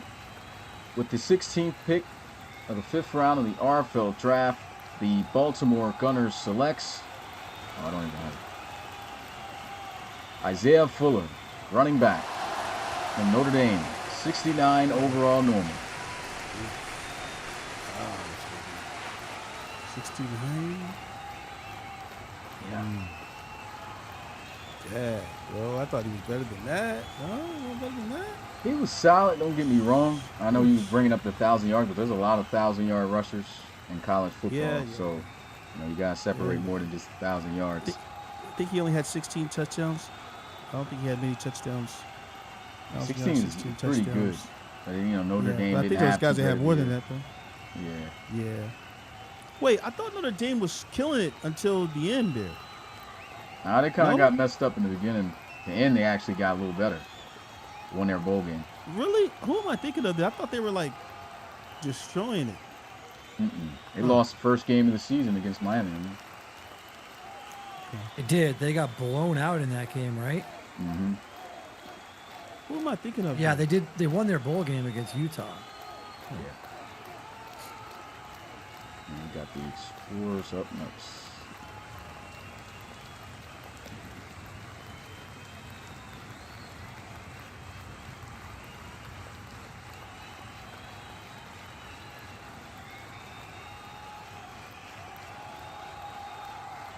Yeah, Casey, y'all beat. Yeah, they Casey's beat them like, 37-0. how are you saying that, Casey? Are you saying it, Mix, we beat Notre Dame? Or are you saying it like, Mix, we beat Notre Dame? Like, how are you saying that? You know? Yeah, they stomped on them boys. Like, Florida beat Notre Dame? Oh, man. Yeah, I ain't gonna forget that one. 37-0. Trash Notre Dame.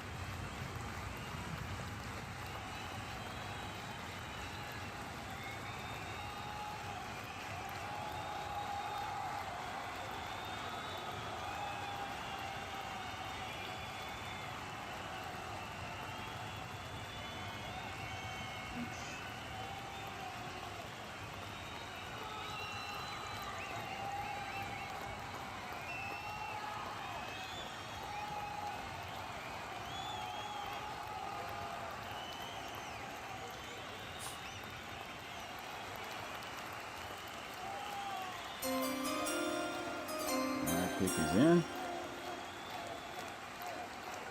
With the 17th pick of the 5th round of the RFL draft, the Columbus Explorers selects Owen Adams, kicker on Miami. What's going on with the draft pick? I have 2 picks or something. Let's see. Pick 17. Okay, so it's the round 1, pick 1 is up. What is that? Where's that coming from?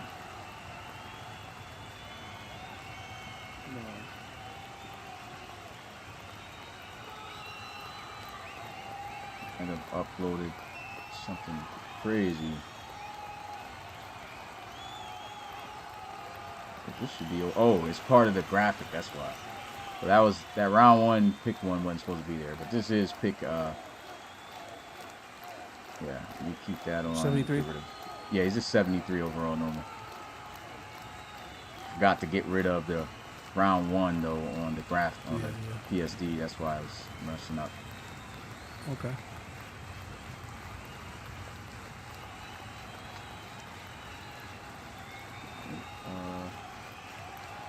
Next up, we have the Black Knights.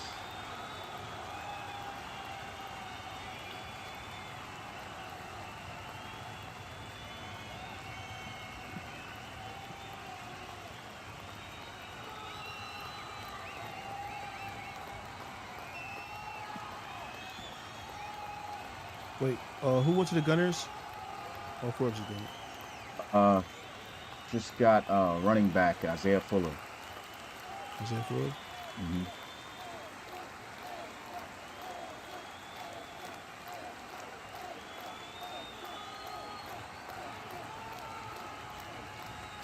This is the 18th pick, right? Just to make sure. Yeah. And that's the what I Explorers got, took, yeah. Owen Adams. Yeah, they took Yeah. kicker Owen Adams. Yeah. Owen Adams.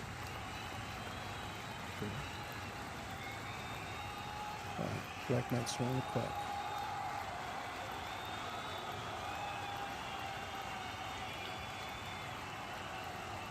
Oh, okay, he's got the.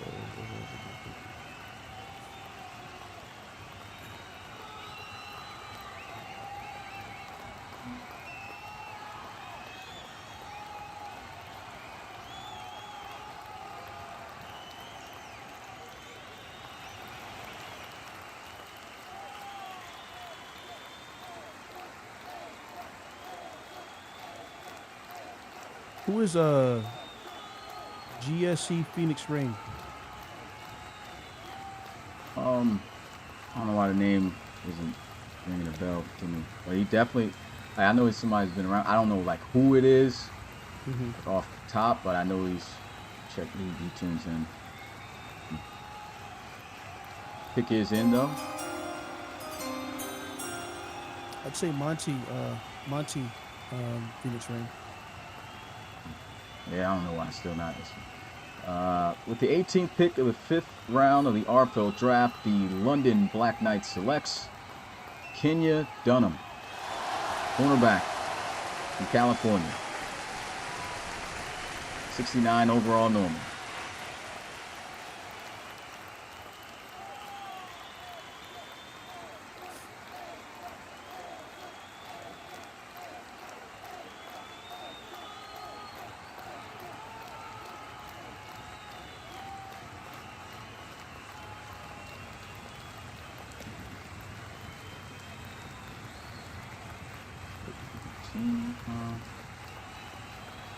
Next up are the Steamers.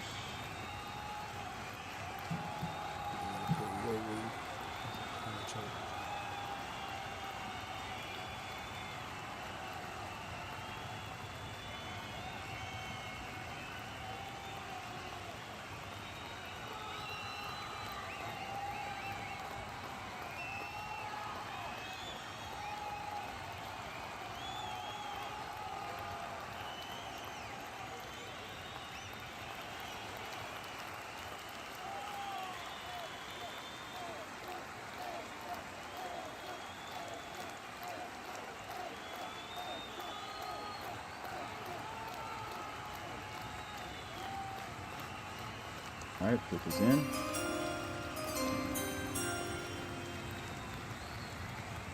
With the 19th pick of the 5th round of the RFL draft, the Memphis Steamers selects Anthony McGill, offensive guard from Clemson, 69 overall normal.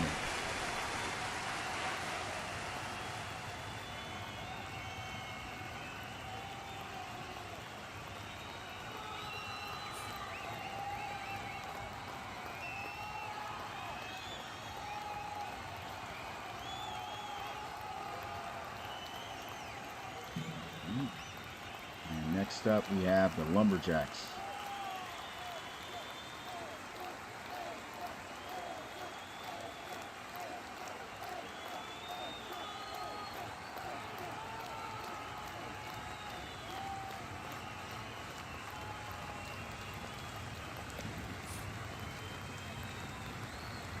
When's your pick? 6'1"? Yeah, 6'1". You sniped on anyone here, or you just kind of like? I'm gonna wing it at this point. I got a guy in mind, but I'm definitely winging it right now. Everybody that I've possibly wanted has been taken at this point. All those kickers and punters that you wanted are gone. Yeah, they're all gone. Yeah, they're all gone. But no, yeah. Also, again, I have a little bit of a money situation, man. So I just got to make sure, So I'm not really too high right now. Hard-working QB, yeah, man. It's a possibility if the guy if this last guy gets taken, I might go QB. I don't even know why I'm talking. So he's going to take all the QBs now, so I have no option there. He's taking all the kickers, not kickers, punters. Let's see, it throws me off when people call Mix Rob. Oh yeah, that's my real name. Mix Rob, it's cool. Most guys that know me now, they know me. Like for a long time, they call me Rob. So other guys who, that's just my name. Mix. I don't really care, honestly. Nobody calls me Chris. But there's also two personalities. Like you'll find out there's a difference between Mix and Rob. Oh, you think I'll find out? You think I haven't already? Big difference between Mix and Rob. Oh man. Mixy poo. Yeah, okay, Roller. Okay, Roller baby. Now we sound sus here. Mixy poo and Roller baby.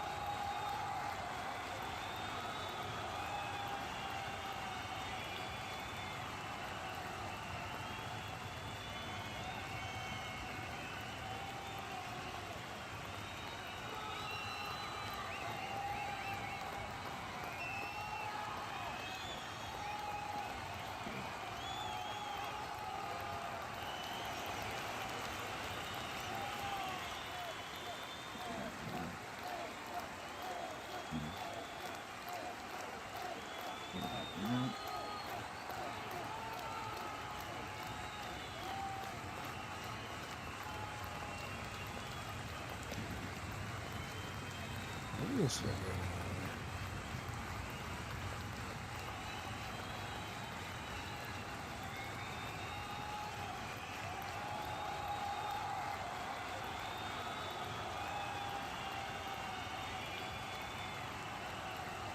All right, pick is in.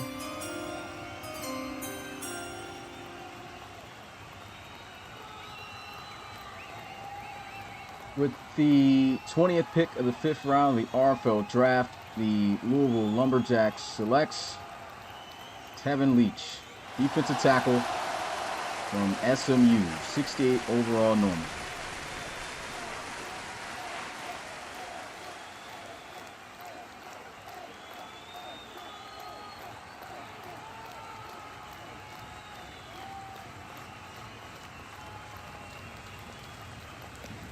Next up, we got the Brooklyn Bulls.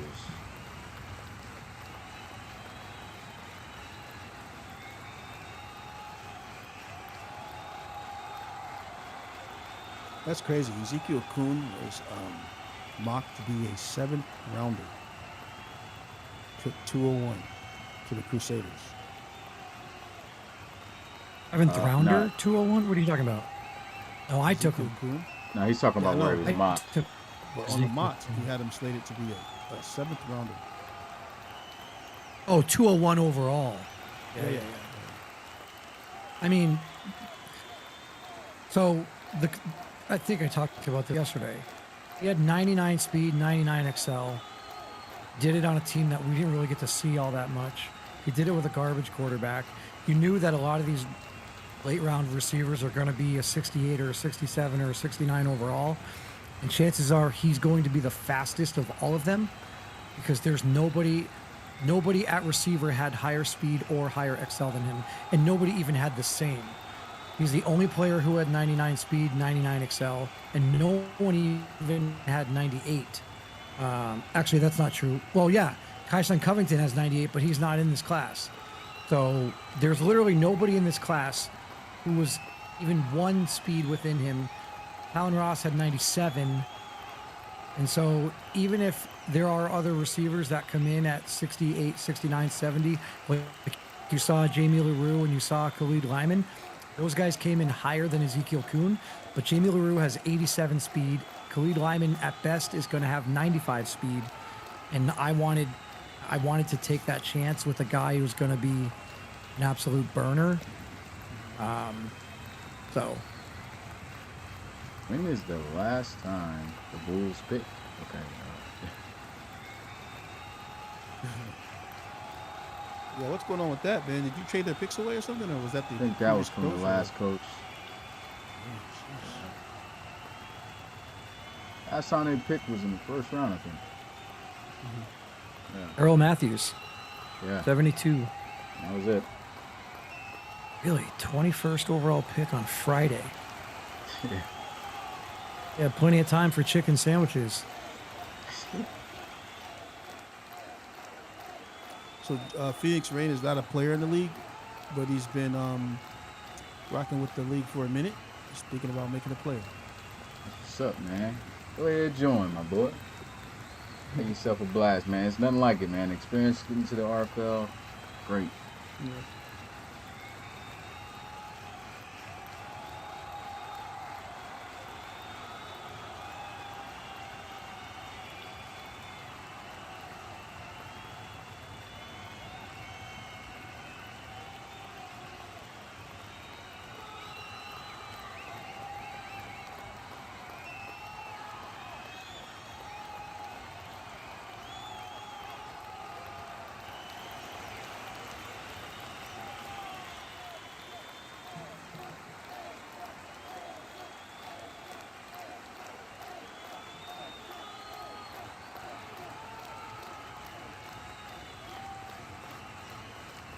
Max says had to get all those old linemen when he was here.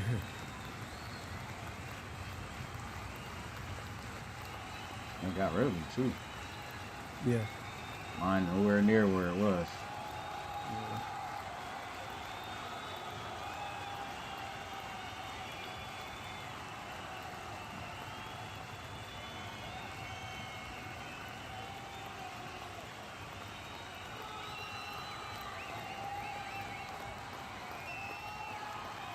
Pick is in. With the 21st pick of the 5th round of the RFL draft, the Brooklyn Bulls selects Cyrus Smith Jr., wide receiver from Tennessee, 69 overall normal.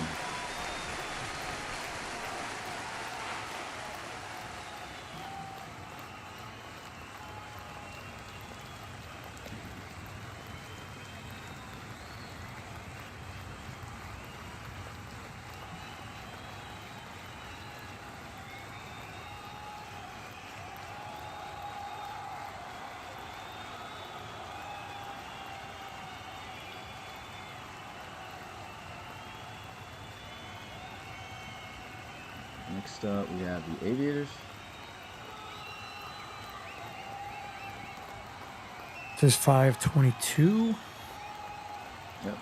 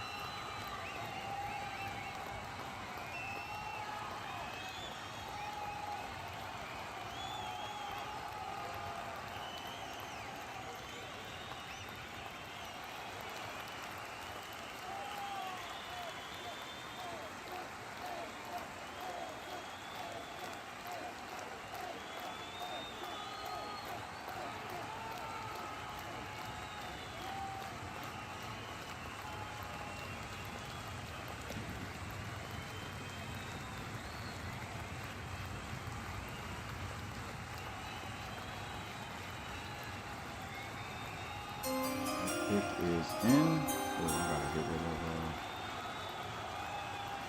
Aviators. Well, I mean that Bulls logo.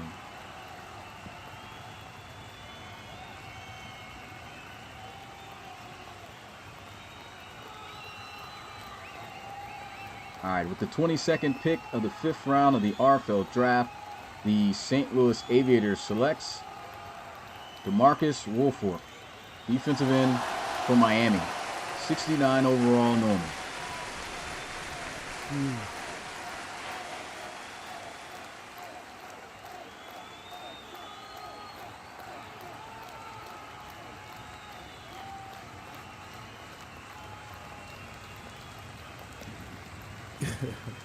CP, what do you think about that one, man?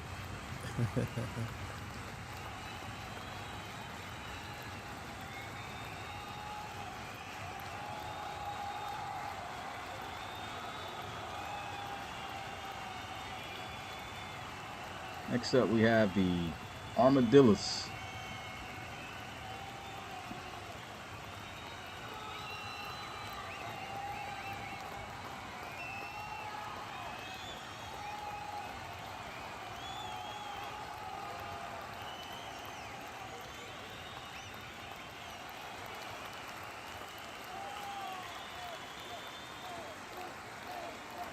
They start scouting for the next team now.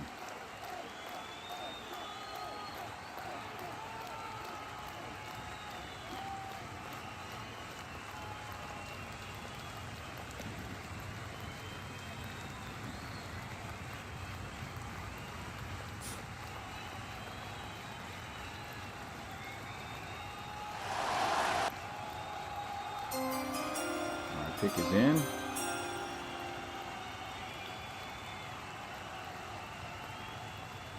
With the 23rd pick of the 5th round of the RFL draft, the Austin Armadillo selects Zachary Scarberry, wide receiver from Penn State, 66 overall normal.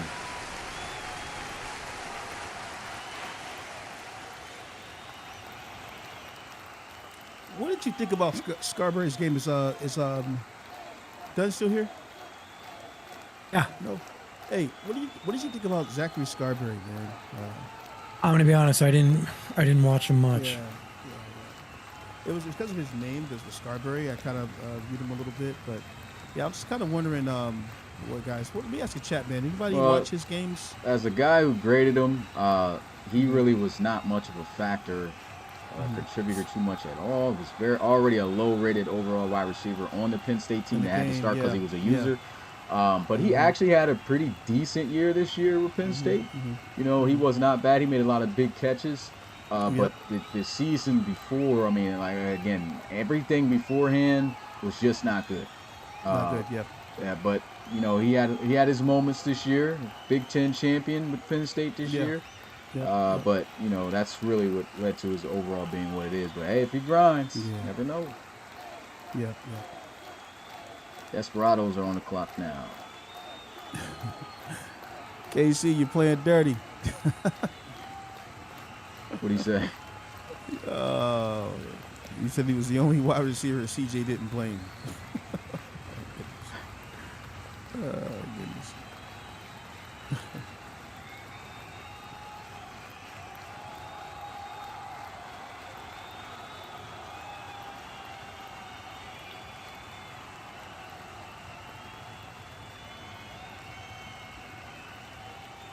Desperados on the board. Desperados on the board, man. For Shady and anybody else, so you'll know your individual stats and everything in like a week or so. Right? We still got some stuff we got to do. Right now we know the overalls, but we won't really know the individual stats and the speed and your traits and all that stuff until about at least a week. So.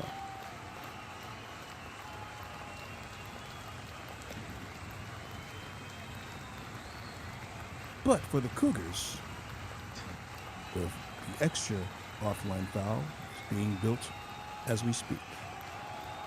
So testing time is coming.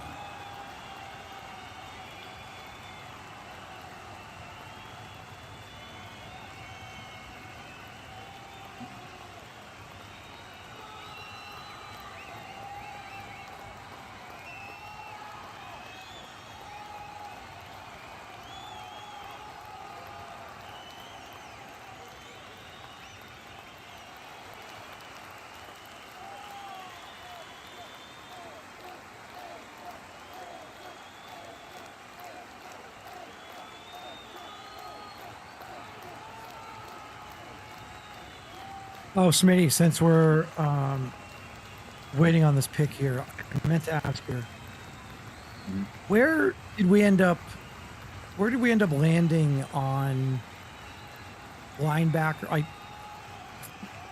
If memory serves, DBs are not allowed to have single-digit numbers. Is that right? Yeah, they can't have singles. Okay, and linebackers, can linebackers have? No, all traditional NFL rules before. The only difference from the traditional NFL rules is that the DBs can wear 11 through 19. That's it. Right. So linebackers are what, in the 4s and 5s? Or 9s, maybe? Linebackers can wear 90s, they can wear 40s, and they can wear 50s. Okay, so Brian O'Connor cannot wear 25. No. They cannot. Try to put 52 on. Flip it. Yeah, you can't wear no 25. Go on, check.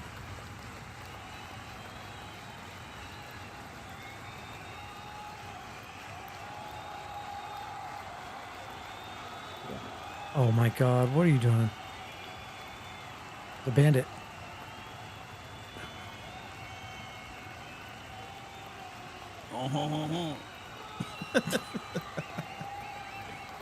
You can tell that we're late in the 5th round here of the RFL draft. Yeah, it's long. I don't think you're looking at Rob here, Smitty. Oh no, I know. Oh. Oh no. I think that one went over your head a little bit. Pick is in. Who? With the 24th pick of the 5th round of the RFL draft, the Dallas Desperados selects Patrick Lill, middle linebacker from Memphis, 68 overall, normal.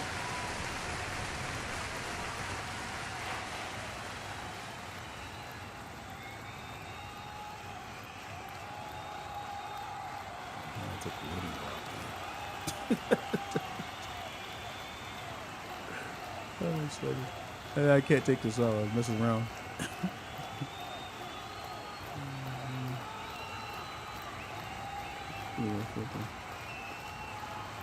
So we got the Shams.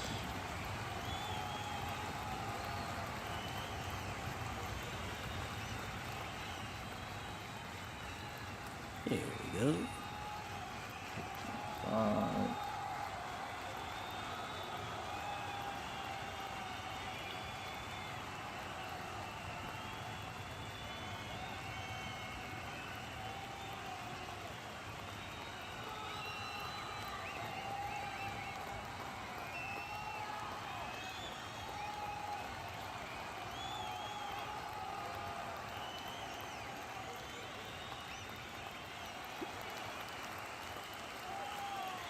So we're at 25, right?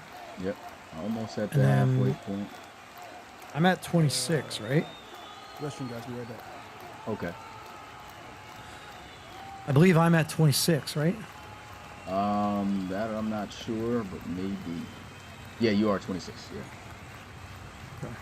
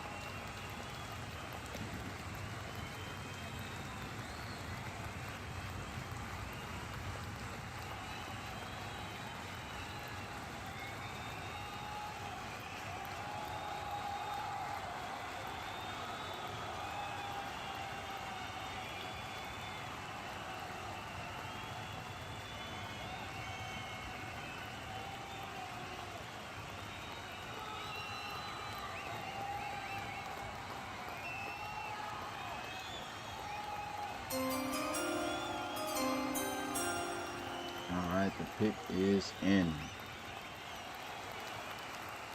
With the 25th pick of the 5th round of the RFL draft, the Boston Shamrock selects Zeke Moore, tight end from Texas, 68 overall, normal.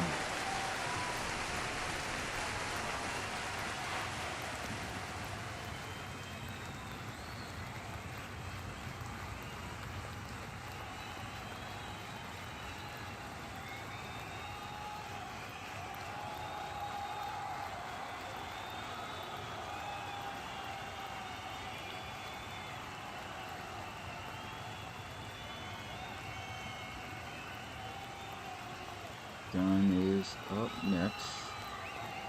All right. Presentation ready.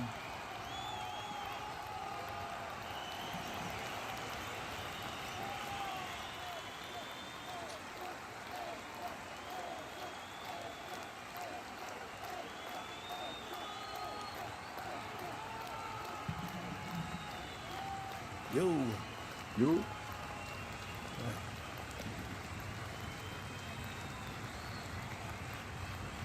Done the miners on the board. All right. There we go. 526.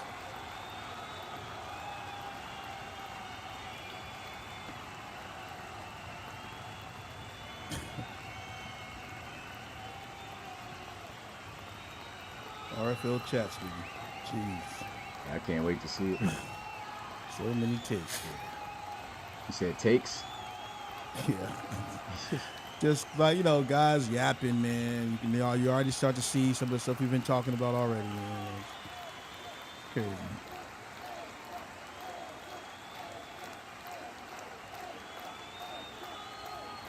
I know Mac's loving all this bison talk in the chat. Mac is still here.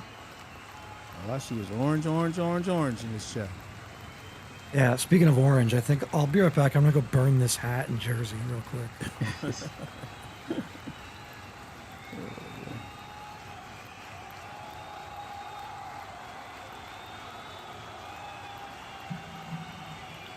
Alright, pick is in. With the 26th pick of the 5th round of the RFL draft, the Sacramento Miners selects Jeff Hearns, cornerback from Oregon, 69 overall normal.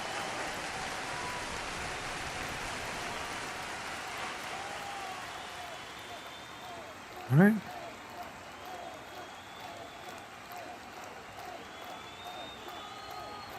So the lowest player I drafted was a 68. So that's good. Anytime you can go through an entire draft and know that everybody you drafted is like, close to 70. What was Zeke? What was Zeke? He was a 68. 68? Okay. Next up, we have the Steamers. Come on, Jones. Don't snipe me.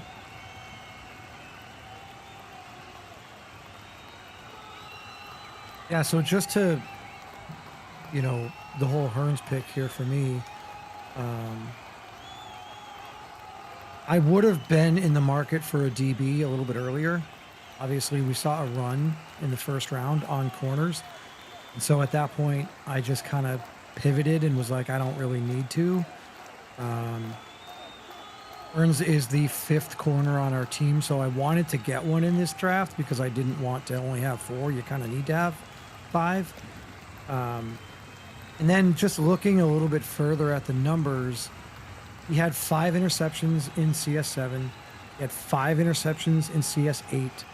And outside of names like Jack Sky, Vinny Ball, Brian Robinson, and John Kennedy at USC, nobody had more interceptions over the last 2 seasons. Not Kenzo Udo, not Errol Matthews, not Elijah Carter, not JoJo Carter, certainly not Xavier Savage. Obviously, he didn't play, right? So to have 10 interceptions in the last 2 seasons, he had 94 speed, he had 93 XL, and I felt like I wanted a corner, and so Pick is still in there for the Memphis Steamers. And with the 27th pick of the 5th round of the RFL draft, the Memphis Steamers selects KJ Smith, quarterback from Georgia Tech, 69 overall normal.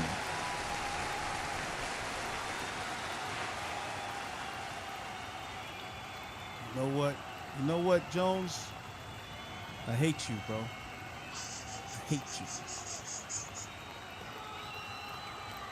Well, Cougars, give me someone else now. Looked like you felt like you knew this was going to be the guy. Yeah, that was going to be the next guy. Get it back up here, man. I knew he was going to do that. I knew he was going to do that. Next up, we have the Red Dragons.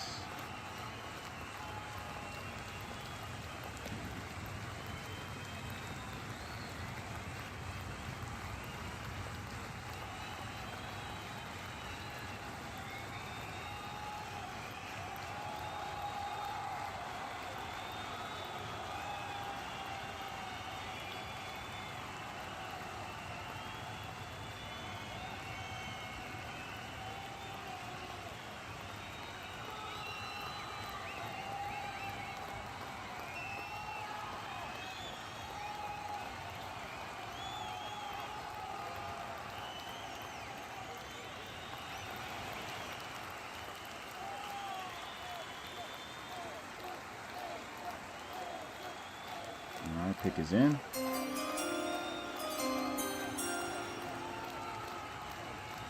With the 28th pick of the 5th round of the RFL draft, the San Diego Red Dragons selects Heath Goodman, kicker from Tennessee, 71 overall Norman.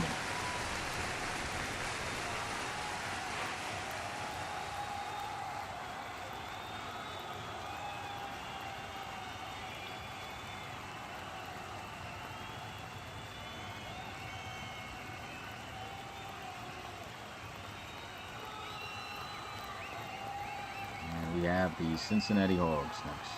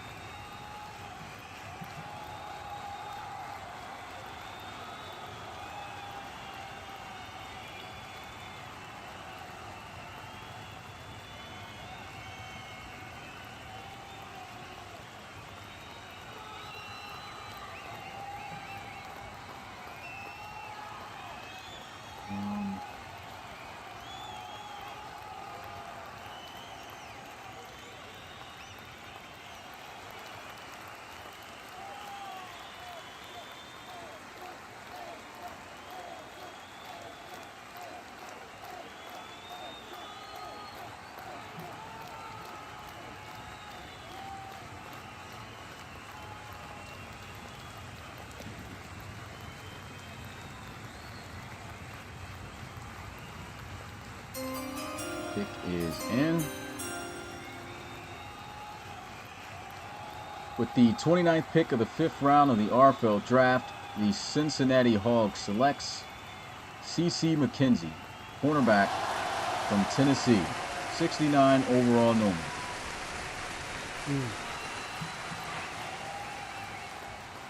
Question, Smitty. In a scenario where I didn't take Jeff Hearns, were you taking them right there to the Hogs? Probably. Or were you taking this guy? Probably. I don't know. To be honest, yeah. Yeah.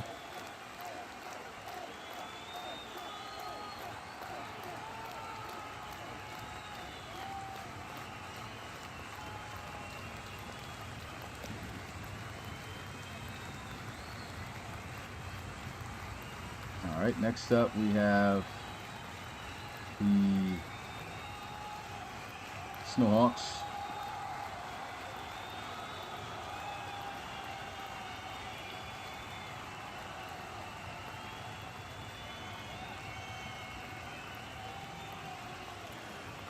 Praying to God Smitty does not snipe me in the next 3 picks, guys. If it's quarterback, you thinking? I mean, they already picked up Danny. So. Quarterback situation is not looking good. Backup.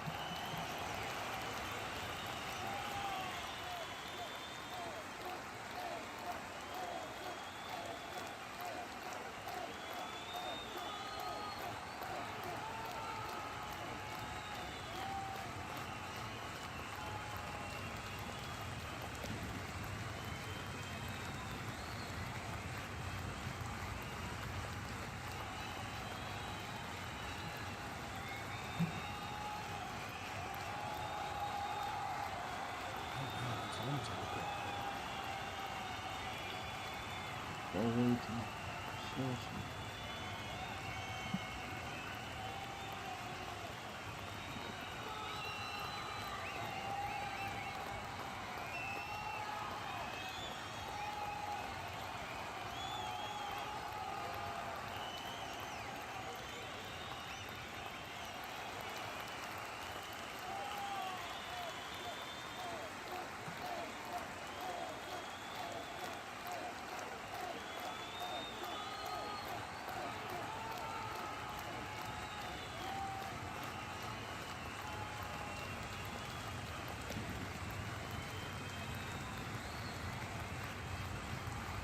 Did we figure out, Smitty, what we're going to do with any of the players that are in this class that don't get drafted? Are we creating them and they're going to free agency? Yeah, if they're users, yeah.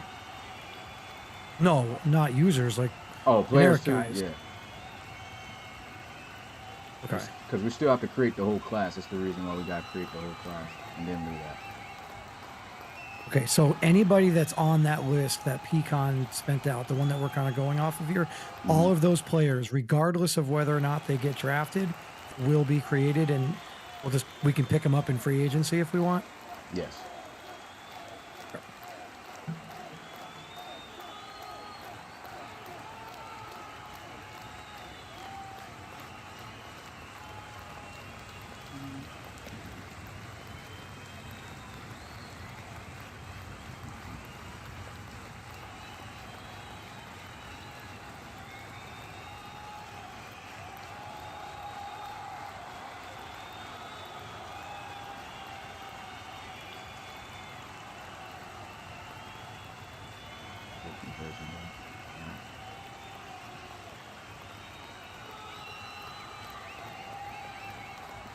All right, pick is in.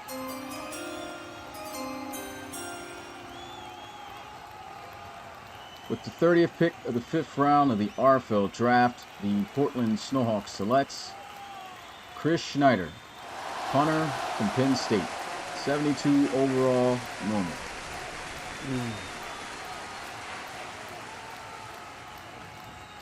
Nice pick there, Smitty. Yeah, looking to convert him to kicker. They already got a young punter, but their kicker is 30 years old, so yeah, they're gonna switch him over.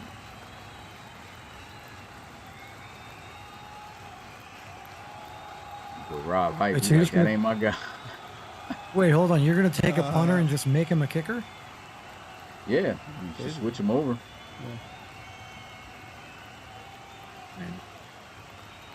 Yeah, he's still gonna have his punter ratings. But yeah, I mean, punters still have kick accuracy and kick power. That's a good discussion question. Is it just interchangeable? Can you? Yeah, is there anything on the punter that's? I don't know. I mean, are we serious? Yes, in theory. Well, yes, we're serious because you would never see an NFL team line up a punter to kick a field goal. So well, I'm saying, in the game of Madden. Bro, well, that's why dudes have been switching their kickers and punters around based off of that attribute. Because it's just accuracy, right? Yeah, it's just accuracy. I mean, I guess at the end of the day, awareness, kick power, and accuracy are really all that matters. So yeah, so it's that. Yeah. So. Okay. All right. I'll tell you.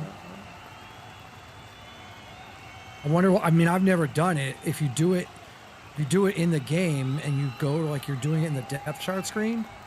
We notice a drop, like if you have a kicker. Nah, it actually just converts straight over, bro. Like there's no, because I mean the attributes, like the punters and the kickers do not have separate attributes, for those positions. So it's the same thing. It's like if you knew you had a punter with more accuracy than your kicker, and maybe his kick power isn't the best, but it's close, you would switch him to kicker and the other one to punter.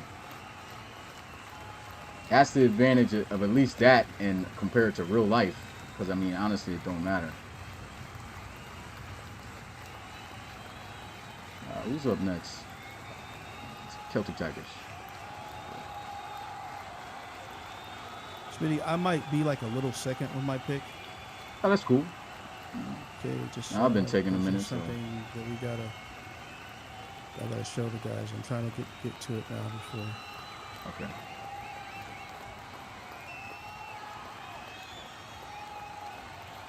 Matter of fact, I might jump. Can I jump out real quick? Yeah. So I can, yeah, I'm gonna close my cam and, Where are we at? We're at 31st pick of the fifth.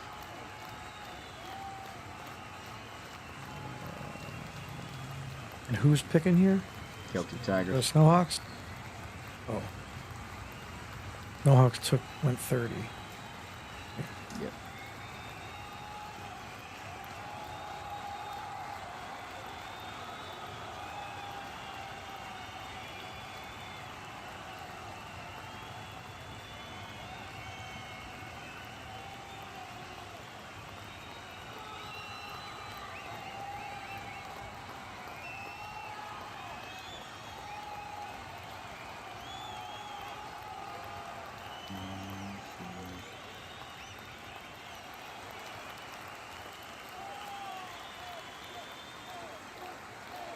Good because the Tigers hit.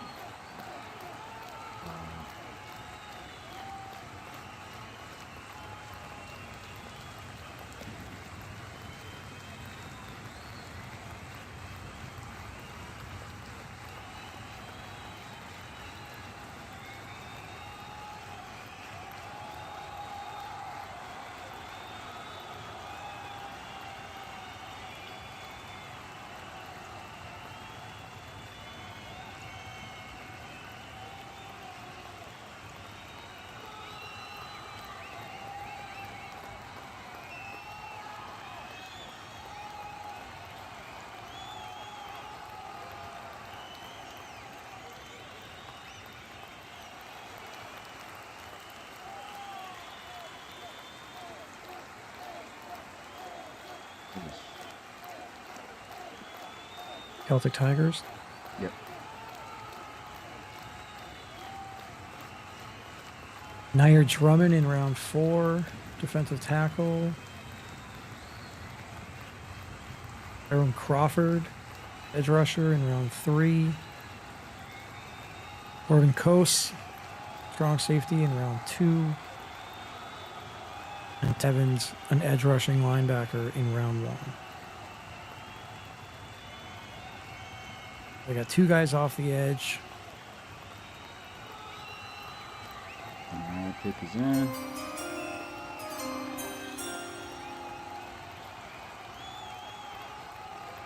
Oh, yeah, there it is. With the 31st pick of the 5th round of the RFL draft, the Dublin Celtic Tigers selects Matthew Bickley, outside linebacker from UCLA, 68 overall normal.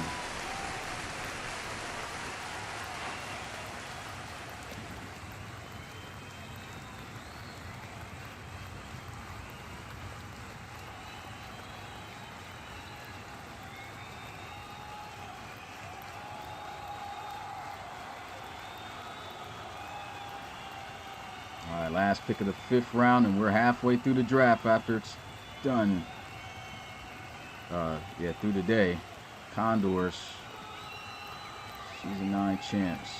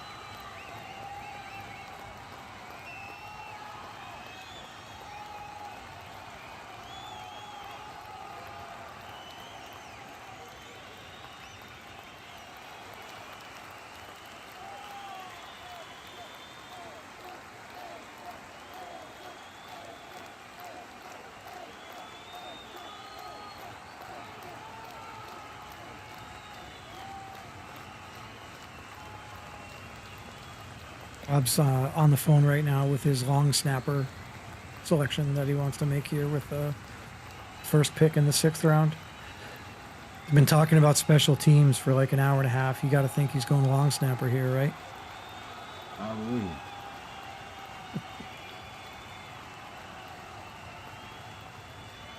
Okay. Pick is in for the Condors. With the 32nd pick of the 5th round of the RFL draft, the San Jose Condors selects Al Kimball, offensive guard from Texas, 70 overall normal.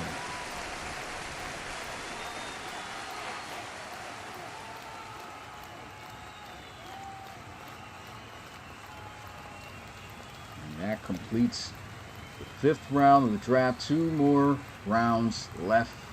Getting ready for round number 6 with Coach Roby on the clock to start us off.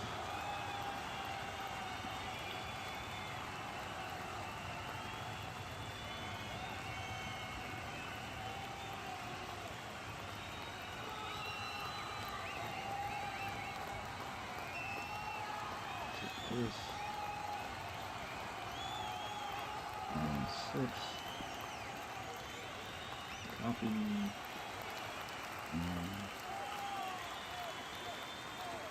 paste. Alright.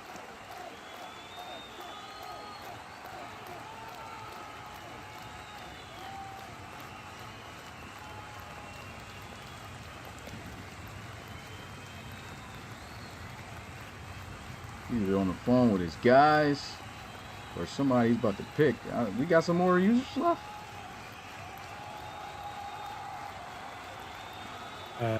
Is there a quarterback user still? Well, here. Oh yeah. Let me see. Is there? Georgia Tech? Oh, they do Georgia got a Tech QB? dude. They got Tony Oliveira. You got Eric Alcorn. Yep. Well, and the kid at Georgia Tech, right? Well, he AJ got drafted Smith? by the Steamers. Did? Yeah. Oh, okay.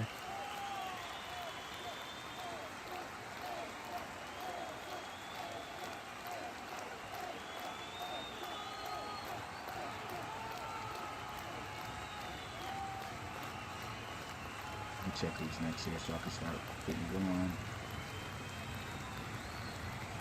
License draft second. I really want Rob to take quarterback from Cincinnati, Mo Klutz. I think that would be just a fun name to have in the league. Quarterback Mo Klutz. Let's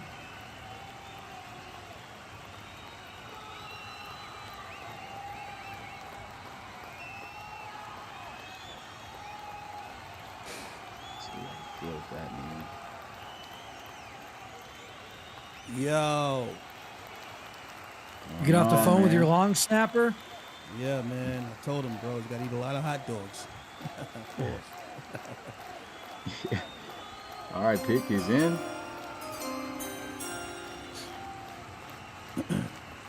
With the first pick of the 6th round of the RFL draft, the Chicago Cougars selects Tony Oliveira, quarterback from Virginia Tech, 65 overall normal. All right, welcome, Tony. Welcome, brother. Had a little talk with him. He seems like he's okay with being a backup. You know, we just need a backup, so it is what it is, man. But 100K reloads? Yes, that's nice, man. That's good backup money. 100K reloads, my boy. And I know that one thing I know about Tony, he's been in the league for quite some time, at least 4 years. Yeah, I've seen him Yeah, bounce he's around been a in bit. for me. He's so- been in since CS5. Yeah, so different he's players. definitely and stuff, dedicated. but Has had some bad, bad success and stuff like that. But at the same time, he's been dedicated to the grind. So yeah, we got us a user that's going to be locked in and grind, man. So starting off great. Nice combo I had with him, man. Yeah.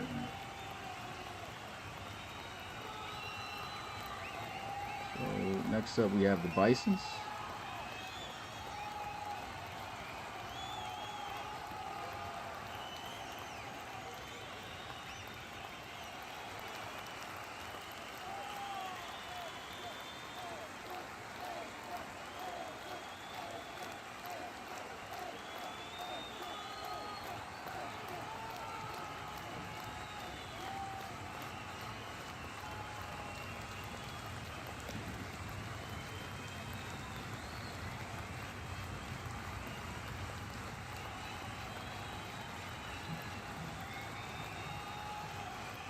address that immediately.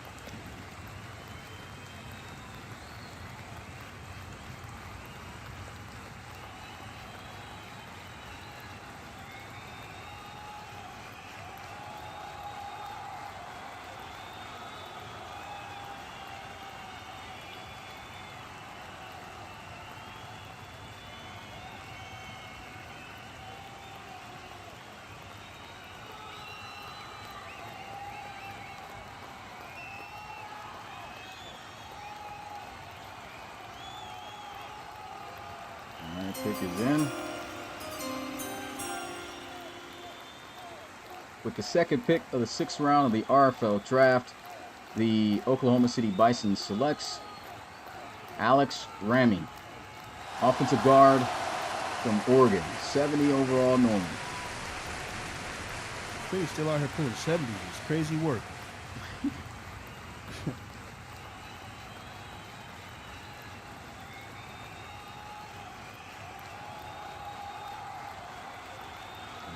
we have next up? Barons.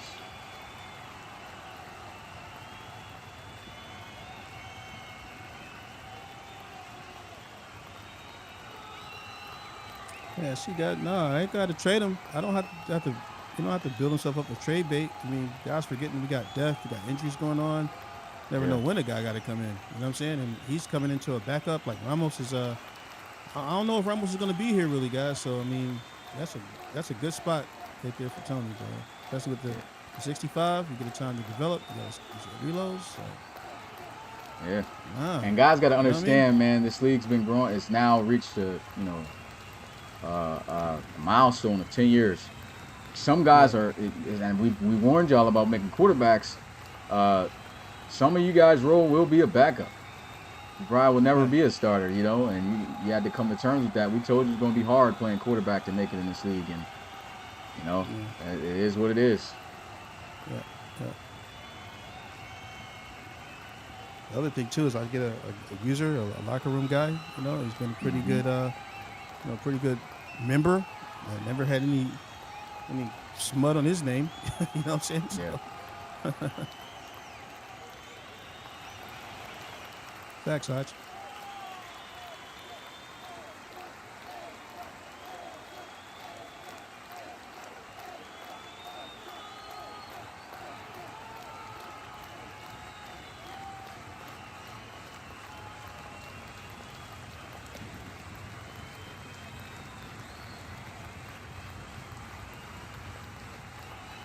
Realistically, if I get to this, when we get to the off-season stage, like preseason 1, and I got to make a cut to get to, 280, Smitty? Mm-hmm. And Ramos is out of here. Yeah. You know what I'm saying? Yeah. So that means he's number 2 in Chicago?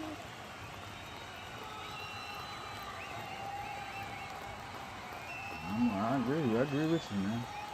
Yeah.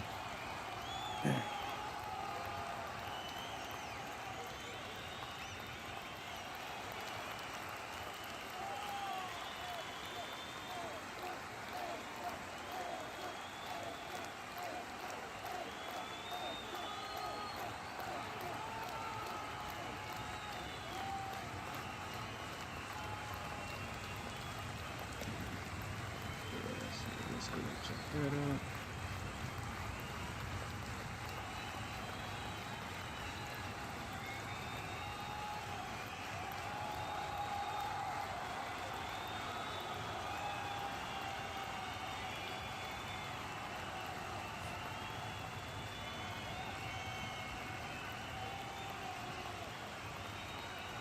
All right, pick is in for the Barons. With the third pick of the 6th round of the RFL draft, the New York Barons selects Eric Michaels, cornerback from Penn State, 69 overall normal.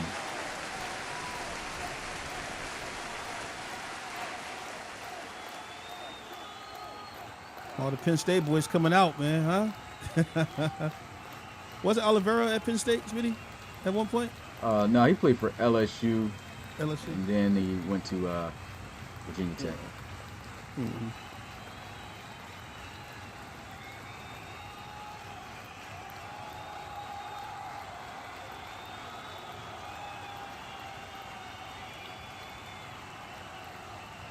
All right, next up, we have the Gunners.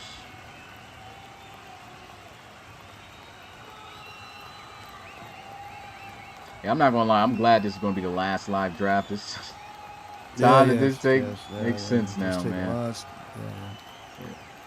Yeah. It's all cool. I mean, we'll still have the presentation and stuff. But Oh yeah, the presentation. I'm not gonna lie. I think it's gonna be even more fire, and the fact that we can just sit back, relax, and watch it. Yeah. I'm not gonna lie though, man. I sound like Max though. Not gonna lie, but no. I've been looking at the views, right, of the guys watching, and it's been steady at 50 plus. Yeah. A couple of nights now. I'm not sure what it was. The first night was like much higher, but last two nights, guys, definitely been 50 strong. So. Yeah. So. But yeah, pre-recorded probably is definitely the way to go.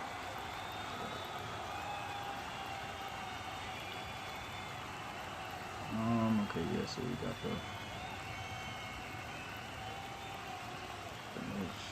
set up. Pick number 4.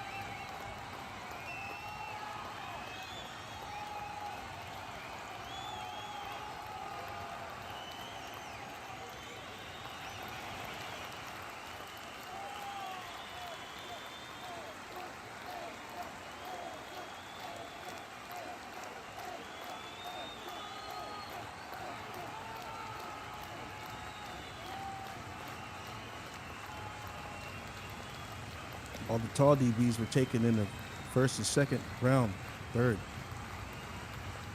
Yeah.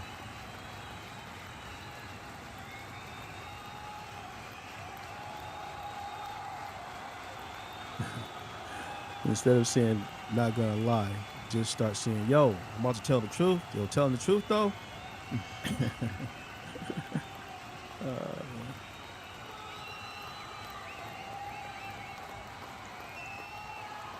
I thought we had multiple 6'5" DBs, guys. We didn't have multiple 6'5" guys? DBs? No. Yeah. No? Only one? Kyrie Sims, Zion. Yeah. Okay. I think that was illegal too now. Based off of the restriction requirements, I think we're supposed to get as high as 6, maybe 6'4", 6'3". Oh. I gotta check it again. You're gonna keep them? You're gonna keep them that way? Well, yeah, they have to. I mean, that's how they came in, but I think it was before we had the requirements, and I think those dudes came from the PFL, so they had their own height. And stuff. That's right. It's already set. Yeah, forgot they played multiple seasons. So. Yeah.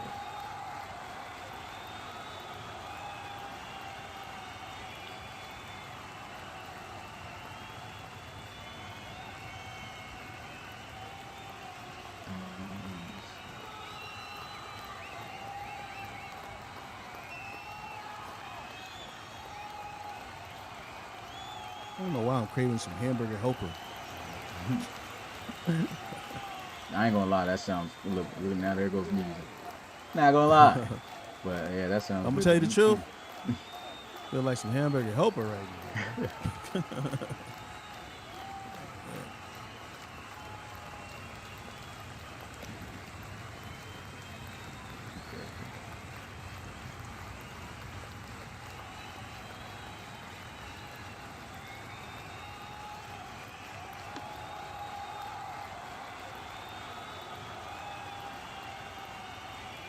All right, pick is in. With the 4th pick of the 6th round of the RFL draft, the Baltimore Gunners selects Leon Osborne, tight end from Oregon, 68 overall, normal.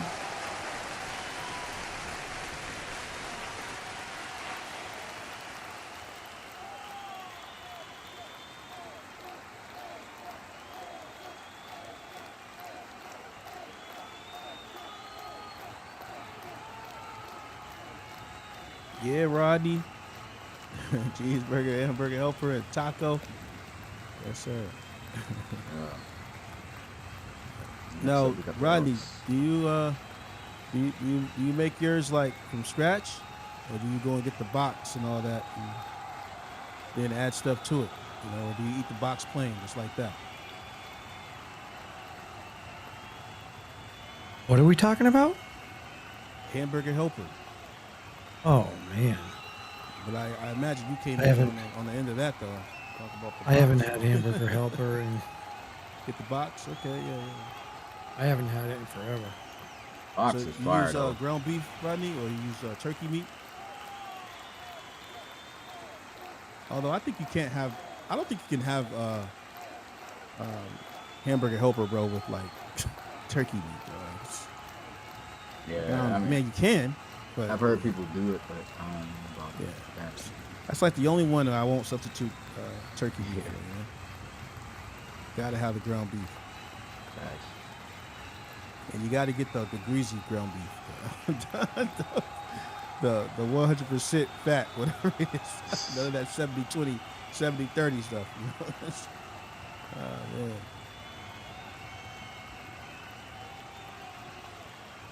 Oh, I see in the chat here there was a player that I think maybe I missed was taken that was not on Pecan's list or something. What was that? Not on Pecan. The Marco Wilder. That was a long Tight time. end. No, that was a long Tight time end, ago. Leon Osborne. Osborne. Oregon tight end. Oh, He okay. should be in there. Oh, gotcha. Well, yeah, I don't think he was on. I think I had him in my actual spreadsheet. I just didn't notice that he wasn't on Pecan's list. I don't know.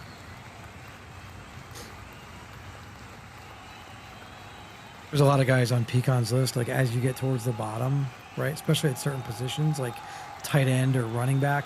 Pecan's got like 20 running backs listed. We all know that we're not going to get past more than like 8 or 9 running backs. Of course. Of course. So I'm not really doing deep dives on the 19th ranked running back in the draft class. Mm-hmm.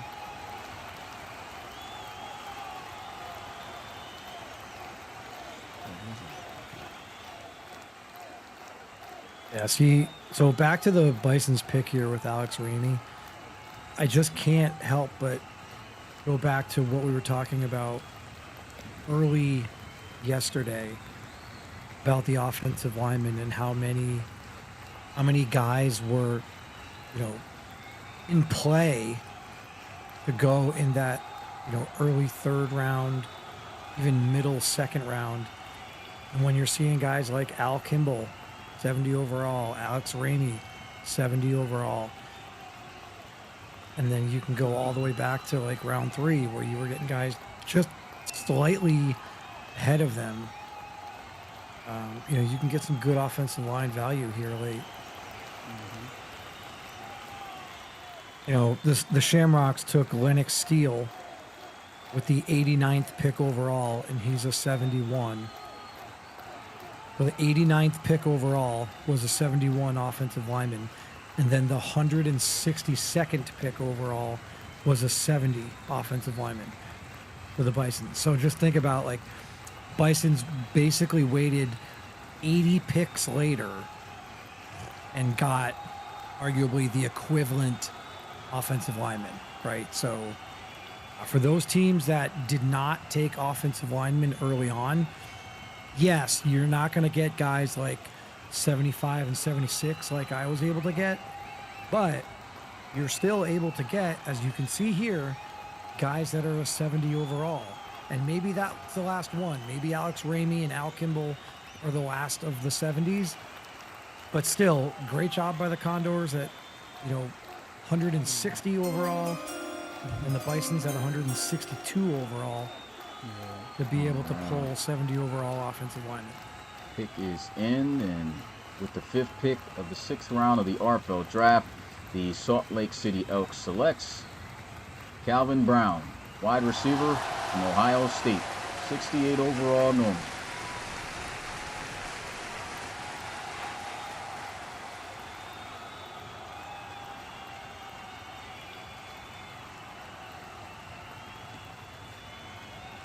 Next up on the board, we're going to have the Sentinels.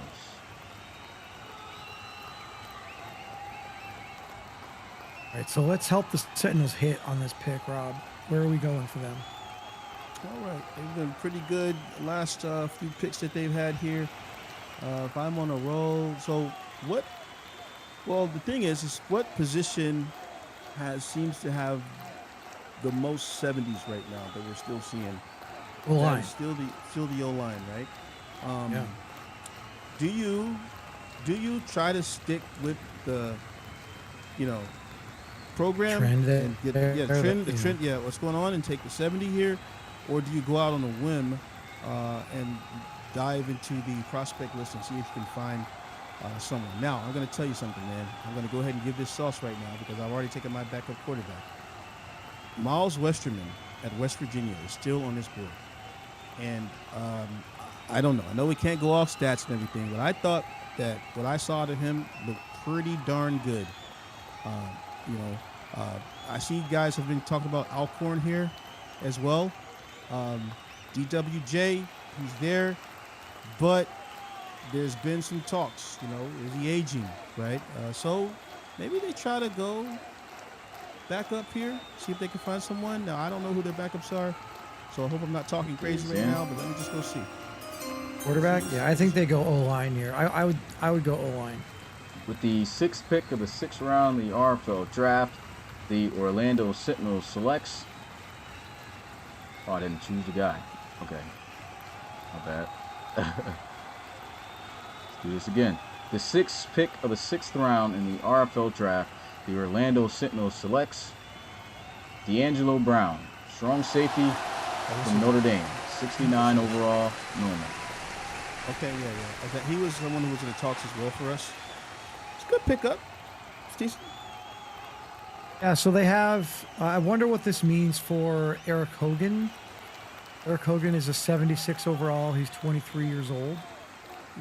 Lynn Mayberry is their other free safety. He's 34 years old, and he's a 78.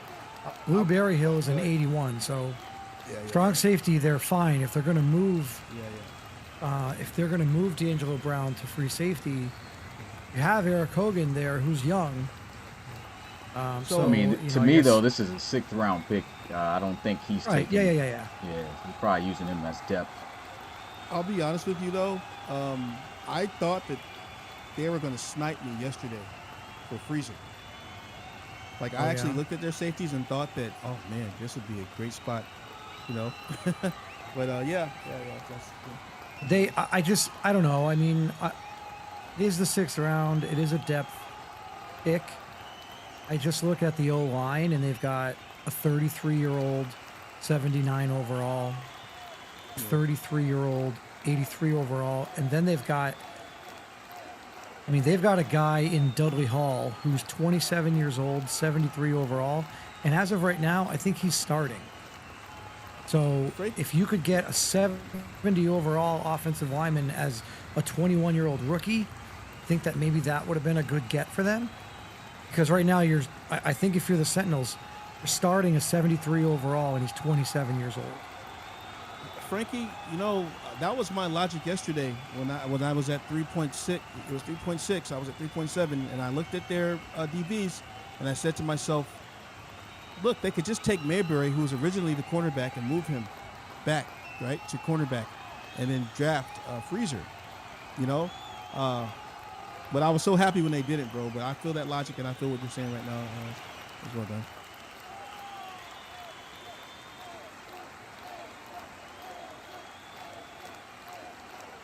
The Monarchs. are on Maybe the that's what they board. do here too, right?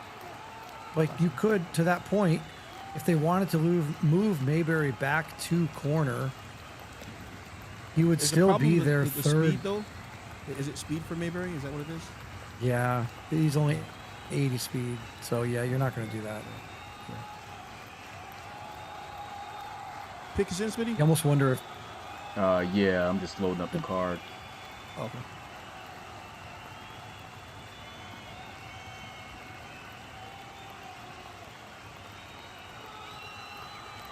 All right, yep, pick is in.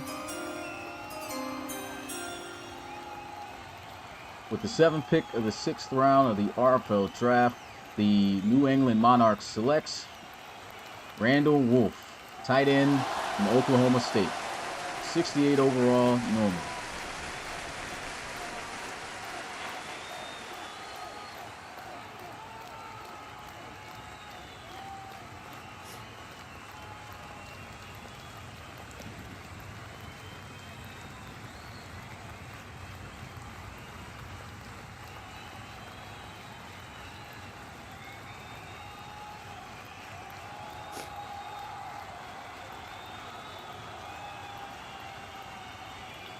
outside of kicker or punter, Rob, this is for you. Do you think that we are done with 70 overall and above? No, I You think there's this is- anybody out there that's a 70 overall? Any player out I think there? we still have a few. Yeah, you think we Yeah, I still think- have a I think- few? Yeah, I think there's still some around there. Yeah, I don't think I it's. think over. the only position we could probably get it is O-line, right? Because we've already seen we've already seen quarterbacks, corners, Well, safeties. kicker, have we seen the kicker lower? than That's what I'm saying. 75? Other outside of kicker and outside. punter. Yeah. Got you. Yeah. I don't know. I think O-line. O-line is the only area where we might still have a 70 overall. Let me go look back at this D line, DB roster. Make sure, not DB, but defensive line. Look at this again. See if I see anything. But I don't know, man. It seems like it's pretty slim pickings right now. Yeah. Let's see. Get the best available players. Like, there's not even a lot of names out there that Yeah. we've even heard, right? Like, Yeah, I don't know a lot about these guys. Like I've heard Dante Christmas only because of his name. there's a couple O-linemen. Again, there's back to the O-line. There's some O-linemen here that are going to be names that people will recognize. Avery Vickers at Tennessee. Where we were talking about Leon Winfield yesterday and maybe early today. Like, Avery Vickers is a player there that I believe he's still available. Chase Moore at Texas. Did he go? The backup edge rusher there? No. So I don't think so. Avery Vickers, Chase Moore, Nick Gillikin. Alvin Ballard was a guy at Penn State. Yeah, I looked at him too. He was there for a few seasons. Yeah, was it 2 seasons or 3 seasons? Smitty? I think he was. Yeah, I think he was there in CS7 as well. I mean, could one of those guys sneak in to the 70 overall? No?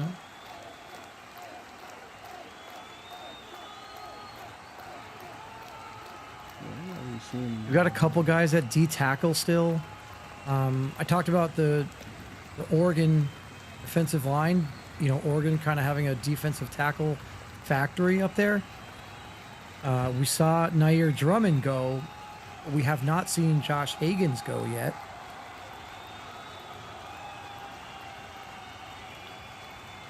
We also haven't seen Ralph Singh at Alabama.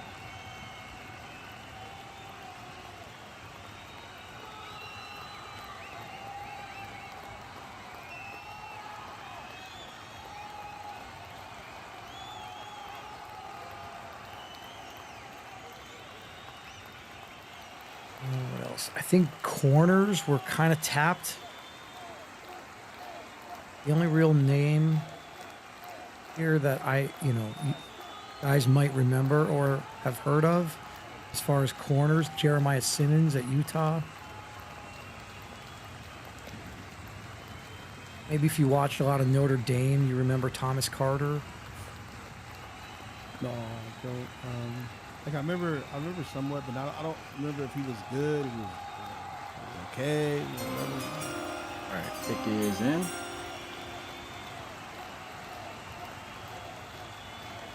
Okay, with the seventh pick of the first round, the seventh pick of the sixth round of the RFL draft, the Tampa Bay Tigers selects. What's going on? Card did not come up. Oh, he wasn't highlighted. All right, never mind. Let's try this again. With the seventh pick of the sixth round of the RFL draft, the Tampa Bay Tigers selects Jeremiah Simmons, cornerback from Utah, 69 overall number.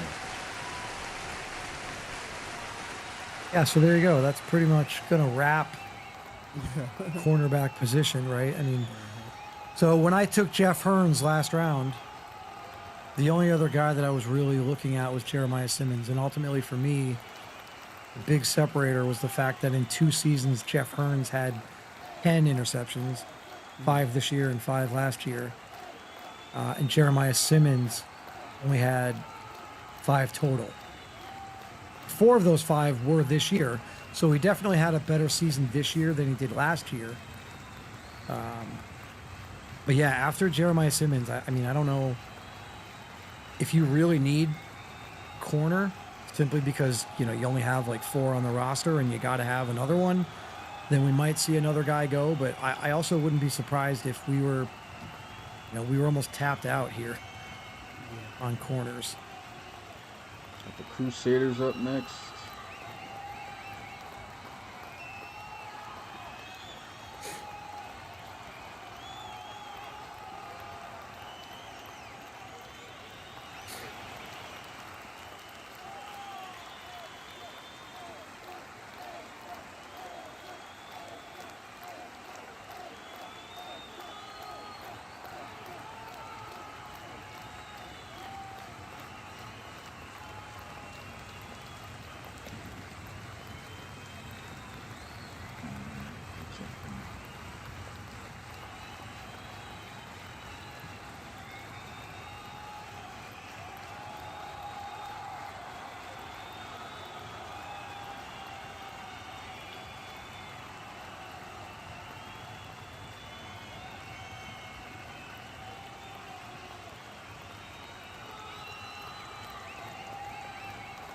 Who did the Monarchs take at 6'7"?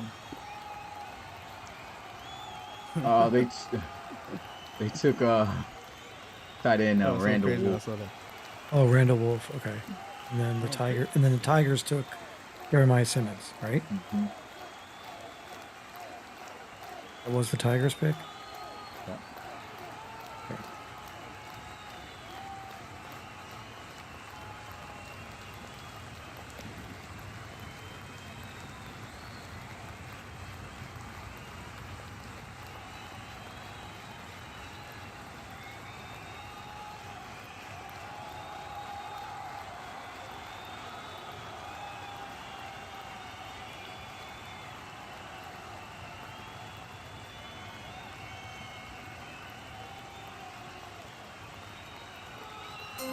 Pick is in. With the 8th pick of the 6th round of the RFL draft, the Los Angeles Crusaders selects Eric Alcorn, quarterback from Utah, 65 overall number.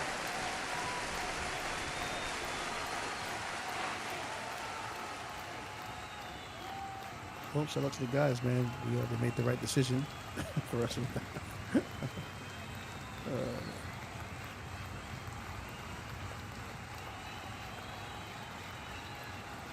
Next up, we have the Voyagers. You got the pick here. Okay. Let me get the presentation already.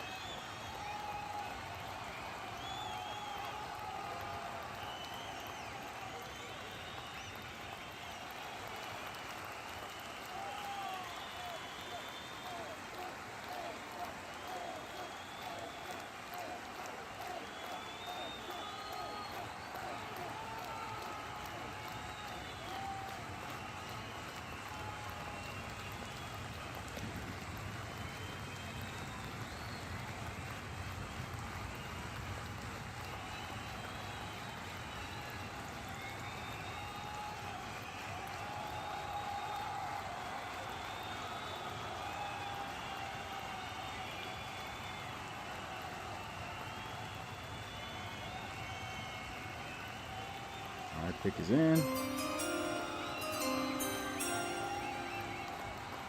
With the 9th pick of the 6th round of the RFL draft, the Houston Voyagers selects Craig Hutton, defensive tackle from Notre Dame, 67 overall normal.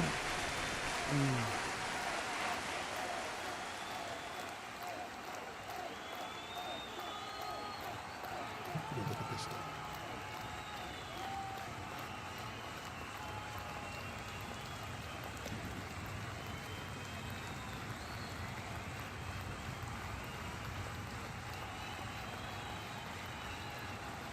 Yeah, 6'5", 319. I had him on my list too as well. This guy fell all the way down, man. Man. I don't know why. Well, earlier I was I'm tripping on Notre Dame, man. Tripping. I was talking about I took Quentin Douglas with the 11th pick in round 5, and I was telling you how I had 2 defensive tackles that were, well, 3 that fit the weight requirement for me at defensive tackle. I took Quentin Douglas, and then Craig Hutton was one of the other names out there. And Nair Drummond was the 3rd, but Nair Drummond went at the end of the 4th round to the Celtic Tigers. So All right, Armadillos. I'm pretty sure Baker is excited to be able to get this guy with this pick, because I know that this was a guy that he had actually talked about possibly taking in round 4.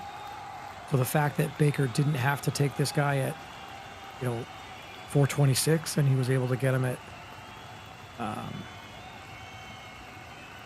where are we at? 610. Sure, he's thrilled with that.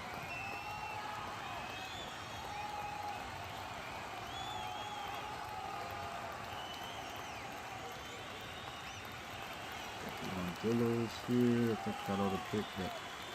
Should be straight. We're on pick 10, right? Yes. I think we're on 11. We're on 11. Hutton was 10. Ooh. Oh, so you got 11 here for. Yeah, I had 9 on the last pick, too. That was a generic. I don't think anybody's taking a picture of that, so. Yeah. Oh yeah, I took a picture of the Craig Hutton one for Baker, but whatever. 6'9", 6'10", doesn't matter.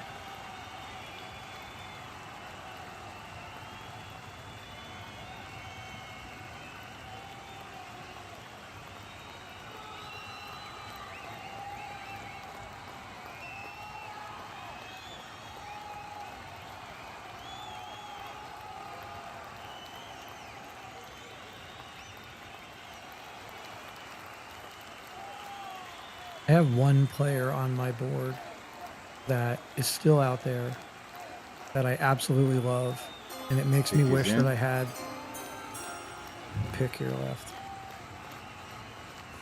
With the 11th pick, the 6th round of the RFL draft, the Austin Armadillos selects Chase Moore, defensive end from Texas, 67 overall normal. There he is. There he is, done. Yeah, I mean that's not the guy I was talking about, but Yeah. there goes Chase Moore.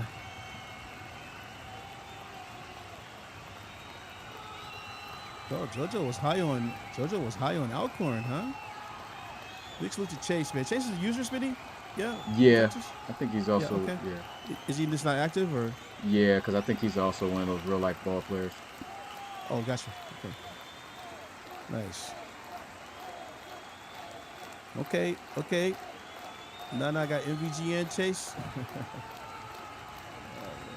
I feel like they just got in the locker room and said, "Hey, yo, Roland, get the squad." Uh, I feel like that's what happened, Armadillos. man. Texas Dillos. I ain't mad at it, man. We got the Ohio State Buckeyes, Texas Armadillos. Got the T-Birds up next.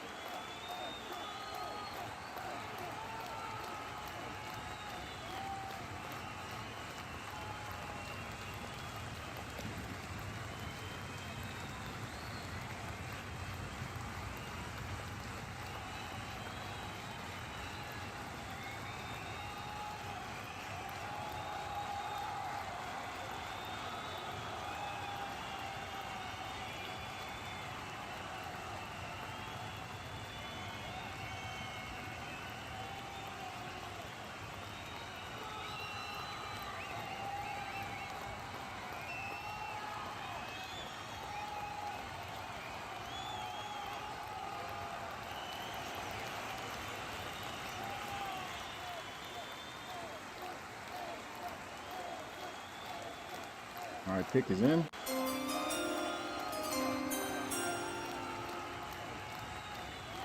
With the 12th pick of the 6th round of the RFL draft, the Atlanta Thunderbirds selects Kyle Henry, punter from Utah, 71 overall normal.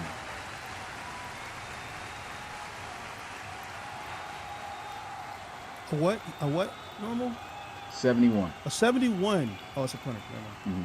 It's punter. It's a punter.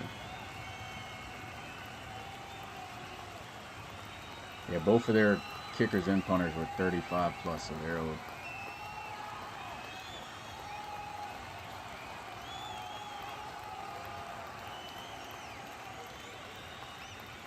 Hey, Rob, here's a question for you. Okay. We have long snapper and fullback in this draft class, but we have not seen one of them go. Now, if Will you do end we up see- drafting okay, there's two things. Long snappers, I can't tell you their overall rating off the top of my head because I don't have a card made for them. All right, so, and honestly, I wouldn't recommend anybody. Well, I guess you could draft one because you won't have to worry about it. So you could draft one, but I don't know the overalls off the top of my head to tell y'all because that's in the file. I can't check it. And the other two overalls I don't have are the two fullbacks that aren't from FCS schools. So I don't have their overalls either. They're in the same boat. So those are only 5 players I don't Okay. have. So I checked the Okay, fullbacks, so- and they were all miserable, bro. 69 overalls in the foul. Okay. So I don't know if like any of those guys really are. And then when I looked at, I mean, maybe the Navy guy because they do a lot of running, but then I looked at the halfback, and I don't think that the halfback in either of those schools was like phenomenal. So I just kind of is thought it- those players were dead. Earl B, and then whatever his name is. Earl B or something. There's one other guy. Cortez Murphy. I mean, is it coincidence Murphy. that the 3 top-rated fullbacks in this draft class all go to service academies? Yeah, of course. Army, Navy, and Air Force. So I don't know. It's look. Most teams in the NFL use tight ends, right, as fullbacks. So to me, it kind of feels like I mean, a wasted most teams pick don't really unless have you- a fullback, right? Yeah, they don't. They don't. But if they have, if they, have a neat Kyle little blocker, they Juszczyk, could- right? Yeah, of course. Yeah, like Cincinnati does Aren't the the same 49ers thing, right? like, yeah. Yeah. So it's like it's kind of a wasted pick unless you know for sure that this fullback is amazing. I don't think we've had an amazing fullback in this league since what's this guy's name? What is this guy's name, bro? He was drafted and he was one of the better fullbacks, but I don't think we've had a fullback. York Bykov Levitsky. Oh, Yeah, Bykov. Yeah. Yeah. We haven't had a fullback since that guy. How many moons was a ago was dog. that? Yeah. Yeah, he I said dog. was a dog. He is a dog. I think he's still on the team. Yeah. he is. So But to your point, if you don't run a playbook that has yeah, 40 or 50 I-form Yeah. plays, yeah. then- it's a pick. it's kind of a waste. Yeah, I was looking at fullbacks the other day, yesterday, but then I said to myself, well, for instance, I use Cincy's playbook, and They have how much I-form do they have? Yeah, well, a little, but not a lot. But at the same time, watching their games in real life, they use like the tight ends and stuff like that, right? So there was no point in me, doing that, So. And that's chances are the playbook that I'm going to use has a little I-form, but not many. Yeah. And for me, it will be the same thing. It just comes up to like a wasted roster spot. You're paying a fullback is not doing much. Yeah, I remember Bruce Tripp as well, Roland. Yeah. Yeah, Tripp was good. Over or under 0.5 rushing touchdowns for the tight end position in the RFL this year.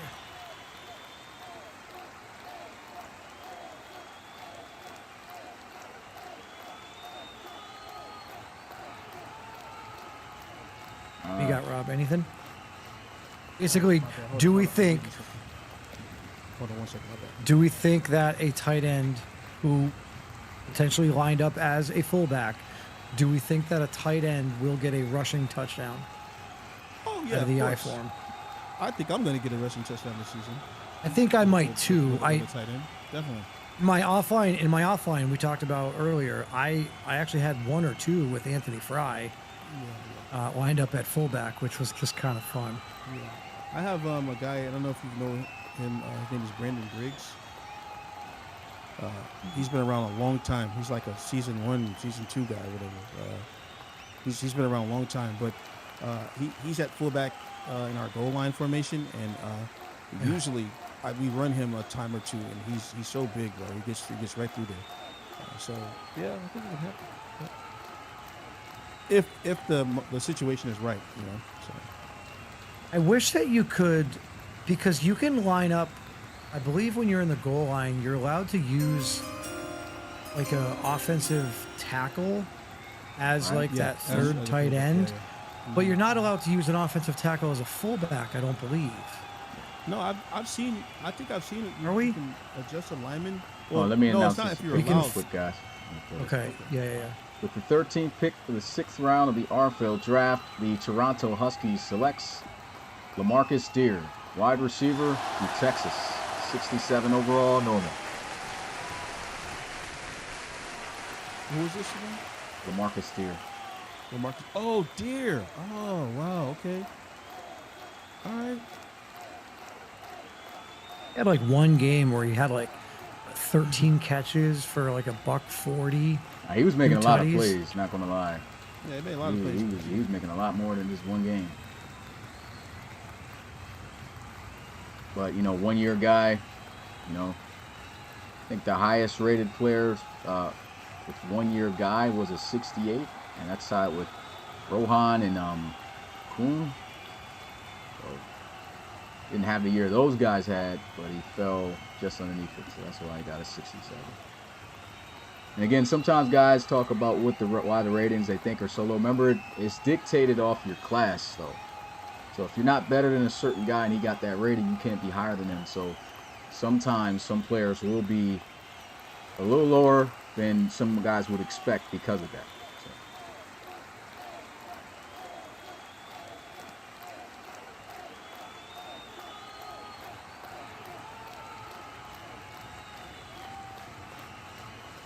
And we have the Pioneers up next.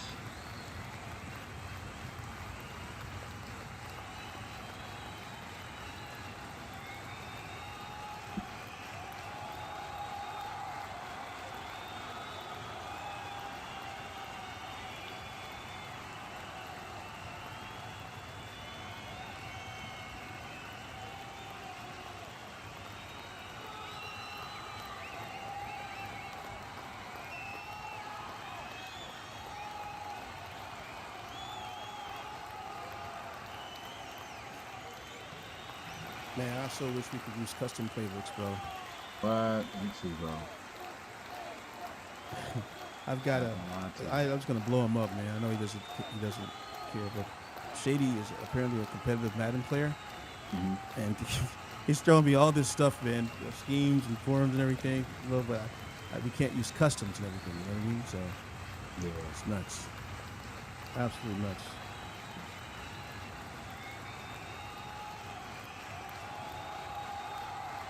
Maybe one day. Yeah.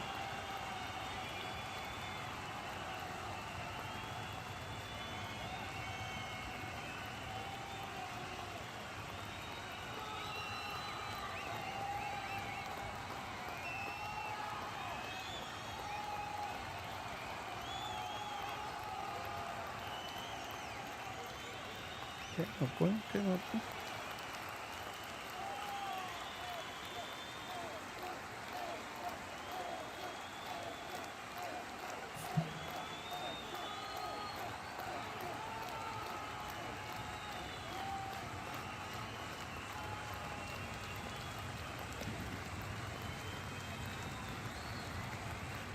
So we can't use custom playbooks because the game.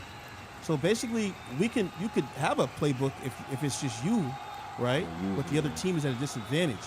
If you have 2 users on a team, it doesn't allow you to select playbooks for both when you do a premiere game or whatever. You see, so that's the problem, bro. It's EA. It's not us. I mean, we would love to have the custom playbooks, man.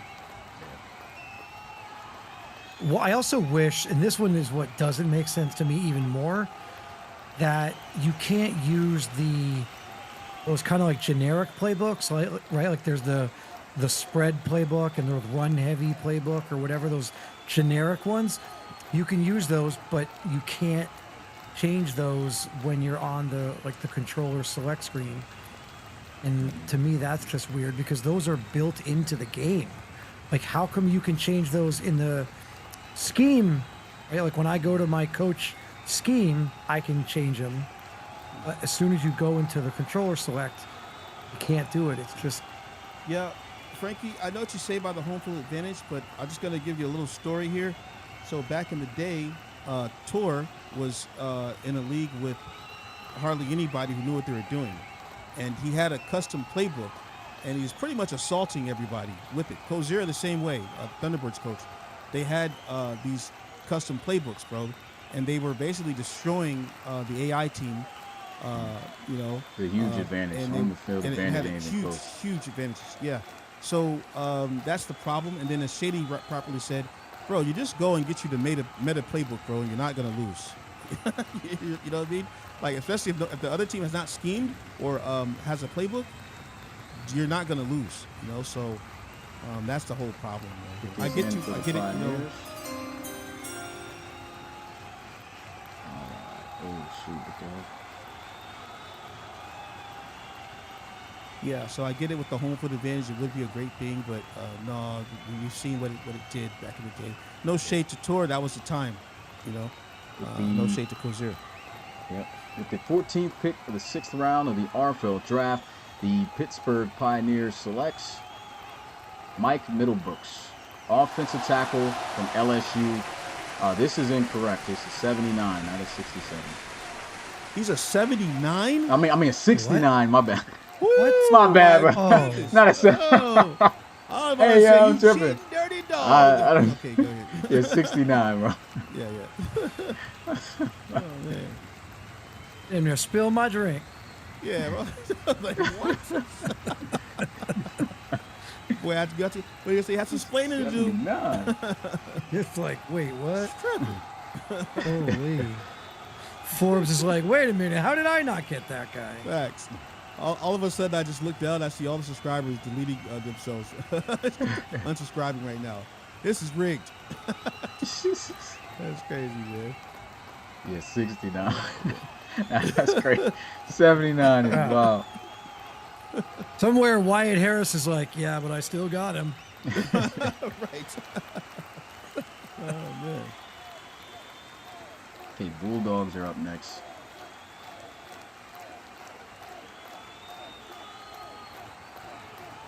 Okay, get a little bit of a break. Couple coaches in between here. Jeez. Nice. Yeah, you need a break, bro. Yeah. I ain't gonna lie though, Smitty, man. You know, I know guys got, skepticism about how the draft has been done and everything. You know, you can see all the ratings, but I do feel that regardless, there's a few picks I thought the guys were better than that, but I do feel that you've evenly spread this out amongst the, user AI teams, man. You know what I'm saying? So that's just my opinion. You know, I mean, everybody's got their own opinion on what they think, but I think I feel like it's been pretty fair, man. Obviously, there's going to be guys who, you can't please everyone, right? You can't even please us. So, there was a few guys I thought like, wait a second, why is he this, man? But it is what it is, man. Mm-hmm. It's just a difference of It's been a opinion. pretty good job. At the end of the day, Yeah, like guys could think dude was this, but I didn't. Simple as that. Watched most of the film, and who knows, maybe you probably thought somebody, and probably could have a little bit more proof to me that somebody was this. But I'm pretty sure I'm confident in myself being not too far off. So, and then on top of that, a lot of guys would measure other people's overalls and not understand, again, what I brought up earlier, that if you're dictated, if you're not the top guy, your ratings are dictated off the top of your class. Off the top of your class, So yeah. if he's not that overall, then you can't be that, or close to it. So I think guys forget that part of it. Just got to make sure I don't look at pancakes anymore. Yeah. Pancakes. Next season, though, man, I got my eyes on Lyman and linebackers for next season. What about you, Dunn? What you got your eyes on for next season, man? Or, sorry, for prospects, are we talking about for the college Yeah. series? Yeah, just positions at all. You got your eye on any positions at all? Or you just going to be going in here looking for studs? or Well, whatever? I wanted to come away with a tight end in this draft class. Uh-huh. I didn't. So, I would probably look at tight ends in the next class. My pick I is mean, other than in. that, I feel like I got a good amount of depth. All right, with the 15th pick of the 6th round of the RFL draft, the London Bulldogs selects Kona Fualima, middle linebacker Would you call me? from Arkansas, 67 overall normal. I think it's Fualimas, man. Kona Fualima, yeah. Fualima. Kona Fualima, yeah. Nice. Fire name, though. I ain't gonna cap. It is, yeah, it is.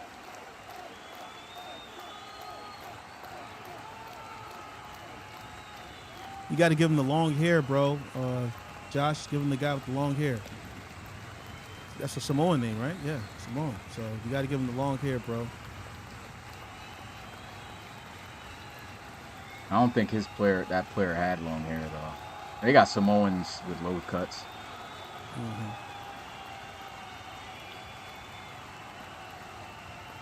All right, who's next? Marshalls. Okay. I'm thinking that Ramos face, Smitty. The long hair. Yeah, I'm saying if the player, if the generic didn't have long hair, you want to give him a face where he didn't have it. Yeah. Oh, You can choose the God, face, okay, but gotcha, if they gotcha. if they didn't have long hair, you can't get at to them. Oh, gotcha. Well, there's that.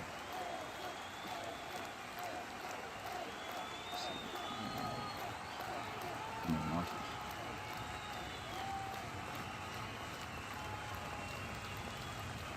This is pick 16.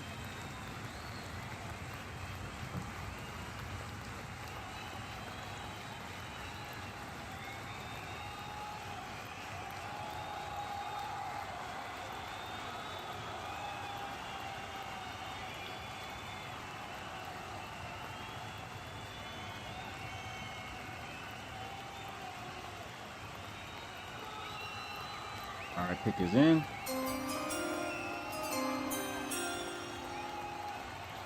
With the 16th pick of the 6th round of the RFL draft, the DC Marshals selects Darren Simon, offensive guard from LSU, 68 overall normal.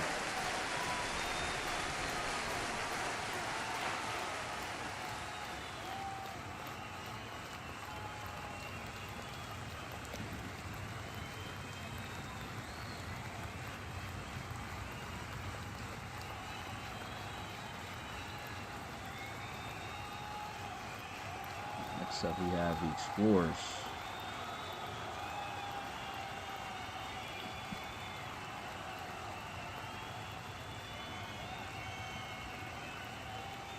Halfway through the 6th round. Yeah.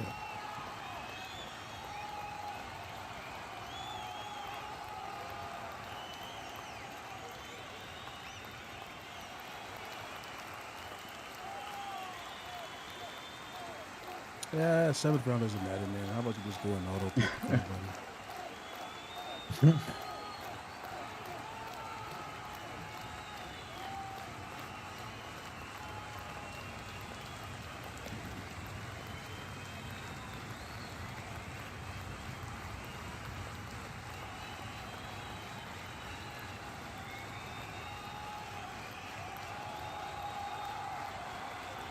Wait, is our guy still here? That's a little weird.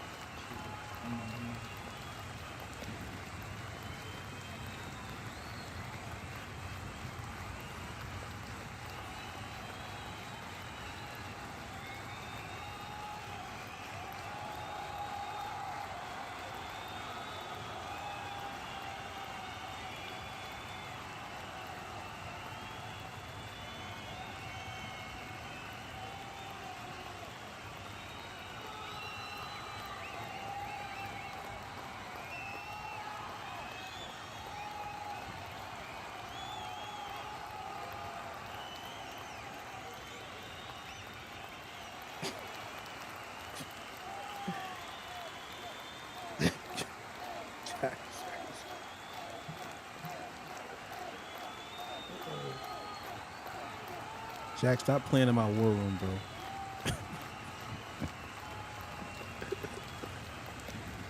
Oh my goodness. All right, pick is in.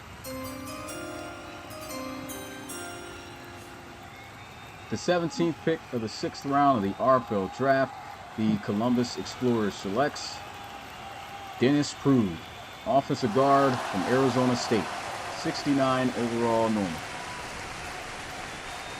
Yeah, that's another guy I had on my list here. I'm actually surprised he's this good. Yeah. At this stage, you know. Not bad. I think he's a little undersized. 285. Yeah, well, we Yeah. changing the weight, so. Yeah, you're gonna change the weight. Yeah. Oh, so that means that. Oh yeah. Okay.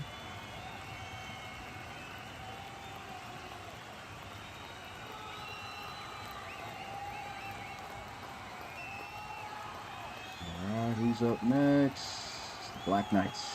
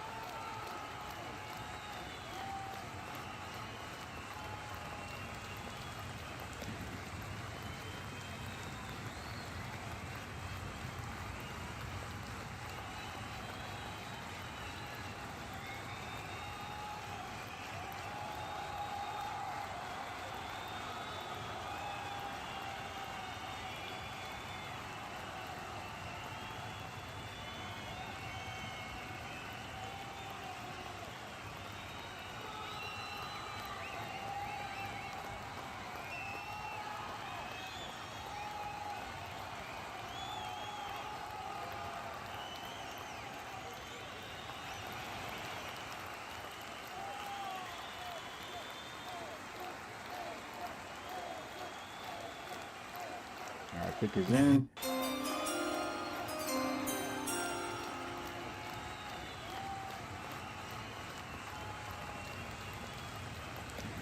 With the 18th pick of the 6th round of the RFL draft, the London Black Knights selects Daniel Campos, offensive guard from Penn State, 69 overall normal. Am I saying that last name right? Is it Campos or Campos? Campos. Campos, okay. Campos, yeah. Gotcha. I had him as a decent option last round. I think the knock on him was the size, if I remember. Oh, he's 6'4", 305.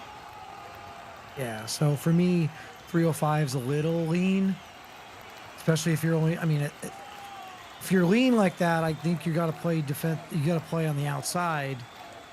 That's 6'4". I don't think you're tall enough to play on the outside. It's just kind of. Oh, he's a I guard. want. He's a guard. Right. So for me, that's too lean to be a guard. I want my guard to be like 325, 340, not 305. So Okay, for me, that was kind of. Yeah. That was kind of. Oh, and was the speed really low too? I don't know. Steamers are up next.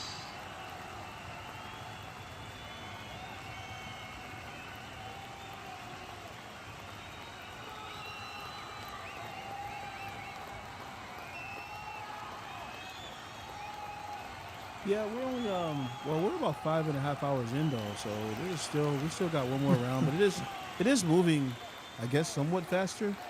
Yeah. At I this think point, it's that- just looking around and seeing like what Yeah. pick is what's the depth? What depth piece do we need? I feel Also a like little we'll be done at different. like 7:30ish at most 7:30. Yeah, what do you think? Probably. Like another hour of another 30 minutes of these Hour and a picks, and half? maybe another hour and a half of so. I think it's different too because we started at noon today and not 2. Mhm. Yeah. So the idea that we're almost done and it's only 5:30, whereas yesterday it was 8:30. Yeah.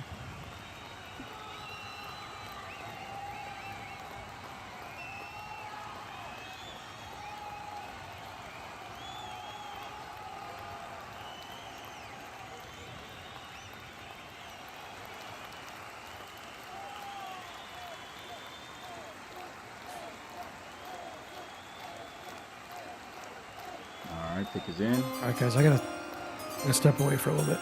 Okay. Okay. With the 19th pick of the 6th round of the RFL draft, the Memphis Steamers selects Ralph Singh, defensive tackle from Alabama, 68 overall normal. Ralphie.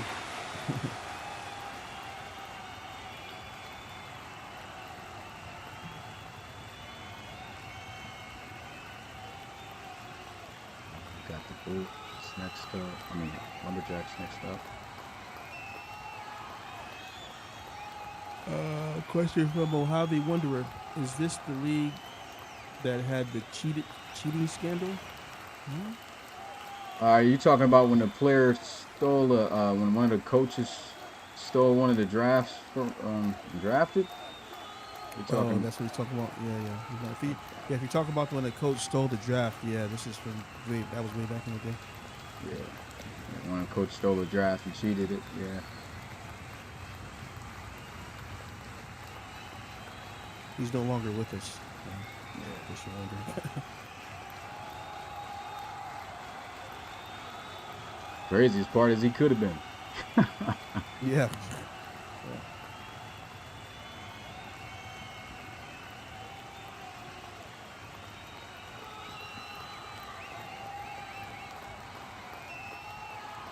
Yeah, I don't know if you checked it out, Mojave, but he ended up, the team got a little bit better. He ended up having a Reload Bowl run, and he got absolutely smashed in the Reload Bowl with his team, as we predicted would happen.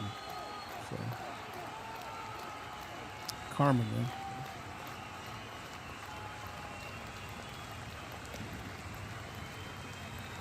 Front to fam too. Yeah. Oh.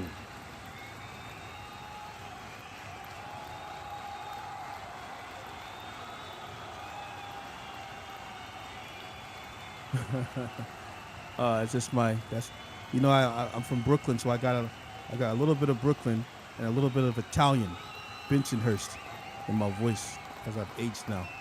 If you know, you know. It's no longer here anymore. He didn't make the cut. Didn't make the cut. He didn't make the cut. Sorry, but Bada your bing, boy's bada boom. not here. Bada bing, bada boom. He's not here. End the story. Yeah.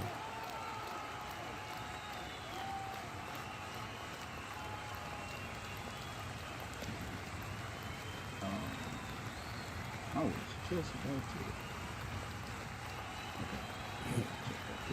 You get it. Forget about it. Get about it.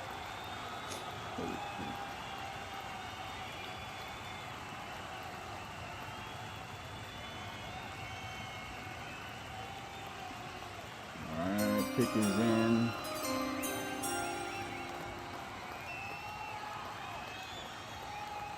With the 20th pick of the 6th round of the RFL draft, the Louisville Lumberjacks selects Chandler Lewis, tight end from Minnesota, 67 overall.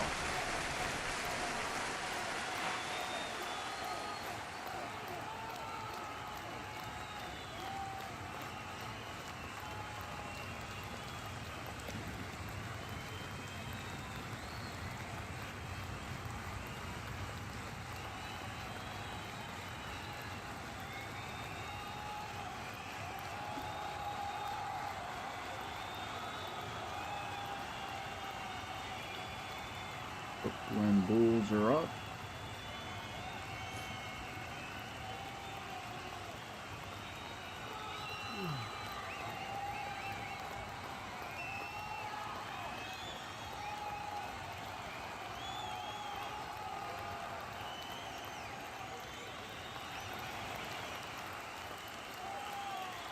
Third pick for them. Bulls. I think so. Yeah. Boys was bled dry.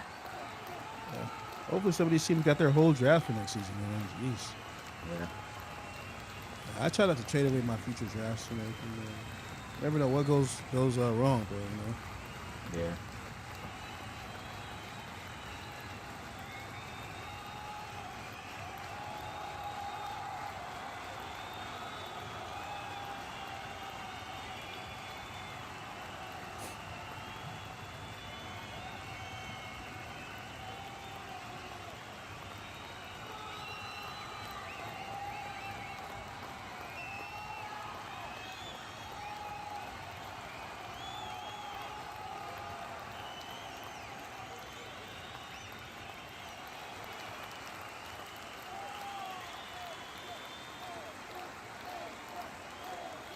What is he saying?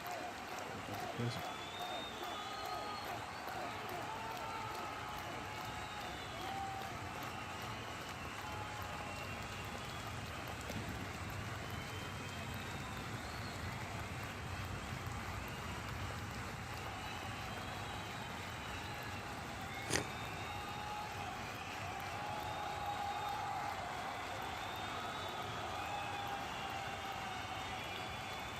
You know, Jones, I guess the KC pick is a little bit of redemption for Jerome Davis, dog. Oh, man. If you know, you know.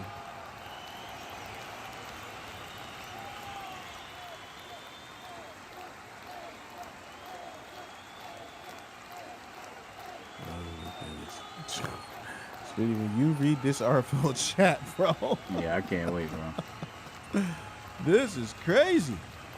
Did I put these links up here, man? RFL, yeah, jump to this. All right, pick is in.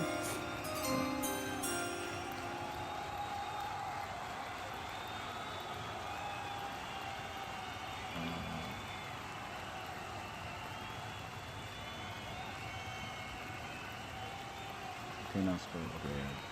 With the 21st pick of the 6th round of the RFL draft, the Brooklyn Bulls selects Jaquez Winston, cornerback from UCLA, 69 overall normal.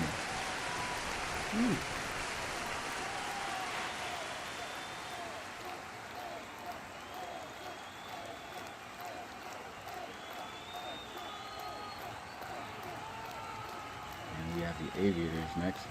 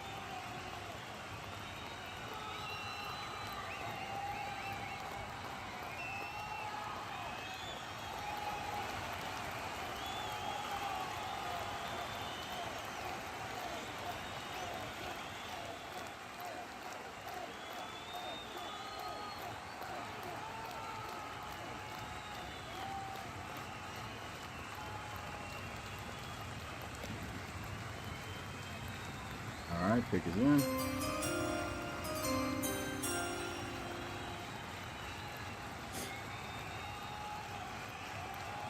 With the 22nd pick of the 6th round of the RFL draft, the St. Louis Aviators selects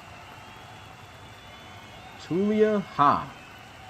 Talua, I think that's how you said it. Tulia Ha, offensive guard from Virginia Tech, 68 overall normal. Let me see this. Talia Talia Ha. Yeah. Talia Ha. Okay, Talia Ha. Yeah. He's Samoan. Yeah. No long hair, though. Just let the guys have long hair, Smitty. Who cares? The Samoan guys only. Look, these names are dope, bro. We got to put some swag on them, man. Not all Samoans got long hair, bro. I know, but it should be dope, though. You know? Come on, man. Just let it happen, bro. Just let it happen, bro. Only for the Samoan guys. Free. If they got the Samoan name like that, long hair. Okay, let's see. What's up? Okay, we got the Armadillos up next.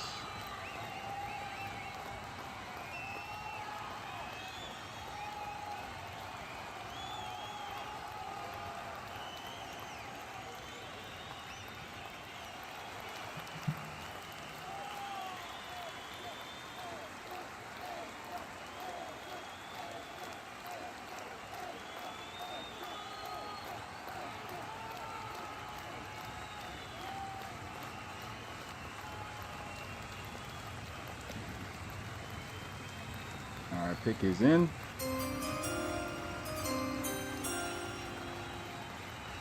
With the 23rd pick of the 6th round of the RFL draft, the Austin Armadillos selects Cooper Zingman, free safety Rolling. in Florida, 68 overall normal.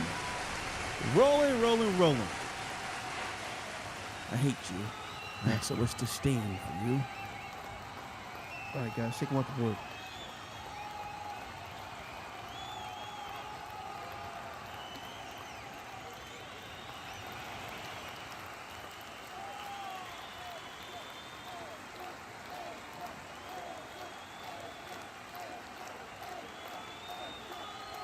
We have up next the Desperados. JoJo. JoJo said bad pick. I'm weak. Oh, man.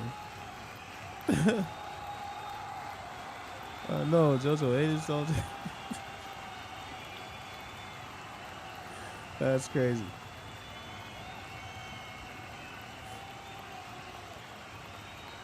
Somewhere CJ is like, why does he get a pass?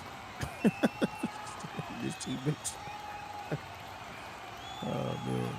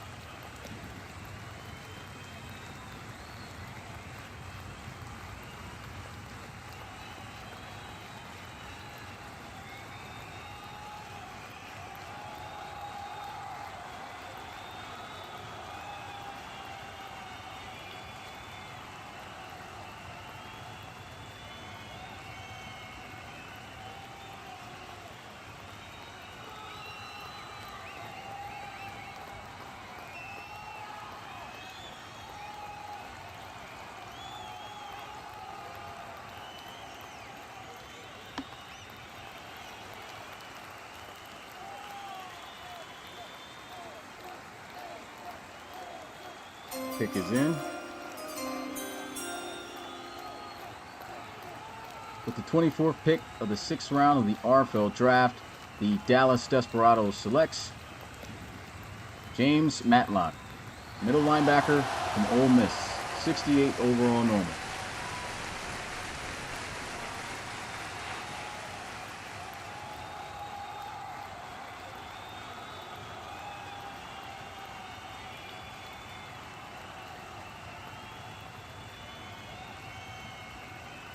Now it's the Shamrocks.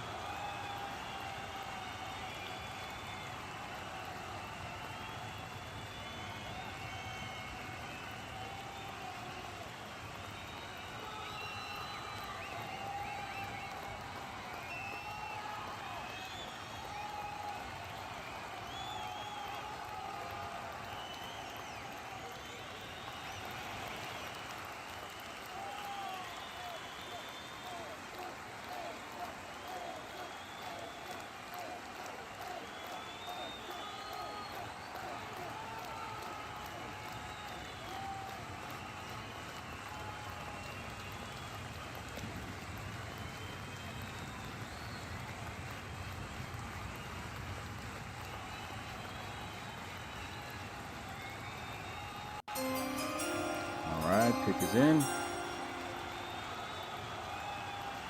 With the 25th pick of the 6th round of the RFL draft, the Boston Shamrocks selects Lucas Solomon, defensive end from Utah, 69 overall normal.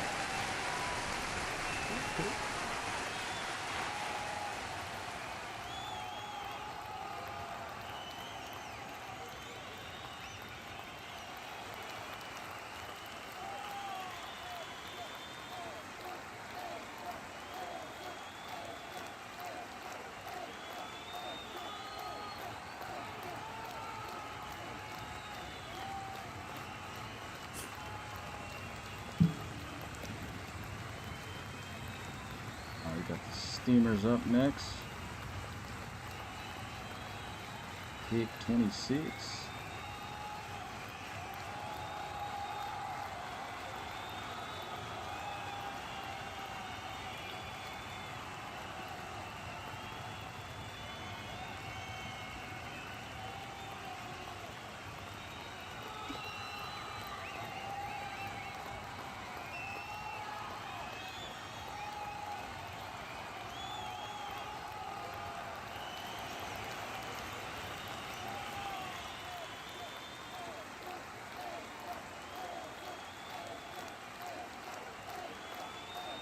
Pick is in. With the 26th pick of the 6th round of the RFL draft, the Memphis Steamers selects Donovan Hardy, offensive tackle from Ohio State, 68 overall normal.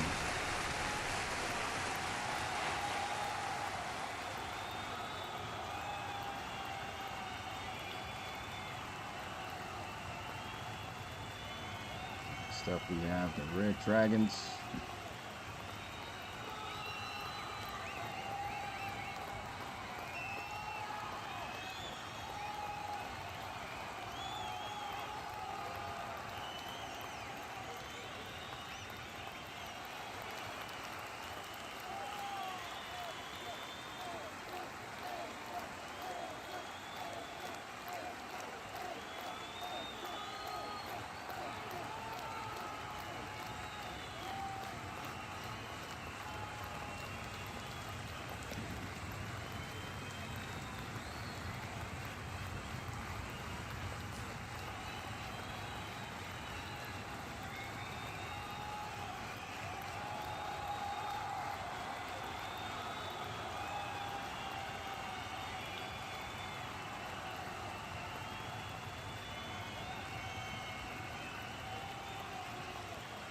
My pick is in.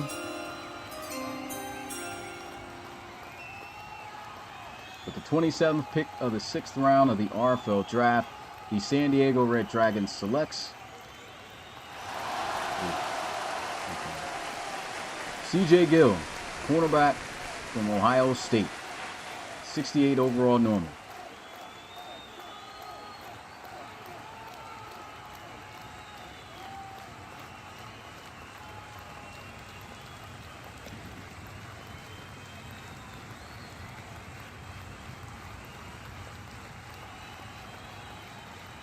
And next up we have the Marshals.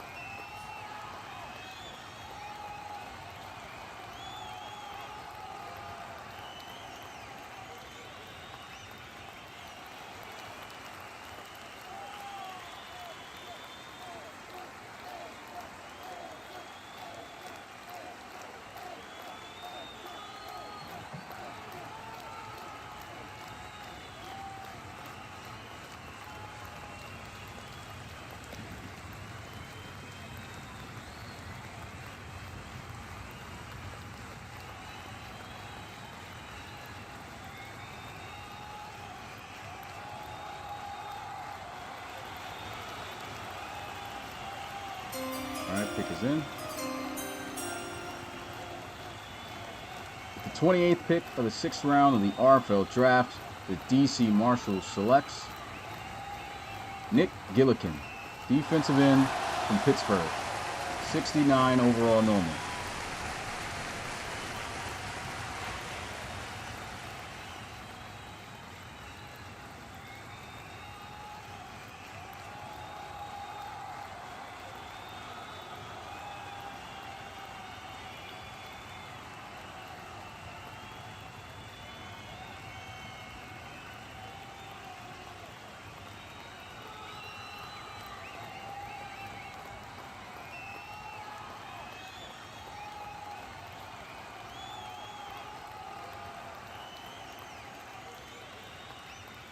Got the Hogs up next.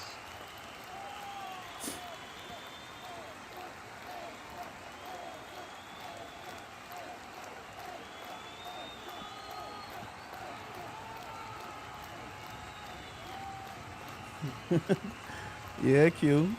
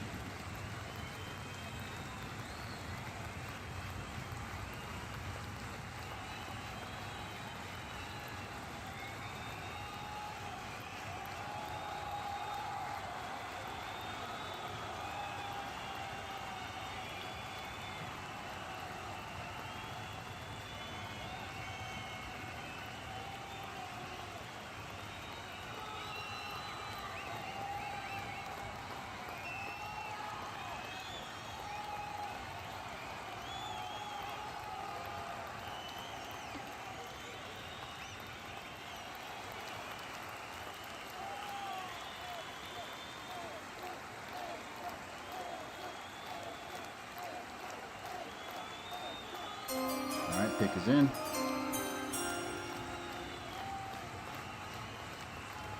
With the 29th pick of the 6th round of the RFL draft, the Cincinnati Hogs select Joshua Hocker, cornerback from Minnesota, 69 overall normal.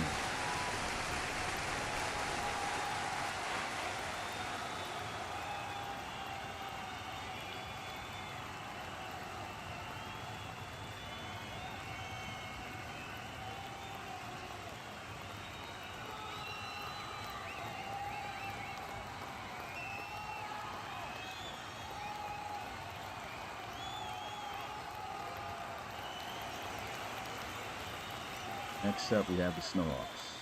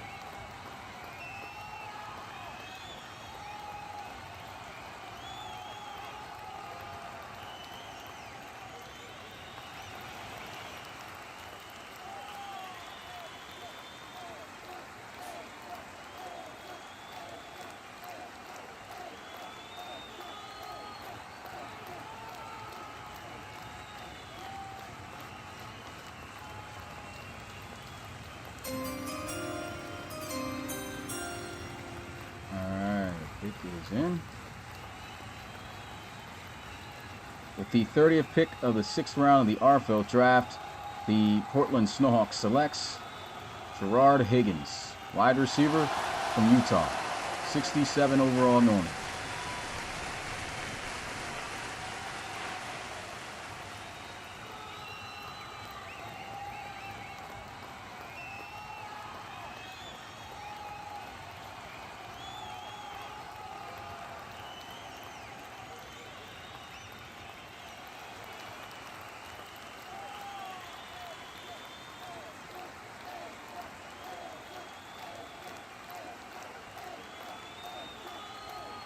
Next up are the Celtic Tigers. Yeah, sorry, Speedy Man, guys. We've been trying to get our last pick in order, man. Yeah, all good, no problem. a lot of talk in the background right now. What a draft this has been, man. Wow. Yep. Crazy to think after today, man, it's going to be straight Yeah. season 10, but, Yeah. season's coming. Definitely, man. All right, I'm back. Whoa, you scared me. Hey. Yeah, your mic's mad loud. Oh, is it loud? Yeah. Oh, yes. I was doing some ASMR just now on my ears. What's going on, man? I Not didn't the even good kind. do anything. It's good now. Okay. I don't know. That was weird. What was I gonna say? Oh, so you were just talking about straight into season 10. So after the draft, we obviously have to, I know you said you have to finish actually building out all the players. Mm-hmm. How are we doing that? Are we going to, you're going to show us in a separate file what the builds are and then we just recreate them in the actual real file? Yeah, once it's done. Yeah, it's going to be a file. Once we finish it, we're going to make the draft class public, and then we're going to download that. I invite the coaches to the file, so that way they can record who they drafted and use those players. Okay. And then we'll be creating those players in the real file based on whatever rookies, we have or whatever. Yeah. Or we can pick up. Sorry, Rob. Go ahead. No, it's okay. I forgot something.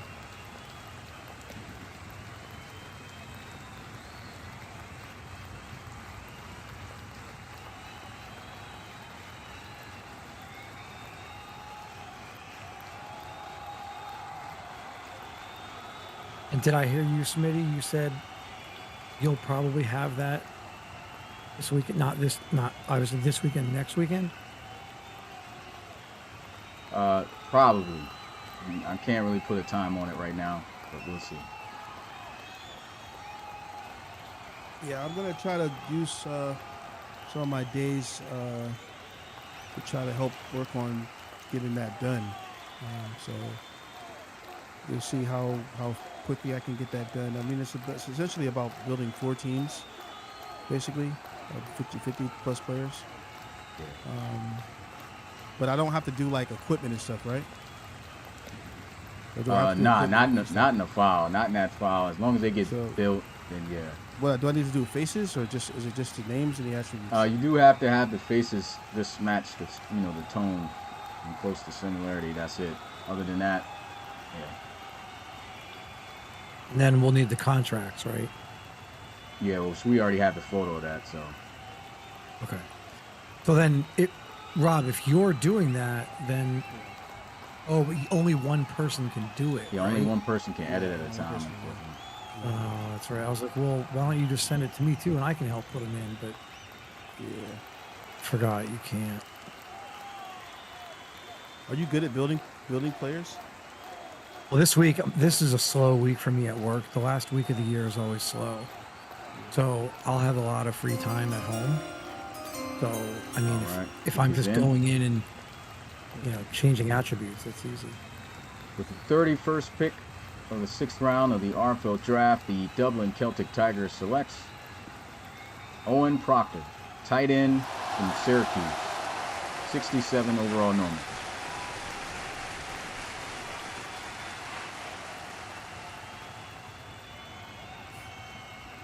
We are down to our last 6th round pick, the Condors. So, Smitty, Yankees pretty good at building the players as well.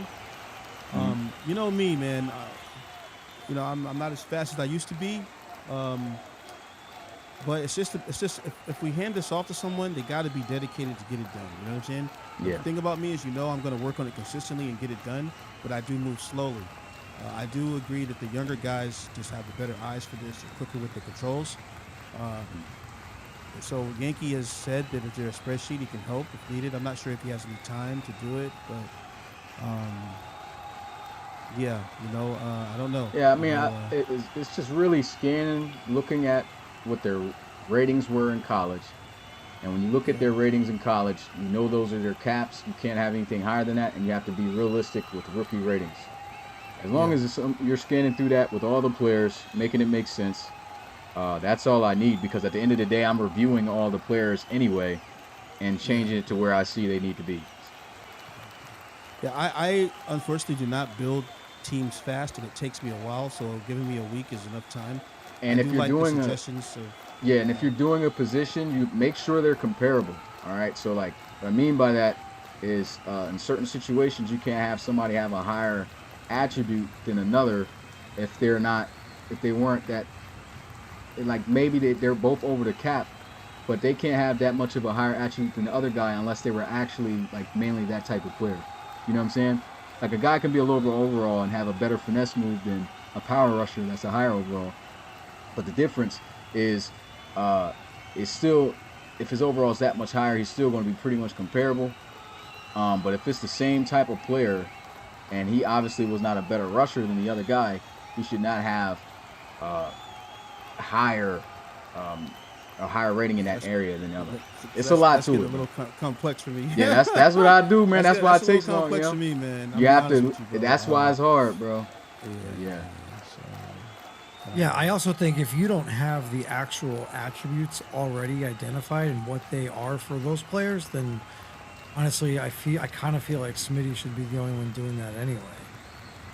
I mean, I used to, but I'm just saying, I definitely can't do it. But you guys know the overall, so it's really just knowing what their cap is and turning down their attributes until they get to that overall number, and then I review everything, and I edit it to make sure it's in the proper place. So then if that's the case, then why don't the user coaches, we could do our own teams No, and then I mean, Well, because we need if somebody you're going to whoever can review just them start doing. anyway, Yeah, whoever can start doing them, that's cool. But I need somebody who actually knows the players and stuff what to do. I don't want nobody coming here just because it's their player and trying to move stuff around. Like, I'm not doing that. Yankee and Forbes, what do you guys think, man? You guys have that kind of time? Forbes, I know you've done a lot of work, bro. I'm just going to be honest here, bro. That last piece that he just said there, that's not my forte. If I was just copying them over and getting them to a certain overall, that's not a problem for me. But like knowing, oh, he needs to be higher, he needs to be lower. That's definitely not my thing. You know, I feel like I would be taking a lot more time trying to decipher that rather than just getting a guy to an 82 overall or whatever, 75 overall. I mean, So, you can do that because again, I'm reviewing it anyway. But if you do try to go that route, it's going to be less work for me to do. You know, yeah. so I just Boy said he recommend. need 1.4 million reloads. Nah, that's crazy. I hate you, Forbes. take away Lou Burks. All right, let me He focus. kinda Let me can't do it. focus on doing this draft. Yeah. He kind of can't do it. He's very busy. He's got his birthday coming up. He's out swing. Oh, not swinging. I'm sorry. I was gonna say dancing, Hold on now. dancing and everything. Yeah, that's it. Yeah. Oh man.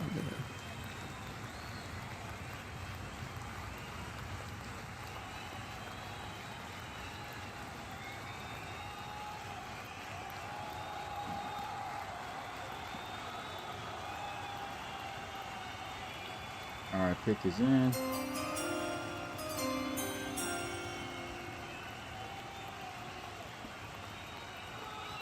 With the 32nd pick of the 6th round of the RFL draft, the San Jose Condors select Vinzel Hicks, wide receiver from Syracuse, 66 overall normal. And that is it for the 6th round. This is it. 7th and final round of the RFL draft. And the last one we're going to be doing live.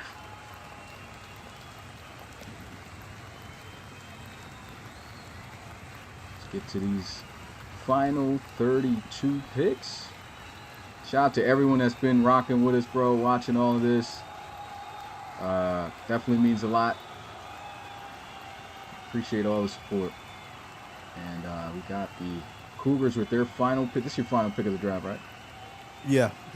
Final pick of the draft right here.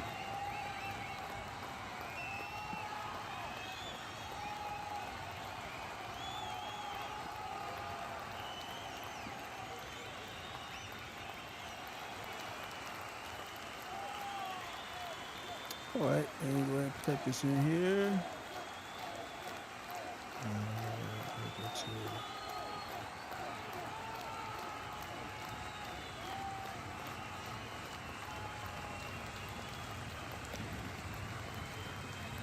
Wait, hold on one second, guys.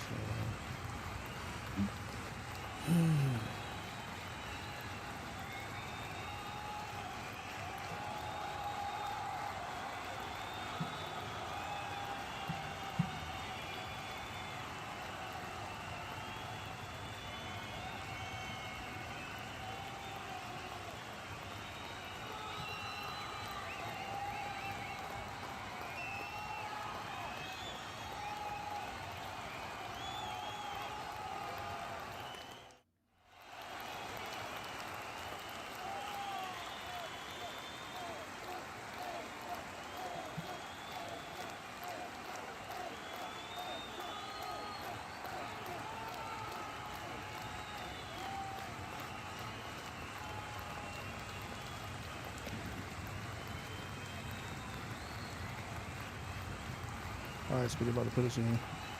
All right.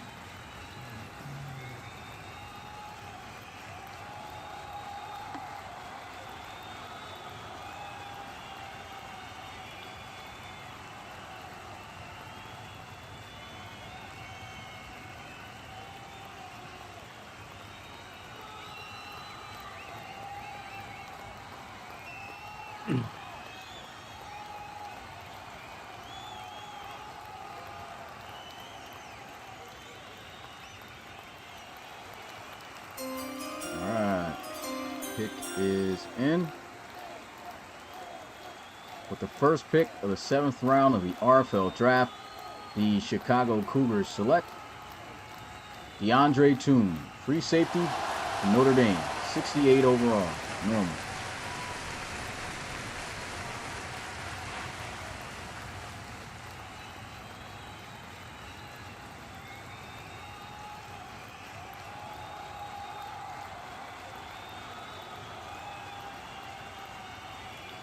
All right, man. Final pick for you, Rob. I guess we can ask questions for conversation, man. How you feel like your draft went? Oh, absolutely amazing, man. Probably the best. I think this is probably the best draft that I've had in this league. So, even I'm gonna even say this trumps the Geno Gannon draft, man. I think that was a great draft for us, man. So, Yeah, I think so because I think you cut every other player after him. yeah, exactly.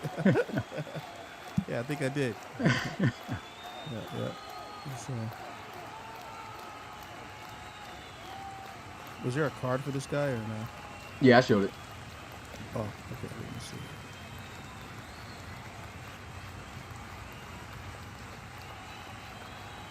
Oh yeah, forgot to load up. Next up are the Bison.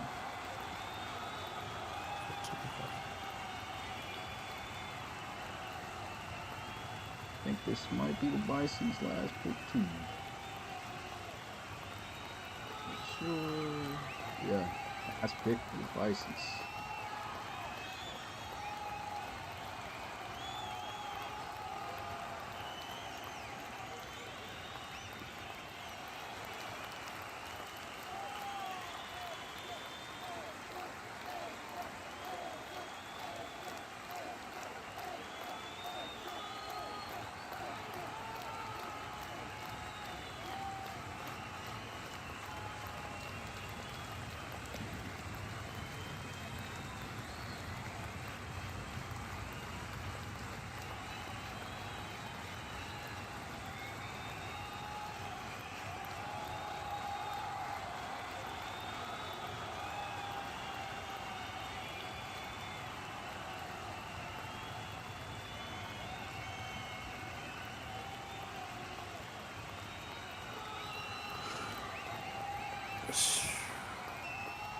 Hey, shout out to the guys. I know it's a shameless plug, man, but shout out to the Cougars locker room, man. Glad to have you guys in there. A lot of activity, man. Been a long time. Appreciate you guys, bro.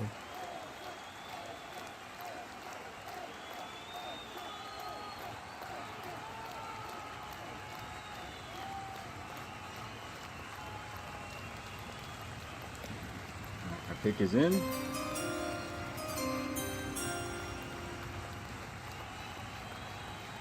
With the second pick of the 7th round of the RFL draft, the Oklahoma City Bison select Marcel Green, free safety from Utah, 69 overall normal.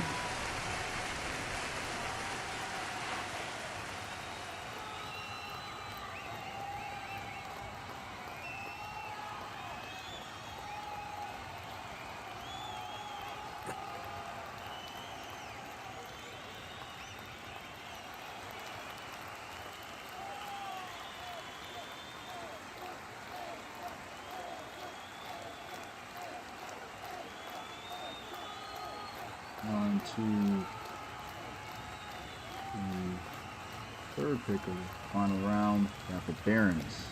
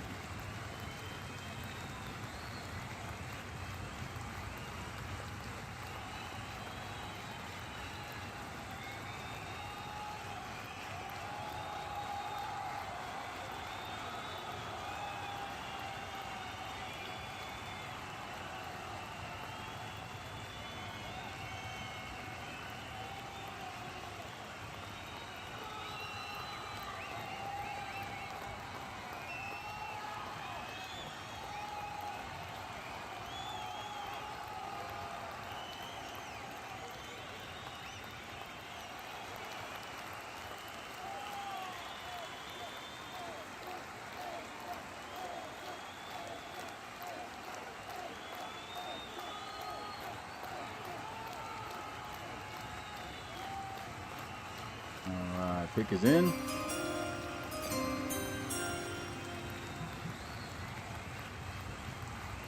With the third pick of the 7th round of the RFL draft, the New York Barons select Khalil Harris, running back from Miami, 68 overall, normal.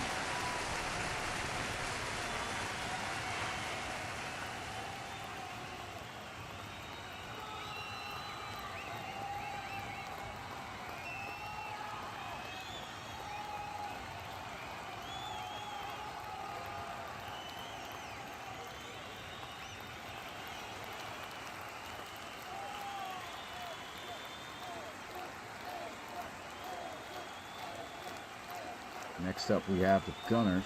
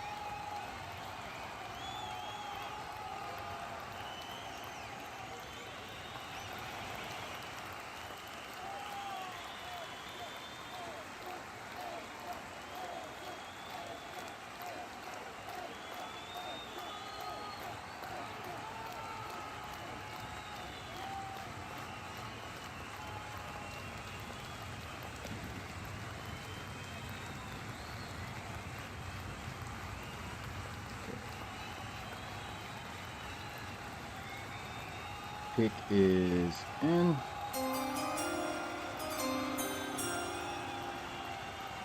With the 4th pick of the 7th round of the RFL draft, the Baltimore Gunners select Randy Pitts, wide receiver from Oklahoma State, 66 overall, normal.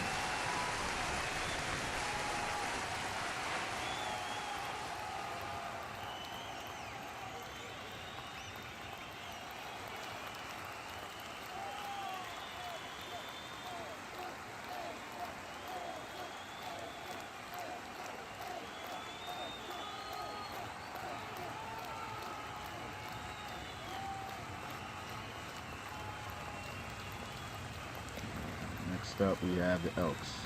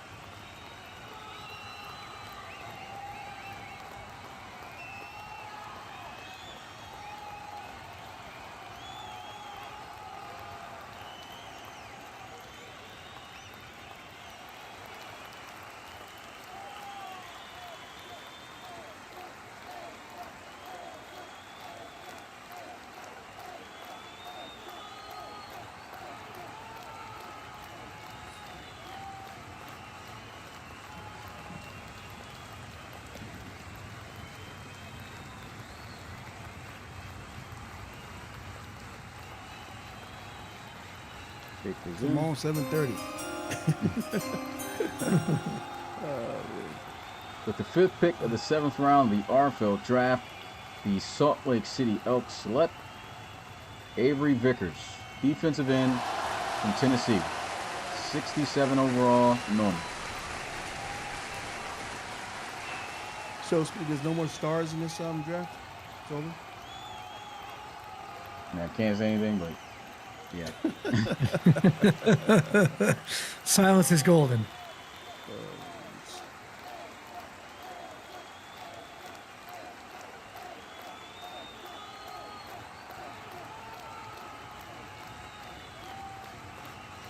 The RFL season, this RFL season, I'm committing to be the best coach I can be. I'm going to.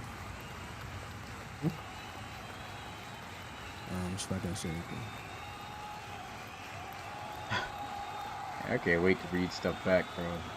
I mean, you ain't got time for that. We got work to do. I mean, after the fact.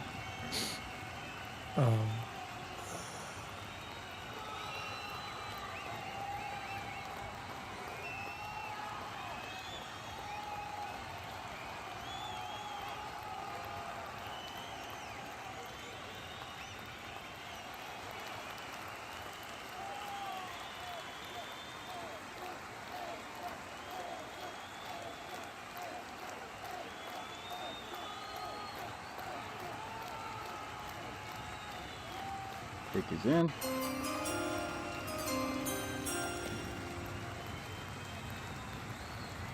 With the 6th pick of the 7th round of the RFL draft, the Orlando Sentinels select Alex Pettis, center from Texas. 67 overall, normal.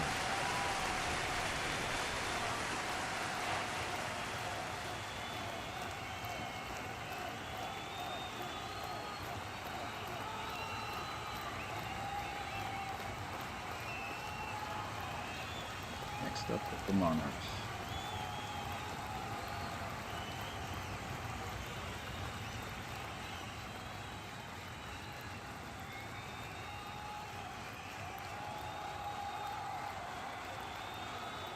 Round 7, pick 7.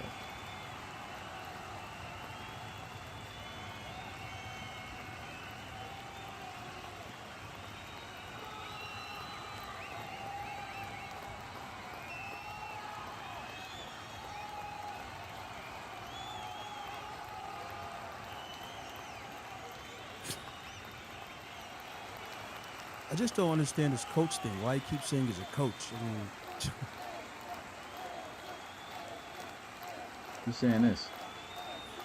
Firestone still out here with his coach stuff. I mean, I see Torres says he's an honorary member, but like we shouldn't be taking on roles that you don't officially have with the league. Hate to be that guy, but like it's not a good look.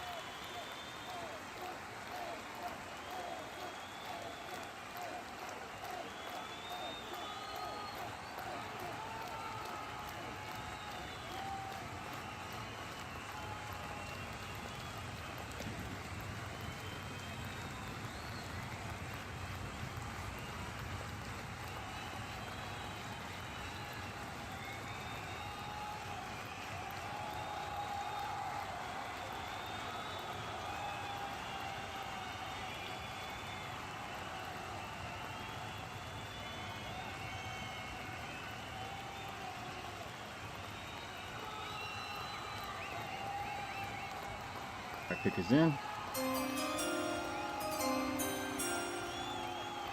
With the 7th pick of the 7th round of the RFL draft, the New England Monarchs select Maddox Barber, center from Ohio State. 69 overall normal. This is the guy that didn't play, right? I think so. Yeah, I believe, yep. Played last year, but I think Pecan, yeah, when I was looking back at the stats a while back, I don't think he played him.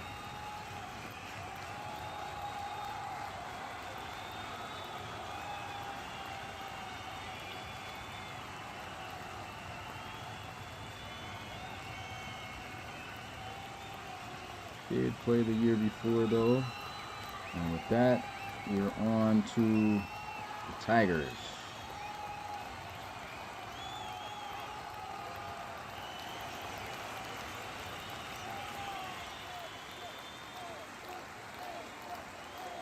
Rodney, you got lucky, buddy.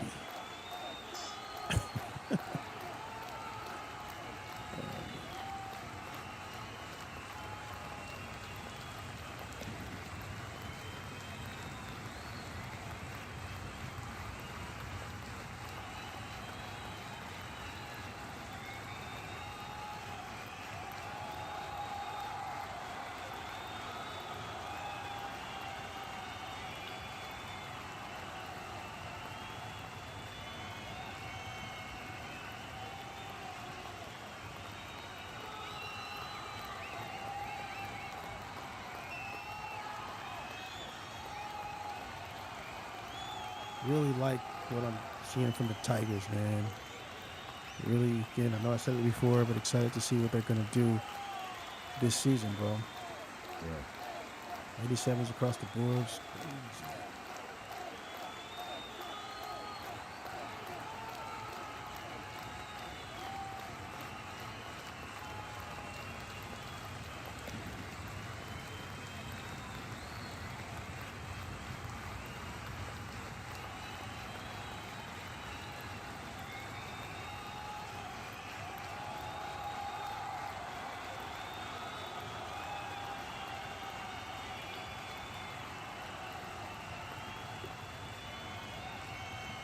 Oh, the Condors have Mr. Irrelevant. Oh, that's Yeah. 75 star. We want to Somewhere. venture a guess on who Mr. Irrelevant is going to be? Quickly scroll down the draft sheet and tell you exactly who it's going to be. Who's going to be? We should, for 1,000 reloads, we should have a game with everyone in the chat. Anyone who's been following along all day today, for like 2,000 reloads, if you can correctly identify who Mr. Irrelevant is going to be, I think that's worthy of some reloads for your commitment to this long day. Right.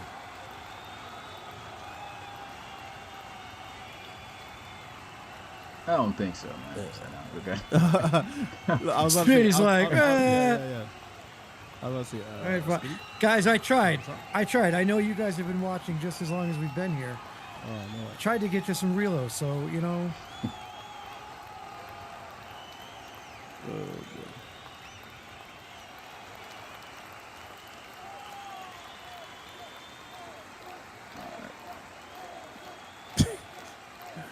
Oh, Forbes, jeez, that's Forbes. ruthless. Jeez. All right, pick is in. With the 8th pick of the 7th round of the RFL draft, the Tampa Bay Tigers select Luis Franco, center, Utah, 69 overall normal.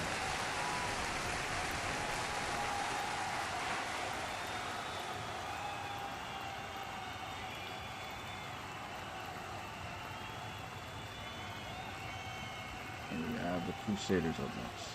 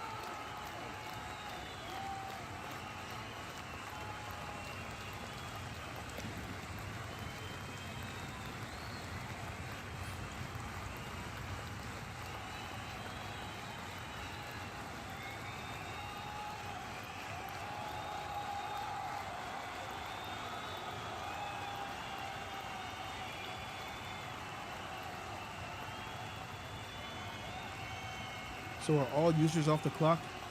I mean, off the boards, guys? I think so. Yep. I think so. Yeah, the only ones we had were QBs, right? And Yeah. they went.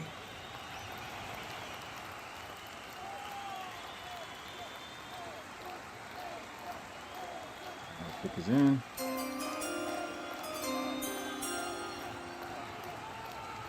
With the 9th pick of the 7th round of the RFL draft, the Los Angeles Crusaders select Titus Ferret, outside linebacker from Minnesota, 68 overall, normal.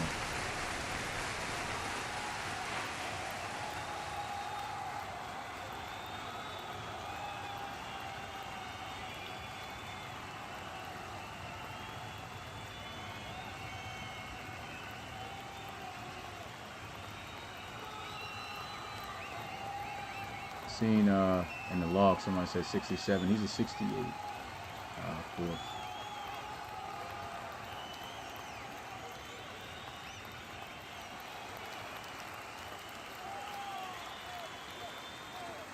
Who's next? Voyagers.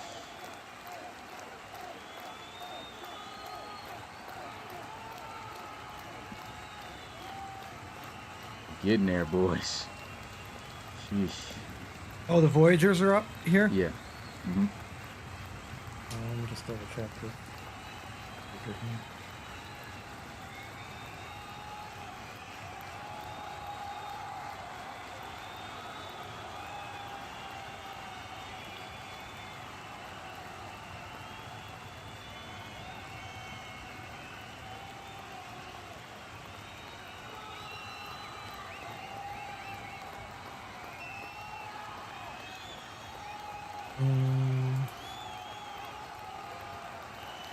All right. Let's see, is there one left?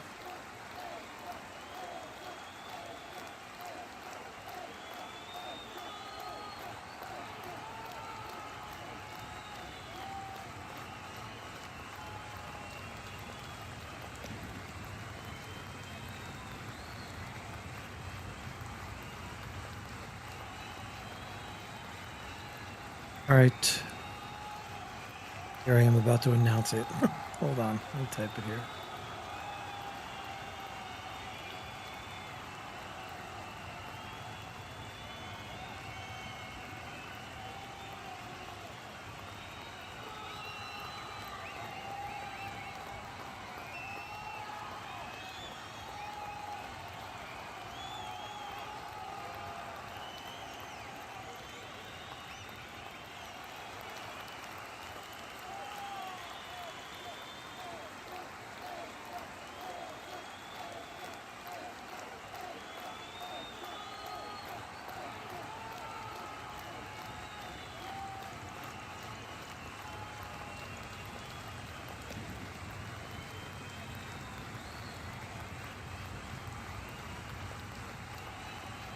Pick is in. With the 10th pick of the 7th round of the RFL draft, the Houston Voyagers select Andrew Medina, punter from Ohio State, 70 overall, normal.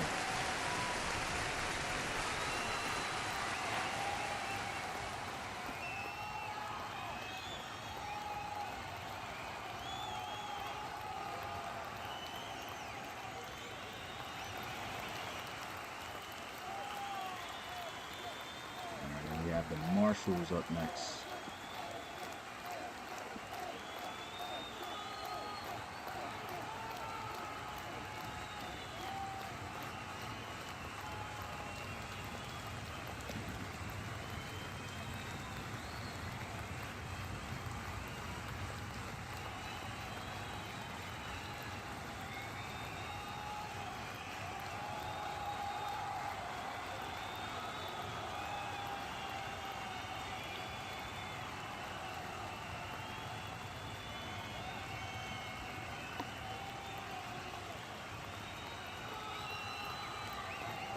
So is Hodge 8-1 as a head coach, Skinny, or 7 and? He lost 3 games. He lost 3 games. Mm-hmm. Shamrock, Stillos, Snorhawks. So what is his record then? 8-3. Okay. 8-3 is head coach.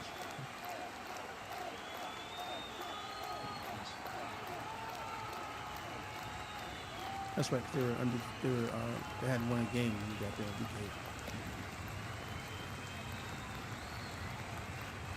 Pick is in. With the 11th pick of the 7th round of the RFL draft, the DC Marshals select Thomas Carter, cornerback from Notre Dame, 68 overall, normal.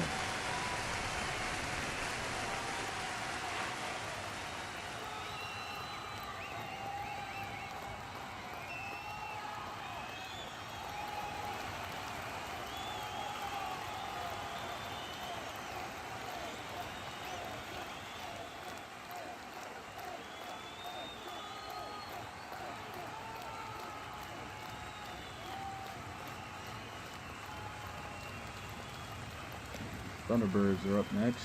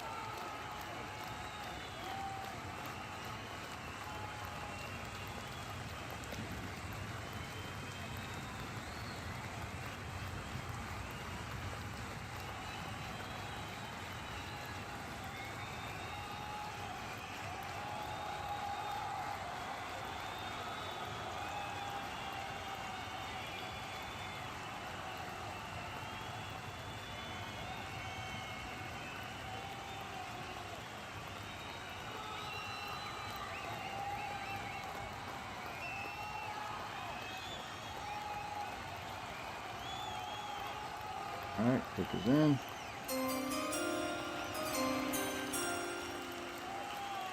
With the 12th pick of the 7th round of the RFL draft, the Atlanta Thunderbirds select Dante Cobb, tight end from Auburn, 66 overall, normal.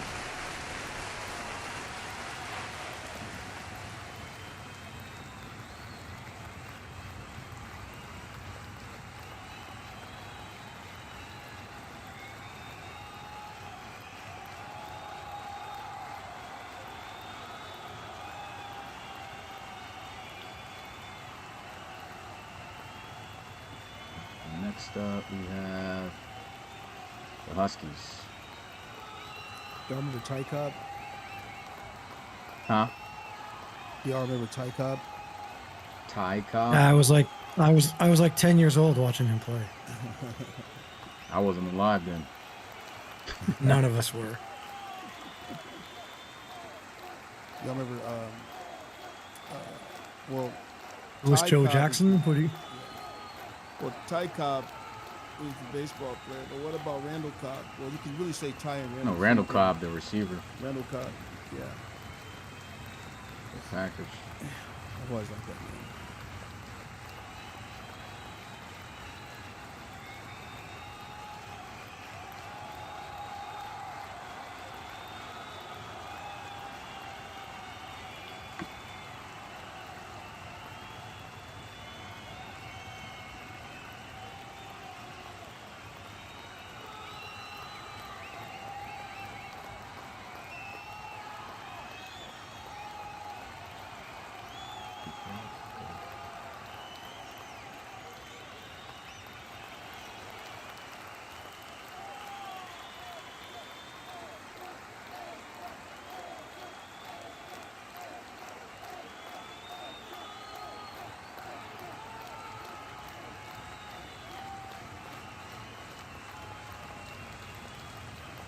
Yeah, I actually made a little mistake there, guys. I was actually meaning Randall Cobb, and I thought Ty Cobb. I thought Detroit.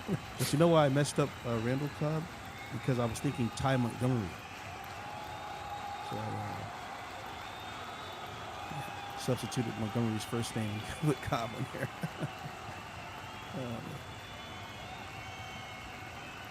I liked Ty Montgomery too, man. I thought he was kind of sweet when he went to halfback, you know? They got all those injuries and stuff. It's crazy.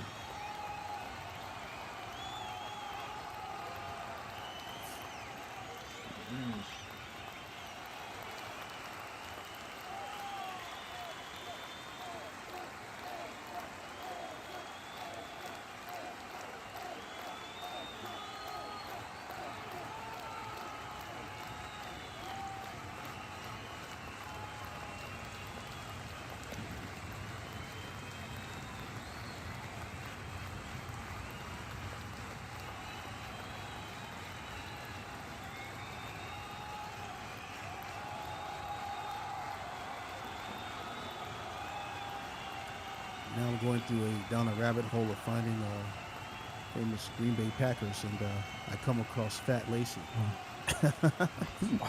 Man.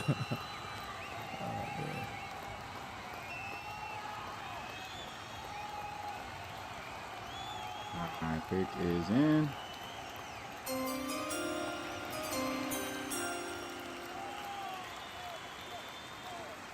With the 13th pick of the 7th round of the RFL draft, the Toronto Huskies select Sateki Cone, middle linebacker from Georgia Tech, 67 overall normal.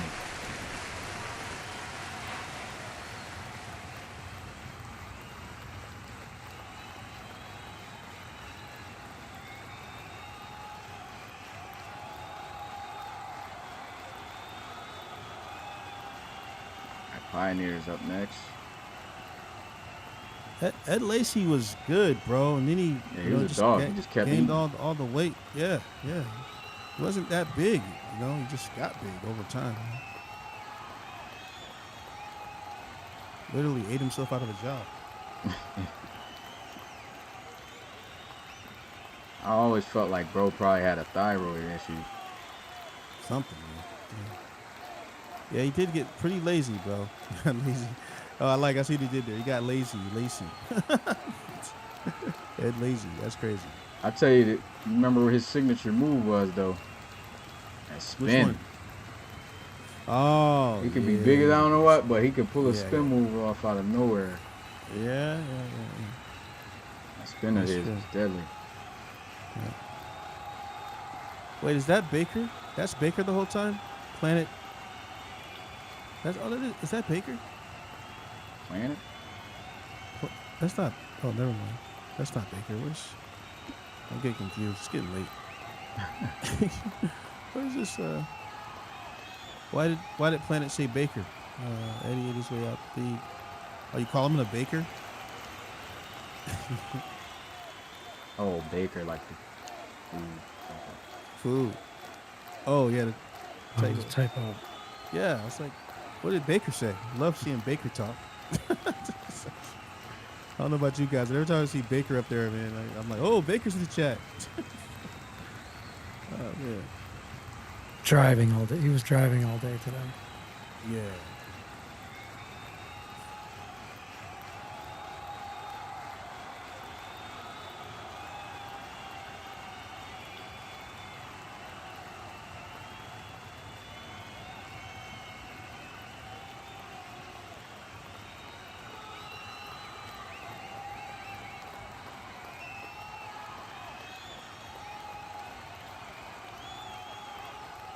Ah, there he is. Always around. There he goes. He's like the RFL John Wayne. Sorry, young guys, you don't know who that is. It's Baker, Western John legend. Wayne. Didn't agree with his politics outside Yeah, of the yeah. screen, though. Oh, yeah. It was terrible in that regard. But yeah. See, my mama said, I didn't like his politics, but I love John Wayne. Speaking of which, I got a crazy story to tell y'all, too, Fitty. I'm going to do it in admin, though. Chat, man. 'Cause, I got a crazy story about my mother and a famous comedian that my dad told me about over Christmas, man. I could not believe it. And y'all going to be busting out in tears when y'all hear this one. Oh, man. We'll give some of y'all part of it. She was heckling a famous comedian when they were younger, and he absolutely destroyed her in the front row. Who, your mom? Yeah. And they finally told me about it, man. So crazy work, but I can't tell you who, and I cannot tell you what he said because it was. I mean, I bet I could tell you who. Nah, you can't tell me who. I don't know. Famous comedian, your mom. Yeah, famous comedian. I mean, there's. You got wouldn't guess it. two. You wouldn't guess it. You wouldn't guess it, man. Like he's not like one of the bigger guys, but he's in. Okay. He's pretty much in. Can I say this? Nah, I don't want anybody You have to say think this. about it, bro. Yeah. You got to think about it. Don't Got say the it. pick in, though, real quick. With the 14th pick of the 7th round of the RFL draft, the Pittsburgh Pioneers select Greg Granger, outside linebacker from Ole Miss, 67 overall, normal. Pecan, we're no longer friends. Boy said Richard Pryor. Richard Pryor. No, not Richard Pryor. No, not Bill Bellamy. Fake Oh, Baker. Bellamy. Arsenio Hall. Sinbad. It's nuts, though. It's nuts, though, man. He said, Martin. Wait till I tell you guys, though, man. Well, it wasn't like it was recorded, though, Smitty. It wasn't recorded. So they wouldn't even be able to find it,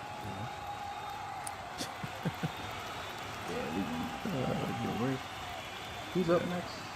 Bulldogs, okay.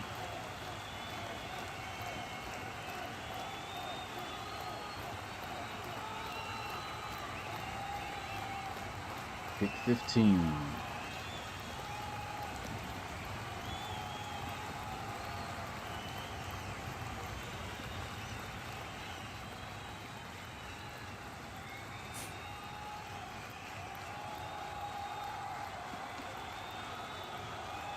Who's after this? Okay.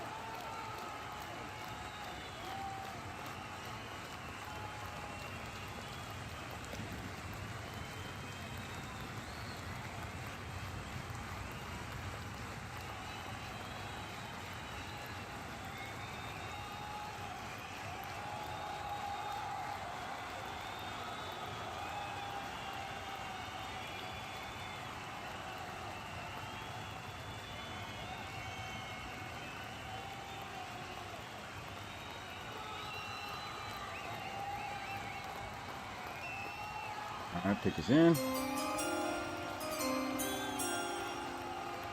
With the 15th pick of the 7th round of the RFL draft, the London Bulldogs select Trent Yoder, cornerback from Iowa, 67 overall, normal.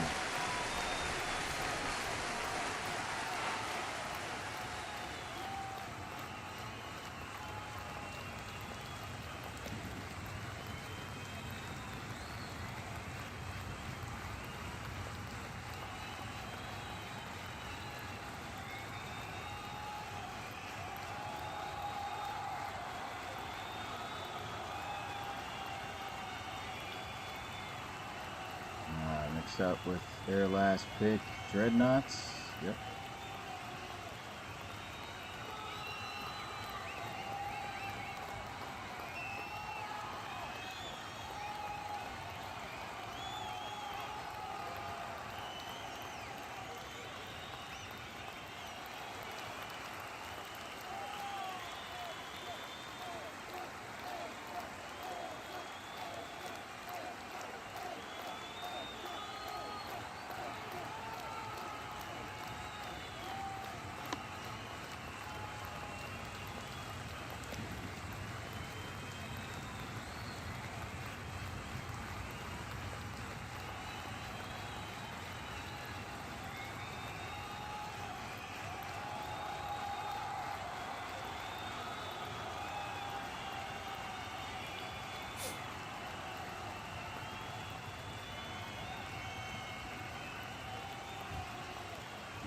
Pick is in.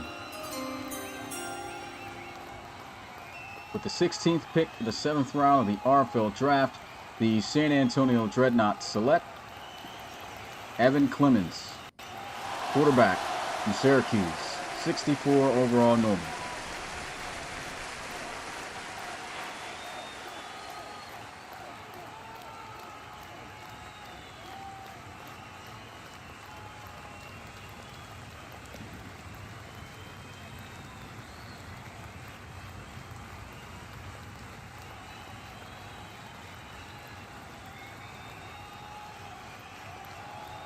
Next up are the Explorers, halfway through the final round, guys. 16 more picks. Yeah, just hurry up and pick, man. Just tell us the position, and I got them all. I got the players there. I'll tell you the BPA.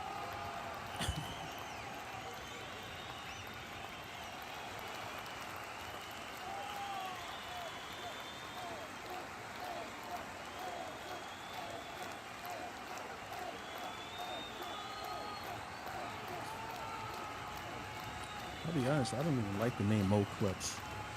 Just give him like Klutz or Klutz. Right? Well, that's why I brought it up earlier. It was a funny name. And every time he threw an interception, you'd be like, "Oh boy, here goes that klutz again." Yeah, correct. There's a punter out here named Boomer Everhart. If there's ever like, Earnhardt.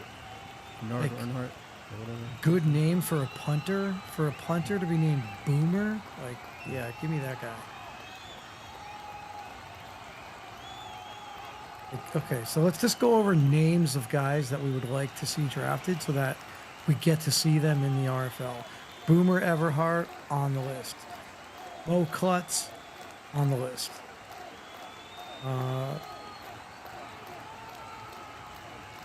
Earl B, the fullback there you talked about earlier at Navy. Yeah, Earl B. We'll get down with Earl B. Why We does got that a sound cornerback. So Earl B is what? What is Earl B? Well, Oral B is like the dental. Mental stuff. So like Earl the- B is like foot cream. Get some of that Earl B on my feet. I mean, okay, there's a DB in this class named Jalen Jamerson. Like, okay, a DB named Jamerson. I want that guy in the league. Way too close for Jameson. It's Jamerson. Jamerson. No, it's not Jameson. It's Jammer, but Jammer, like, Is there an or R in it? Jammer. Yeah. Yeah, Jamerson.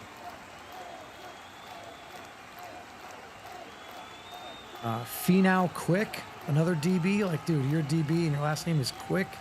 Wait, the first I'm name here, is I'm here Finau? for that. I feel Finau, like that's yeah. wrong.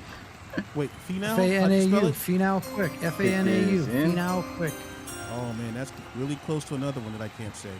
With the 17th pick in the 7th the 17th pick in the 7th round of the RFL draft, the Columbus Explorers select the guy, Jalen Jamerson, cornerback from Maryland. There you go. 68 overall. Yeah. No, Is it Jamerson? See or that? Jamerson? Jamerson. It's got to be Jammer. Like, come on, Jammer. He's a Jammer. DB. No, that's definitely No, Jamerson. that's just Jamerson. Yeah, Jamerson. Yeah, that's Jamerson. I don't like it. Jamerson's so much cooler. It is. How about a Sounds middle? like too We got a many middle. Two M's. Jamerson got gotta- too many syllables. It needs two M's. We It gotta- needs two M's to be Yeah. Jamerson. Yeah, but he's a DB, like jam him at the line of scrimmage. Come on. Just let him Okay, jam- we got a jam and jam. linebacker. We got a Come on, linebacker James. here named Rudy. We got a Rudy linebacker to named booty. Rudy. Right? Rudy Like, to can we get a booty. Rudy? Black Knights. Hurry on up, that Smitty. guy. We're off our meds. I mean, Marco Sweet. Like, okay. Rico Rudy Tabuti. That's his name? Is it Tabuti? That was a Oh, it's cartoon Rudy show of a Teague. character. Oh, Rudy Teague. Oh. Rudy. Yeah, Rudy Wow, Tabuti Hodge, you was that got Chalk me. Zone joint. I don't know if Yeah. anybody remember that. Chalk Zone? No. Chalk Zone. Rudy Tabuti. Hmm. Pretty popular kid show back in the day.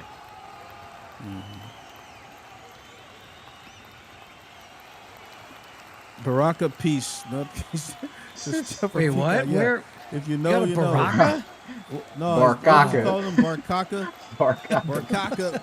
And Barkaka! Barkaka Peace. Okay, listen. I think He's like, given the sorry, weekend, guys. They know it was Baraka. It's just nuts. given the weekend that we are drafting, there is a defensive tackle in this class named Dante Christmas. Yeah, I like Name. that name. That's a great name. And Dante Christmas from Kentucky. You need to be in the league.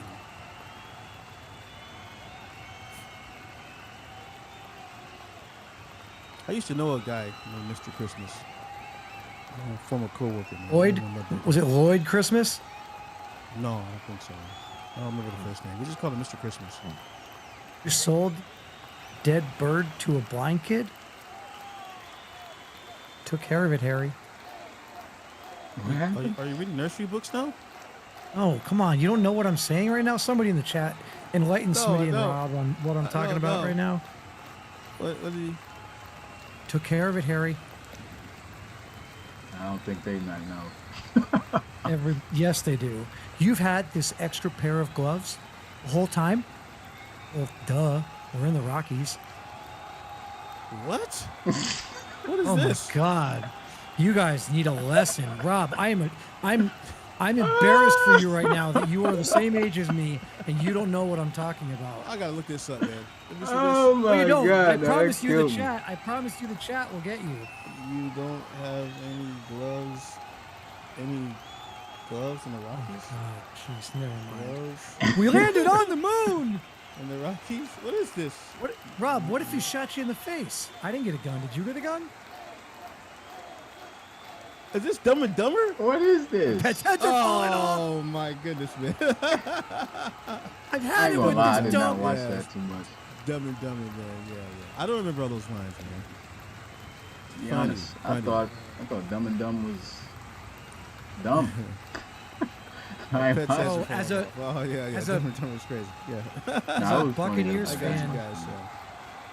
As a Buccaneers fan, Warwick Dunn was an old running back on the Bucks, right? Oh yeah, I remember work done, man. Well, I've got a buddy of mine, and I was a groomsman in his wedding. And as the groomsman gift, he bought us all football jerseys of our favorite team, and he put our names on the back. Well, my nickname was Dunner, so Oh. I actually Hey, had. somebody a Warwick let me Dunn know if this jersey. got taken because I didn't have it marked. But I'm about to announce the draft pick real fast for the Black Knights. Yeah, go ahead.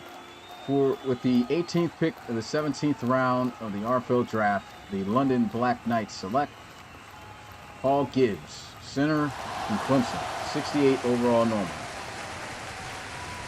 I feel like somebody named Paul was picked, but I wasn't sure. I don't have him marked.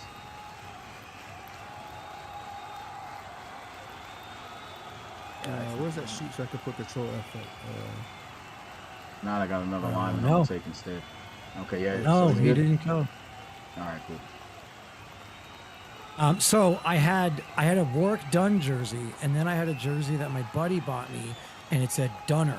Dunner on So the I back. had a Dunn and a Dunner, Dunner. and I Yeah, had a buddy come down, and we went to the game together. And I go, dude, I got this jersey. Why don't you wear this, and we'll walk side by side. And so we walked side by side everywhere we went through the game, and was literally everybody behind us. We could hear the people behind us laughing because they're just looking at Dunn and Dunner right in front of them. Yeah. No, that's funny. It's crazy. I can't believe you guys didn't. I literally just quoted like 9 quotes from that movie, and you didn't get a single I one of didn't them. really watch that. Yeah, like I wasn't that, really into bro. it. Yeah, I wasn't really into I it, didn't man. really like that. It was all right. Yeah, Peyton Cash. If Todd Bowles doesn't get fired tomorrow morning, I'm done with this team. And I know he won't because they actually still have a chance to win the division. I don't care. You're a defensive-minded coach, and you can't stop the Miami Dolphins with a rookie 7th-round quarterback. I'm out. That's why I changed. I don't know. No one said anything, but I literally changed. I was like, I can't wear this garbage anymore. I'd rather root for the Chicago Cougars than the Tampa Bay Buccaneers. But you better hurry this thing up, Smitty. I'm talking crazy now. You knew the spark was gonna come. We gotta wrap that up, B. Yeah, wrap this thing up, man. Apply BTA to Dunn on the stream again. All right, pick is in. With the 19th pick of the 7th round of the RFL draft, the Memphis Steamers select Alex Davis, offensive tackle from Notre Dame, 68 overall normal.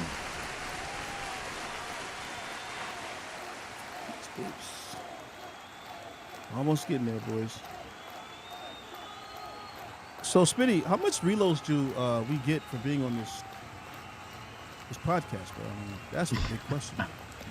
Especially me and Dunn. I mean, we're 3 days, 3 hours. Hold on. How many Wasn't- days? That's part of I the didn't do stat. Friday. That's part of the league, man.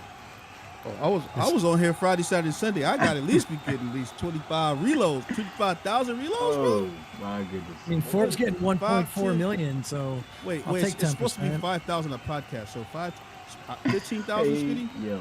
15K? It's not saying anything, guys. I'm worried. Yo, look, first of all, this is RFL season, and you said that if we do podcasts, we get 5,000. This ain't For a podcast. This is just draft. It's always finding loopholes. You always find loopholes. Ain't no loophole. No, it's not a podcast. You It's a try to draft. find a loophole. Oh my goodness. Coach Reload's really supposed to be earned during the season anyway. Well, this is during the season. I'm talking about when it's getting played. When it's getting played. Yeah. Hey, where's the season 10 logo, man? You didn't even put that up for the draft. Because it's not getting revealed yet. We haven't done any It's not promotion. gonna reveal. Okay, Yeah. okay. Gotcha.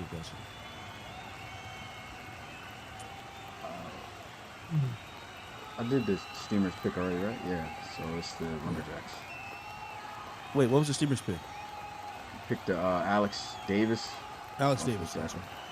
Amir Naga not gonna work here anymore. You got that reference, Rob? Mitty? Anything? Nah, you too You're old, bro. not gonna work here anymore? Too old, man. You older than both of us, man. Oh, come on. 2 months older than Rob. Still older.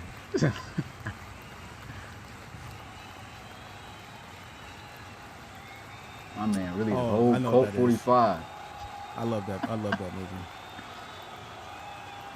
I love when they What? take the printer out back and they just destroy it. Oh, yeah. It's crazy. Yeah, this is Would old you have to talk. Google that? One of my favorite. Did you check one of my AI for the favorite answer? movies. What'd you do over Yeah, there? definitely did. Yeah. ChatGPT? Hey, did he? No, Nah, you it's a did great, for it's a real? great movie, though. Oh, I Office thought you Space, checked it. It's a great movie, man. I don't remember all the lines though. I watch these movies one and done, man. Yeah. Sound like Dunn was just sitting back watching all the corny movies. Yeah, exactly. That's what he was doing. Dunn just sitting back watching all the corny movies 3-4 Right. times. Yeah, I don't watch movies more than once, bro. Like I don't think I've ever. No, the only movie I'll watch. Oh, there's 2 movies I'll watch. 3. Yeah, 3 I'll watch, bro. It's Scarface, it's Goodfellas, and it's Casino. I'll watch those any moment. I'll watch those, bro. Especially Casino. It's just a good slow burn, and I like that. I like that feeling, man. So Yeah, Casino was pretty good.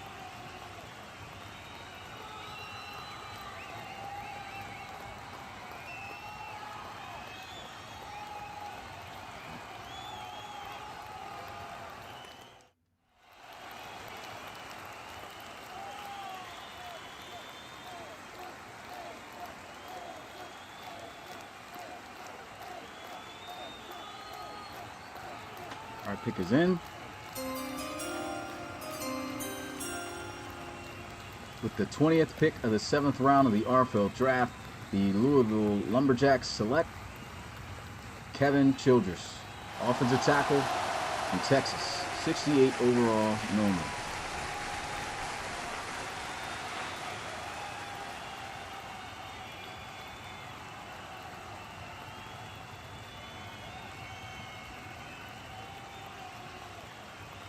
We have the Bulls up next.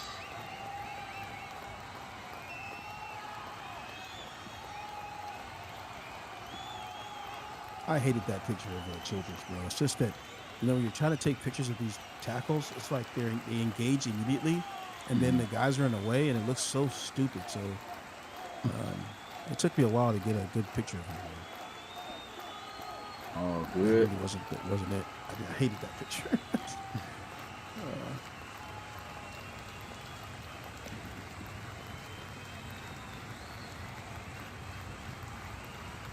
All right, got the Bulls up here.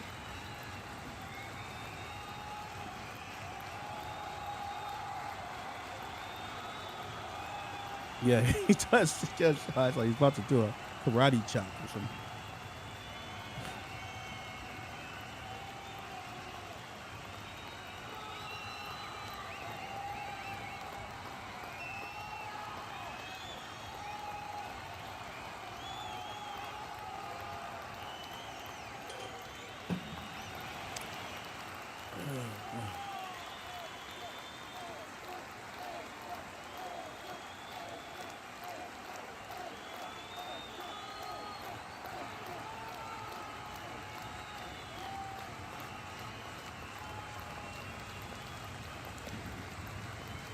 All right, pick is in.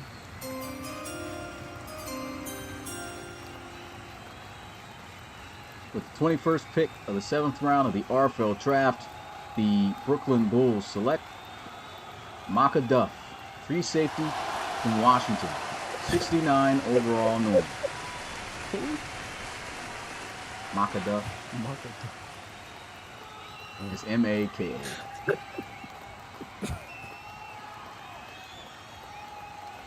No, ain't no Make a That's Duff. dumb name. Maka Duff. Maka Duff. You're gonna go make a duff? Hey, what are you gonna do? Hey man, I just drank a big cup of coffee. I'm gonna go make a duff. That's crazy. Oh God. Make it be over. The Aviators. Nice. Pick 22.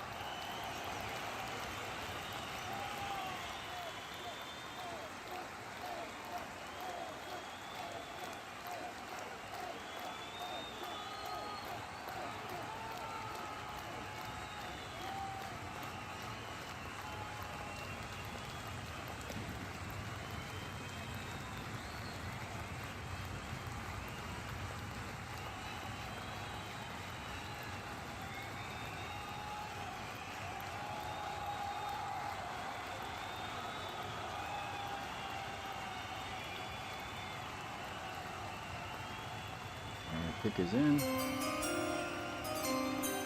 Who is this Bonahan that Pecan's talking about? He's very angry in the chat. He's a DB, I believe. DB? I don't With have the him on Oh, sorry. Go ahead, Sway.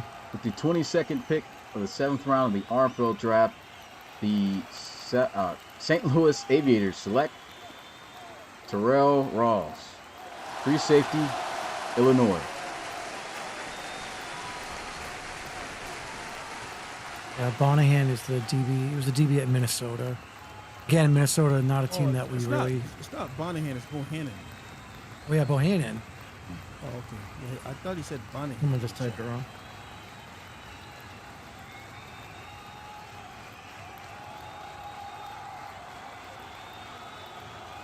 Yeah, it's Bohannon.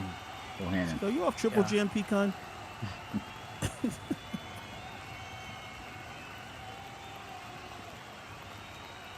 Dillos are up.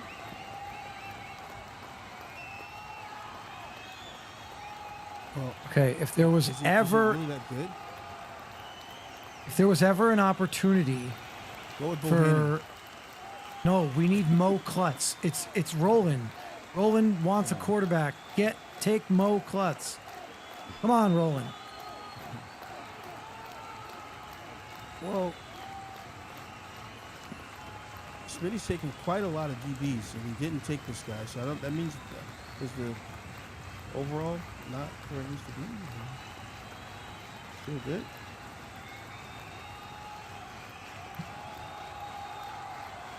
I mean, you can't be mad at coaches. I mean, we didn't have a scouting foul, so Smitty hasn't chosen him yet. So I don't know what's going on. Hey, Roland, why don't you go ahead and take Bohannon? Let's see if Pecan's correct about this guy. He already has his pick in. Come on, Roland. Give me a reason to like you. All right. With the 23rd pick of the 7th round of the RFL draft, the Austin Armadillos select Dante Pinkney, running back from Iowa State, 65 overall normal.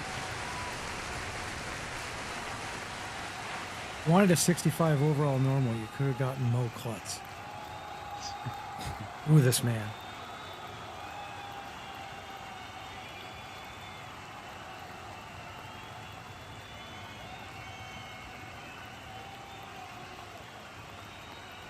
Okay, there's also a running back in Boston College named Barry Hatch. And how cool would a nickname be? Barry the Hatch. To bury the hatch. Yeah. Barry the Hatch? Okay, come on. Somebody who needs a running back. We're running out of time here for these cool names to make it into the RFL. We got Barry the Hatch. We got Baraka wins. Flawless victory. We got Mo Klutz.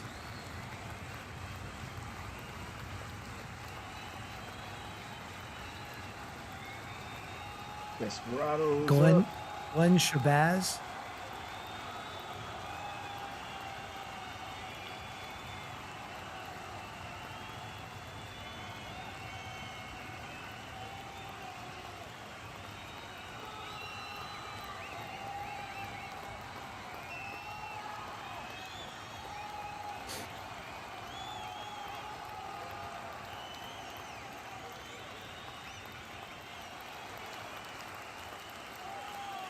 Someone take Alexander Downs. I want to see what his ratings are.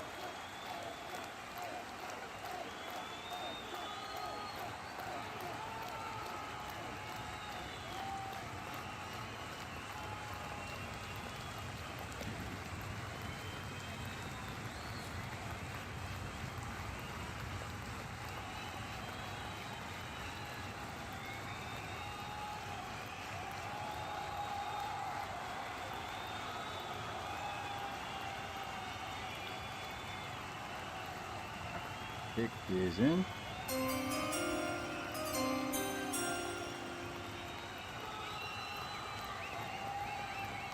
With the 24th pick of the 7th round of the RFL draft, the Dallas Desperados select Rashawn Bohannon, cornerback from Minnesota, 68 overall normal.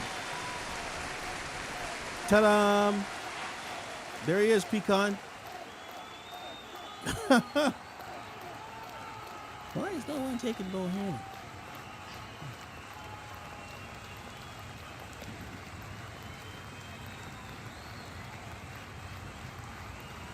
The Shamrocks up next. Great pick. God, that great pick. I'm weak. I can hear Pecan saying that too, man. Oh boy.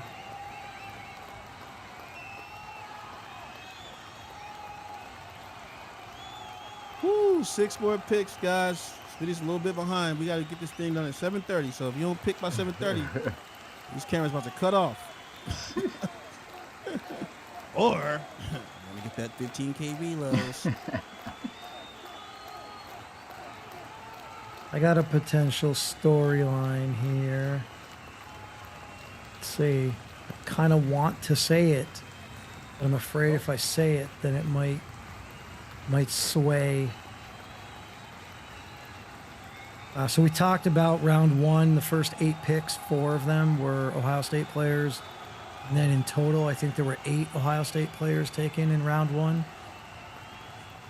Every single Ohio State player that was on draft eligible prospects list has been taken except for 1 player. So we are 1 potential Ohio State player away from having every single Ohio State player available be selected. Who is this player? Let me see. And I know Pecan is going to be spending the next 25 minutes lobbying for Malik Prather. Oh, I forgot about Prather, man. Yeah, Prather.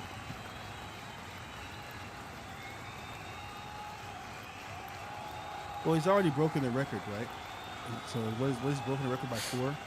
Yeah, I don't know. I don't know. So add that to What did Bartman want to know? Has an Auburn player gone yet? I don't know. There's we've one had here one. at free safety, Dave Burris. We had one. Mm-hmm. Yeah, there wasn't that many Auburn players. Oh, to it begin says with. 20 of 21 Ohio State players have been drafted. 20 players as well. That's Wait, what- in this draft alone, there's been 20 players? Yeah. maybe.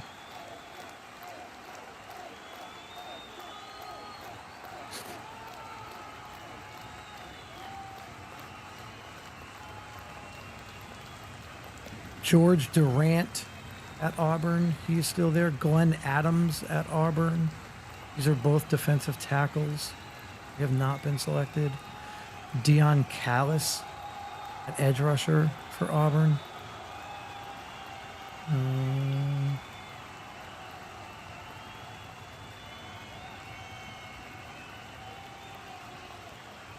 Our pick is in for the Shamrocks. With the 25th pick of the 7th round of the RFL draft, the Boston Shamrocks select Alexander Downs, free safety from Oklahoma State, 68 normal, dead. All right, back to Auburn guys here for Hartman for Yankee. Gabe Sharp at Auburn Let's go ahead, man. is available at offensive tackle. Smitty, you said there was an Auburn. Oh, okay, Deontay Cobb, right? Smitty, draft Frank McNary from Texas A&M. I want to see what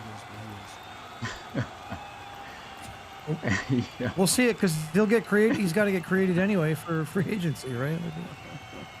Some of these guys don't have to, Smitty. Like, you're not going to. He's like wide receiver 33, 34, 35. Like, are we really going to create these guys for free agency? Yeah, we got to create the whole draft class. No. I mean, draft class of players that get picked, but the guys that don't get picked, that like wide receiver 40 on Pecan's list. Yeah, we're still creating all creating that that because that's guy? free agent. Yeah. You gotta release the whole class. So they all have to be made.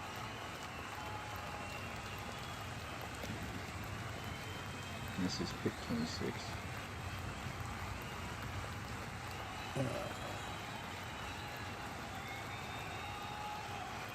But then if none of them get picked up, they're not going to get probably won't get remade. No, because when you guys go in the season file 11. and you look at that to create the players, you guys, if you wanted one of those dudes, you just look in that file and you only have to make them. Once they're made once, that's it. Then you just have, if you want them, you make them in the file.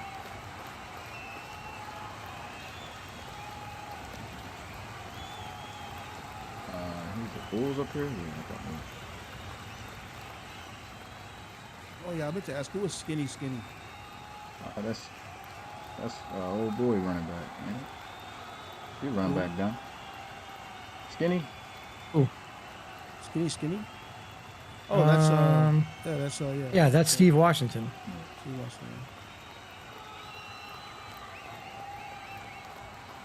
Did Louisville get anyone drafted? Franchise, I don't think so. Yeah, they did. They got Tremaine Snyder, the linebacker. Oh, okay. Yankee says he has an idea on the foul to make it quicker. What's that, Yankee?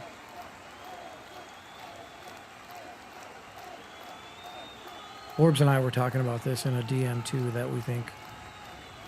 Well, ain't really no way around it. I mean, all the players have to be made. So Who was the heaviest player to be drafted so far? No, I didn't know Skinny is. I don't remember that name. It's Steve Washington, Yeah, running it's back like, on oh, my stop. team. He's like, stop playing with me, man. You know who I am. I'm like, no, I don't know who Skinny is. I think his name changed. I think it was Skinny something else. Yeah, or- change your name from Skinny to Steve Washington, man. Come on, you're a star here, bro. We need to know who you are. The heaviest player, I think it's got to be like those 6'9", 348-pound offensive linemen. yeah. We had a few of those. I think that was Shady asking that question. If you're asking about a particular position other than offensive line, let me know and I can look. But I saw 348, 345. 345, Okay. 40. Anthony Moore is 345. Sonny Daniels and Brett Sloan are 348. Trip Zimmer 348. I think Chuck Bynum was 348. Alex Davis 348. 415 pounds for Stephen Forbes. What? It's unrealistic. That's not real, right? No, it can't be real. No way. Stephen Stephen Forbes was is actually a player in the RFL. He doesn't weigh That's- 415, does he? Nah, way too many apple pies. you can't Way even too get many over apple pies. 400 pounds in the game. Yeah. I think the heaviest guy is Nashawn, right? What's his name, Smitty? Tyquil Jones? 385, 3 something? Jones, yeah. Yeah, Nyquil's 300. Wally Herman is 370 pounds. Hey, Wally Herman is a big boy. Yeah. He's a cougar, if you guys didn't know.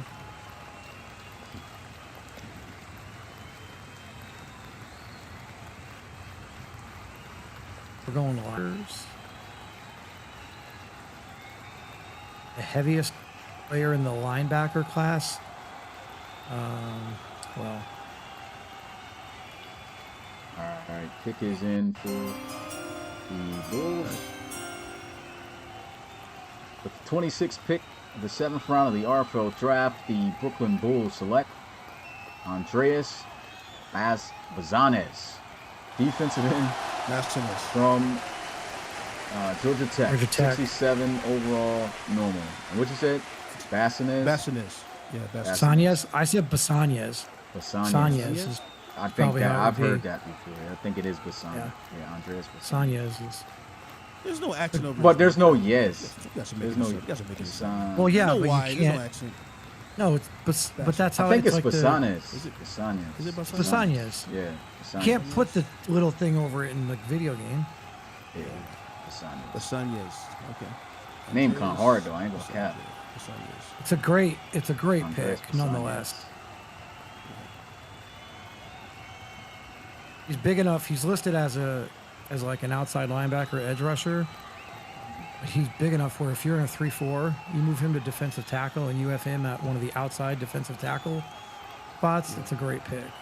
Now, whether or not he ever sees the field, that's another story. Who took him here? What was his team? It's the Bulls. Didn't Alex Davis go to the Steamers? Yeah. He'll get a shot because, I mean, they only had 3 DNs on the team. Okay, so He'll be there. Who did Alex Davis went to the Armadillos or the Steamers? No, he went to the Diablos? Steamers. He went to the Steamers, Chris. ooh, Alex Davis. He's asking where he went to. He must have logged on. All right, you're talking about Diablos CP. are up. Yeah. Oh, my bad, CP. I called him Chris.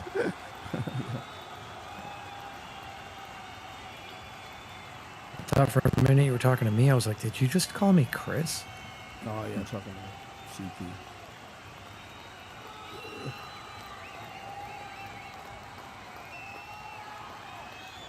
Saying, what if I did, Christopher? Christopher. All right, pick is in for Diablos. He was the 57 CP. So I don't With know about the- the 5 matches, man. With the 27th pick of the 7th round of the RFL draft, the Mexico City Diablos select Malik Prather, strong safety from Ohio State. 69 overall, normal. Leave it to Forbes. There's collusion going on between Pecan and Mm-hmm. Forbes now, and now I get it. Mm-hmm. Makes a lot of sense, bro. Which is why he was able to pull Lou Burke. The narratives I've got now.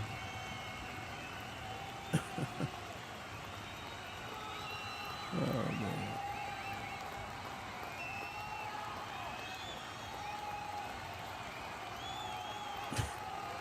No, he wasn't a 57 CP. I'm messing around.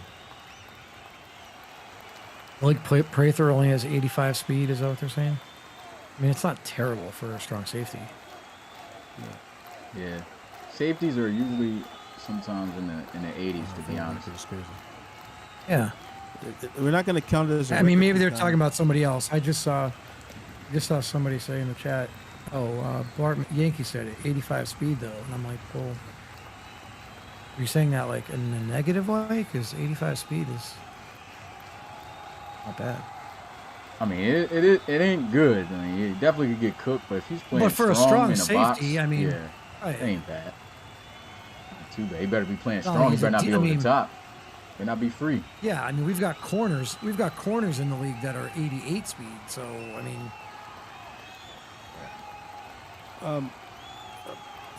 Smitty, we can't let Pecan have this record for most Ohio State players because it's collusion between him and Forbes.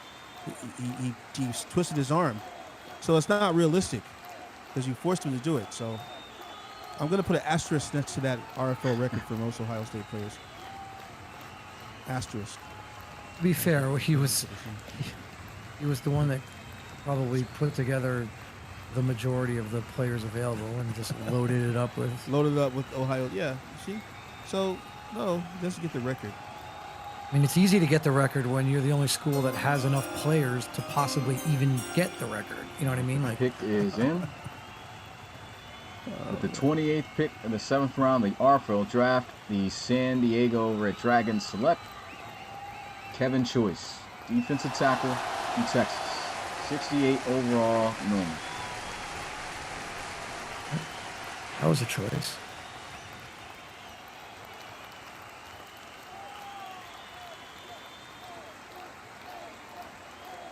Down to the last 4 picks. Sucks. I gotta make it. I mean, I can make him for you real quick. Mo Nah, Klutz, you good. Rudy Teague, Barry the Hatch. I mean,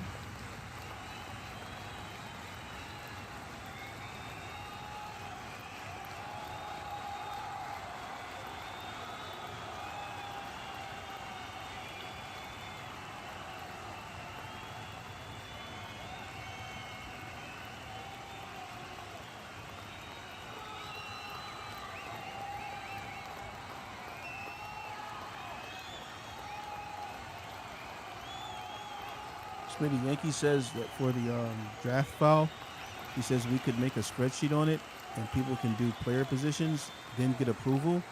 Then one person could fill it in file instead of doing one player at a time and foul at a time. What do you mean, like somebody Yeah, he's right? gonna have to explain that a little bit more. Yeah. I think he means type it out in a spreadsheet. I don't think that's gonna. Oh, I mean, yeah, I guess multiple people can hit that, so you would try to do. That's possible. We'll talk about it after the stream. I do have to step away for a minute after the stream, though. We'll say that. I'll probably be in the DC. Take a dump. Probably. I mean, right now, surprisingly, I haven't felt hungry or anything. Just going.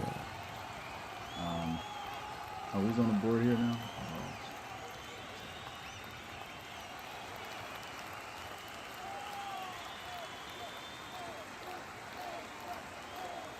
Rob, you have a guy that's like your favorite player still out there?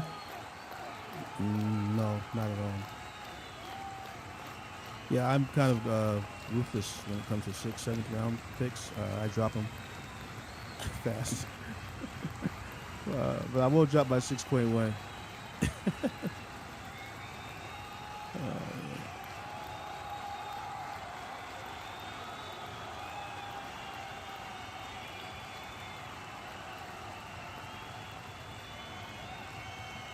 So have everyone make in the spreadsheet, then someone go in the file and do it. Assign everyone half positions, and then have one person assigned to create the file after.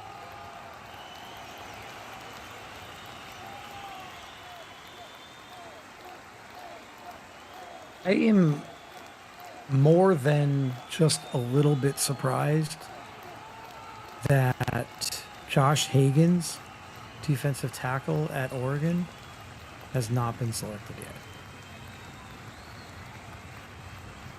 I understand that there were 2 defensive tackles at Oregon that were in this class, Nair Drummond being the other one.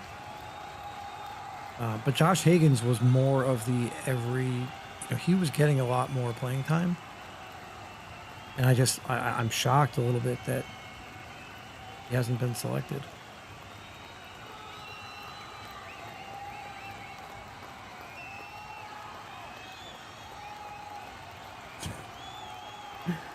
Sadie says Ohio State Football League. Right. Oh, pick is in.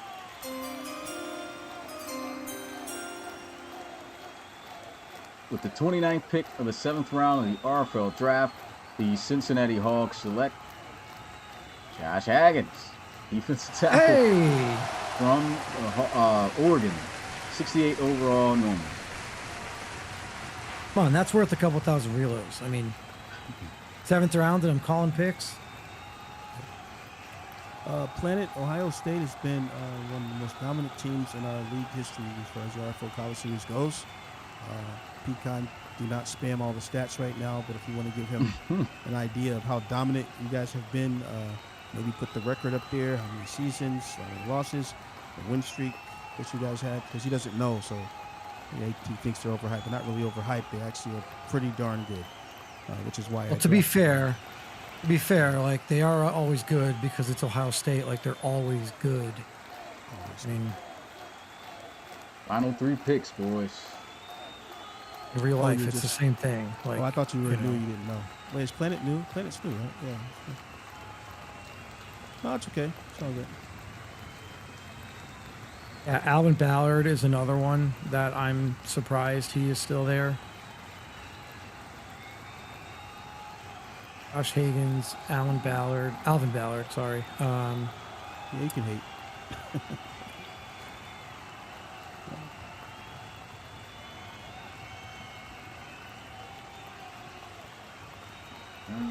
Oh, it's Sean. I keep forgetting that Sean.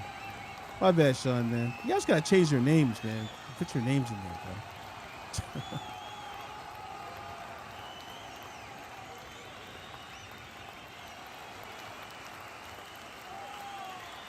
And Monty Montgomery at Memphis, that was another player that I actually kind of liked. He's a defensive tackle. At this point, I'm sure, doubt we're going to get another defensive tackle. I do want to know what these fullbacks look like, but Pecan, they were all 69, so they can't be over 69. Can they? Well, they're not going to. Well, I guess it's a fullback, so maybe they would be. I mean, Like, we are still pulling 69s and well, the top of, 68s. yeah, so- I looked at them all. They were all below 70, so I don't see how they could even be. But it doesn't matter. Everything's below 70 now for the most part. So Right. Well, Nico Quinn was an 80 in college. He came into the RFL at a 78. I'm genuinely curious what his attributes are going to be like, because his attributes in college were like, he had some that were 97, 95, 92. It's like, well, he only went down 2 overalls. So then clearly those attributes that were like 97, well, they have to be close to 97 because he only went down 2 overalls. I think one of them was finesse moves. And I mean, I don't know what the record is for an edge rusher's, finesse move or power move to be as a rookie, but I'd be willing to bet that Nico Quinn's finesse move might set a record for edge rushers in the draft.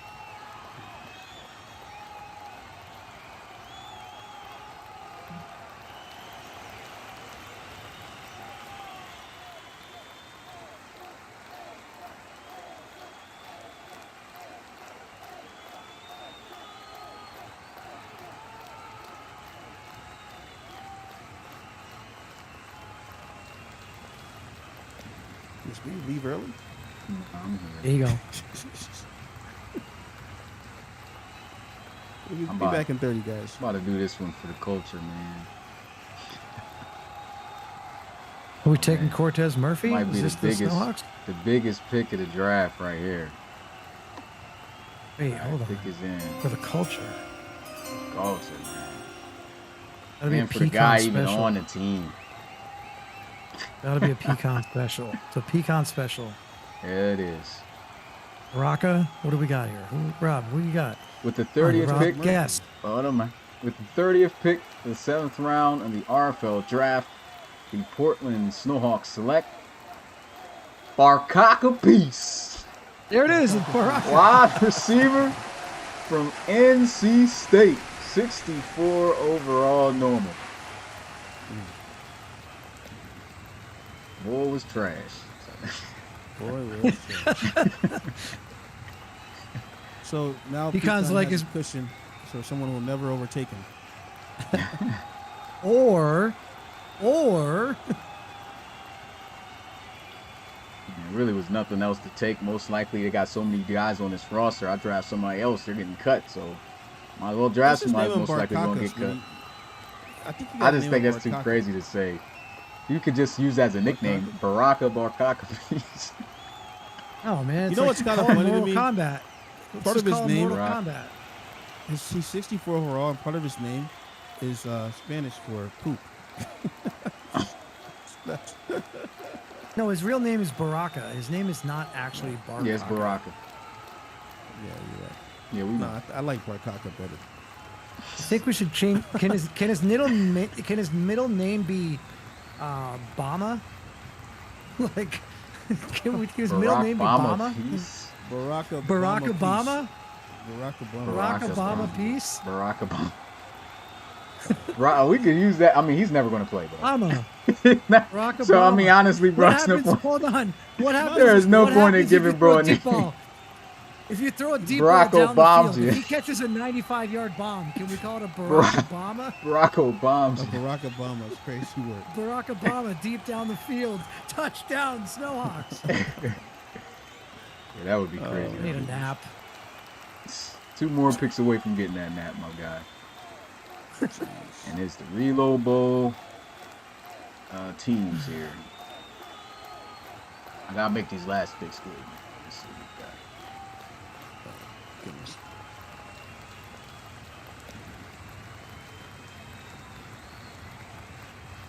Let's see what we got here. Who's texting me? Let's see. Who's texting?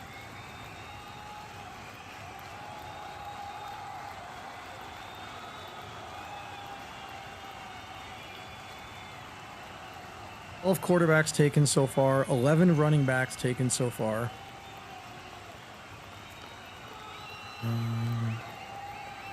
11 tight ends taken so far.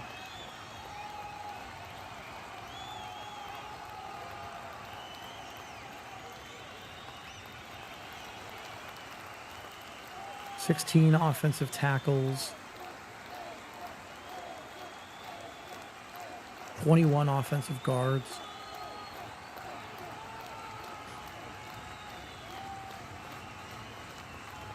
It's like 7 centers. 20 edge rushers. 14 defensive tackles. 10 edge rushing linebackers. 7 coverage linebackers. 12 middle linebackers. 28 corners.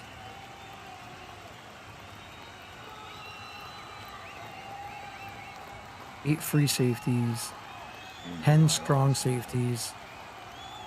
And all 5 kickers, 4 punters, and a partridge in a pear tree.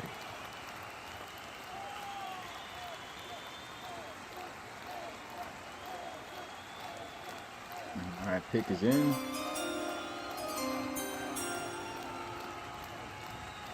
With the 31st pick of the 7th round of the RFL draft, the Dublin Celtic Tigers select Isaiah Elliott, offensive tackle from Penn State. 68 overall, normal.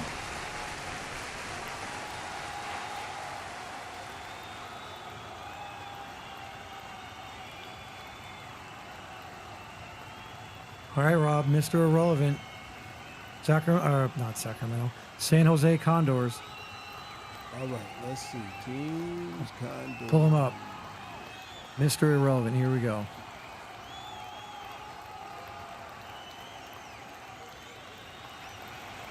So they got a couple of linebackers they got earlier. They get a running back at all? Because Cornell Mickens is there, but he's potentially a free agent.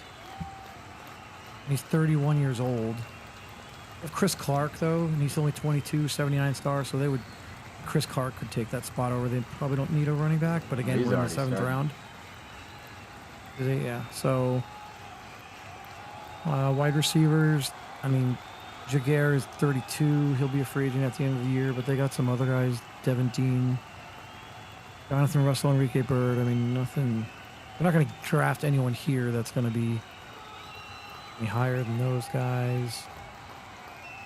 They got some offensive linemen that are aging.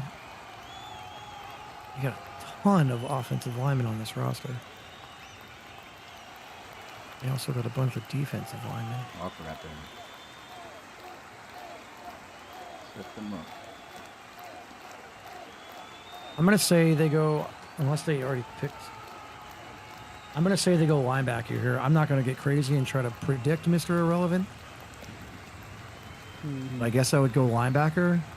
If I am going to go linebacker and I'm going to try to predict Mr. Irrelevant, then I would say they're going to go either All right, this Rudy is going to Teague be at Rice. Oh, This is, let me see. Just to make sure.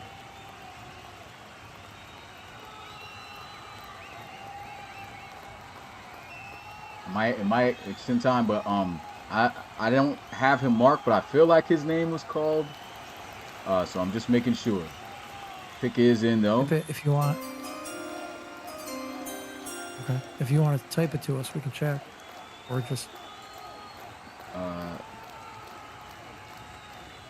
Yeah, let's type it here.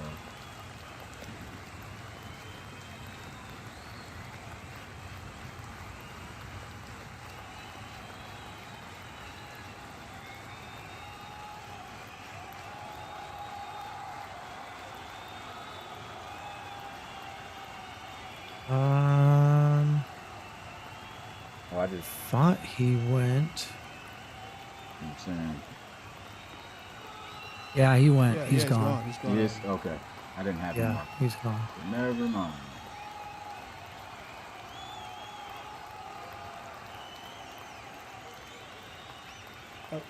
You're in that sheet, RFL draft. If you press Control F, Smitty, it'll bring up a search box, and you can just search like that. In the name. Yeah. I'll just look through see what else.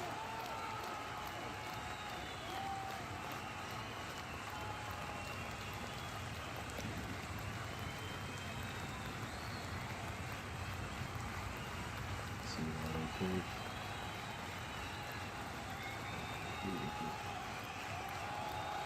Linebackers, so I can't hard to pick that up.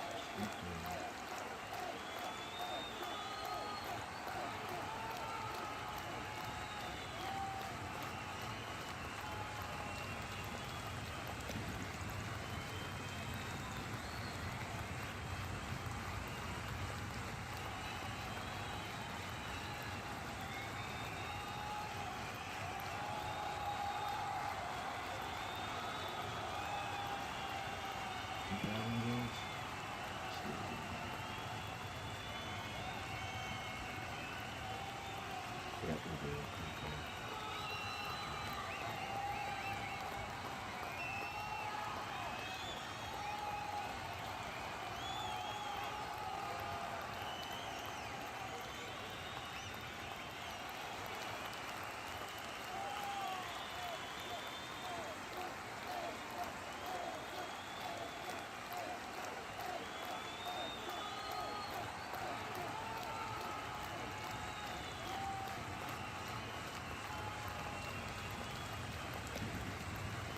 Yeah, they're both nice.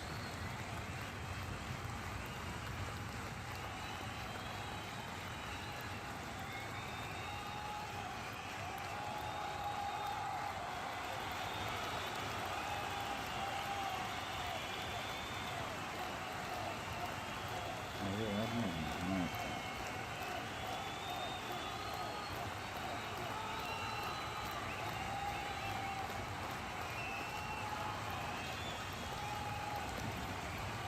My pick is in. With the 32nd pick of the 7th round of the RFL draft, last pick of S10. The San Jose Condors select. I'm not sure. Will you hurry up, man? Matt Lord. Upshaw, linebacker from UConn, 67 overall number. All right. Well, I called linebacker, but not the right guy. Couldn't have let Rudy get in the lead. Mr. Irrelevant, you couldn't let it be Rudy. Yeah, we're come gonna on, take Rudy that, Teague. man. I tried, man. That's gonna be a clippable, guys. You gotta have the moment, so it has to clip that perfectly and put that in the Discord. We need. We need a Matt Upshaw Condors jersey. Mr. Irrelevant. All right, Could be man. you Hey, next year. that Smitty, is we gotta it. remix the "Never Gonna Get It," never gonna get it, never gonna get. We'll put it, never gonna get in, never gonna get in, never gonna get in, never gonna get in, never gonna get in. What you saying? You never heard that song, "Never Gonna Get It"? Yeah, I heard Never that. gonna get it, never. So we need to for Mr. Irrelevant, we should play "Never Gonna Get In." We should remix that and put "Never Gonna Get In, Never Gonna Get In, Never Oh, Gonna play Get the In, Never Gonna song? Get Yeah, In." that'd be dope. Yeah. Before you Might announce use the the pick. AI to flip it. Yeah. Oh, yeah. Nah, that would be funny. Yeah, we got to do that. But that is it, guys, man. That's it. The RFL draft for Season 10 is done. From here on out, nothing but RFL content. Season 10 is on the way, boys. Going to be working on that draft class. Get that right. And that's a wrap for the draft. It's your boy Smitty, RFL Commissioner and play-by-play commentator here with Dunn and Nix. And we'll see you guys next time. Peace.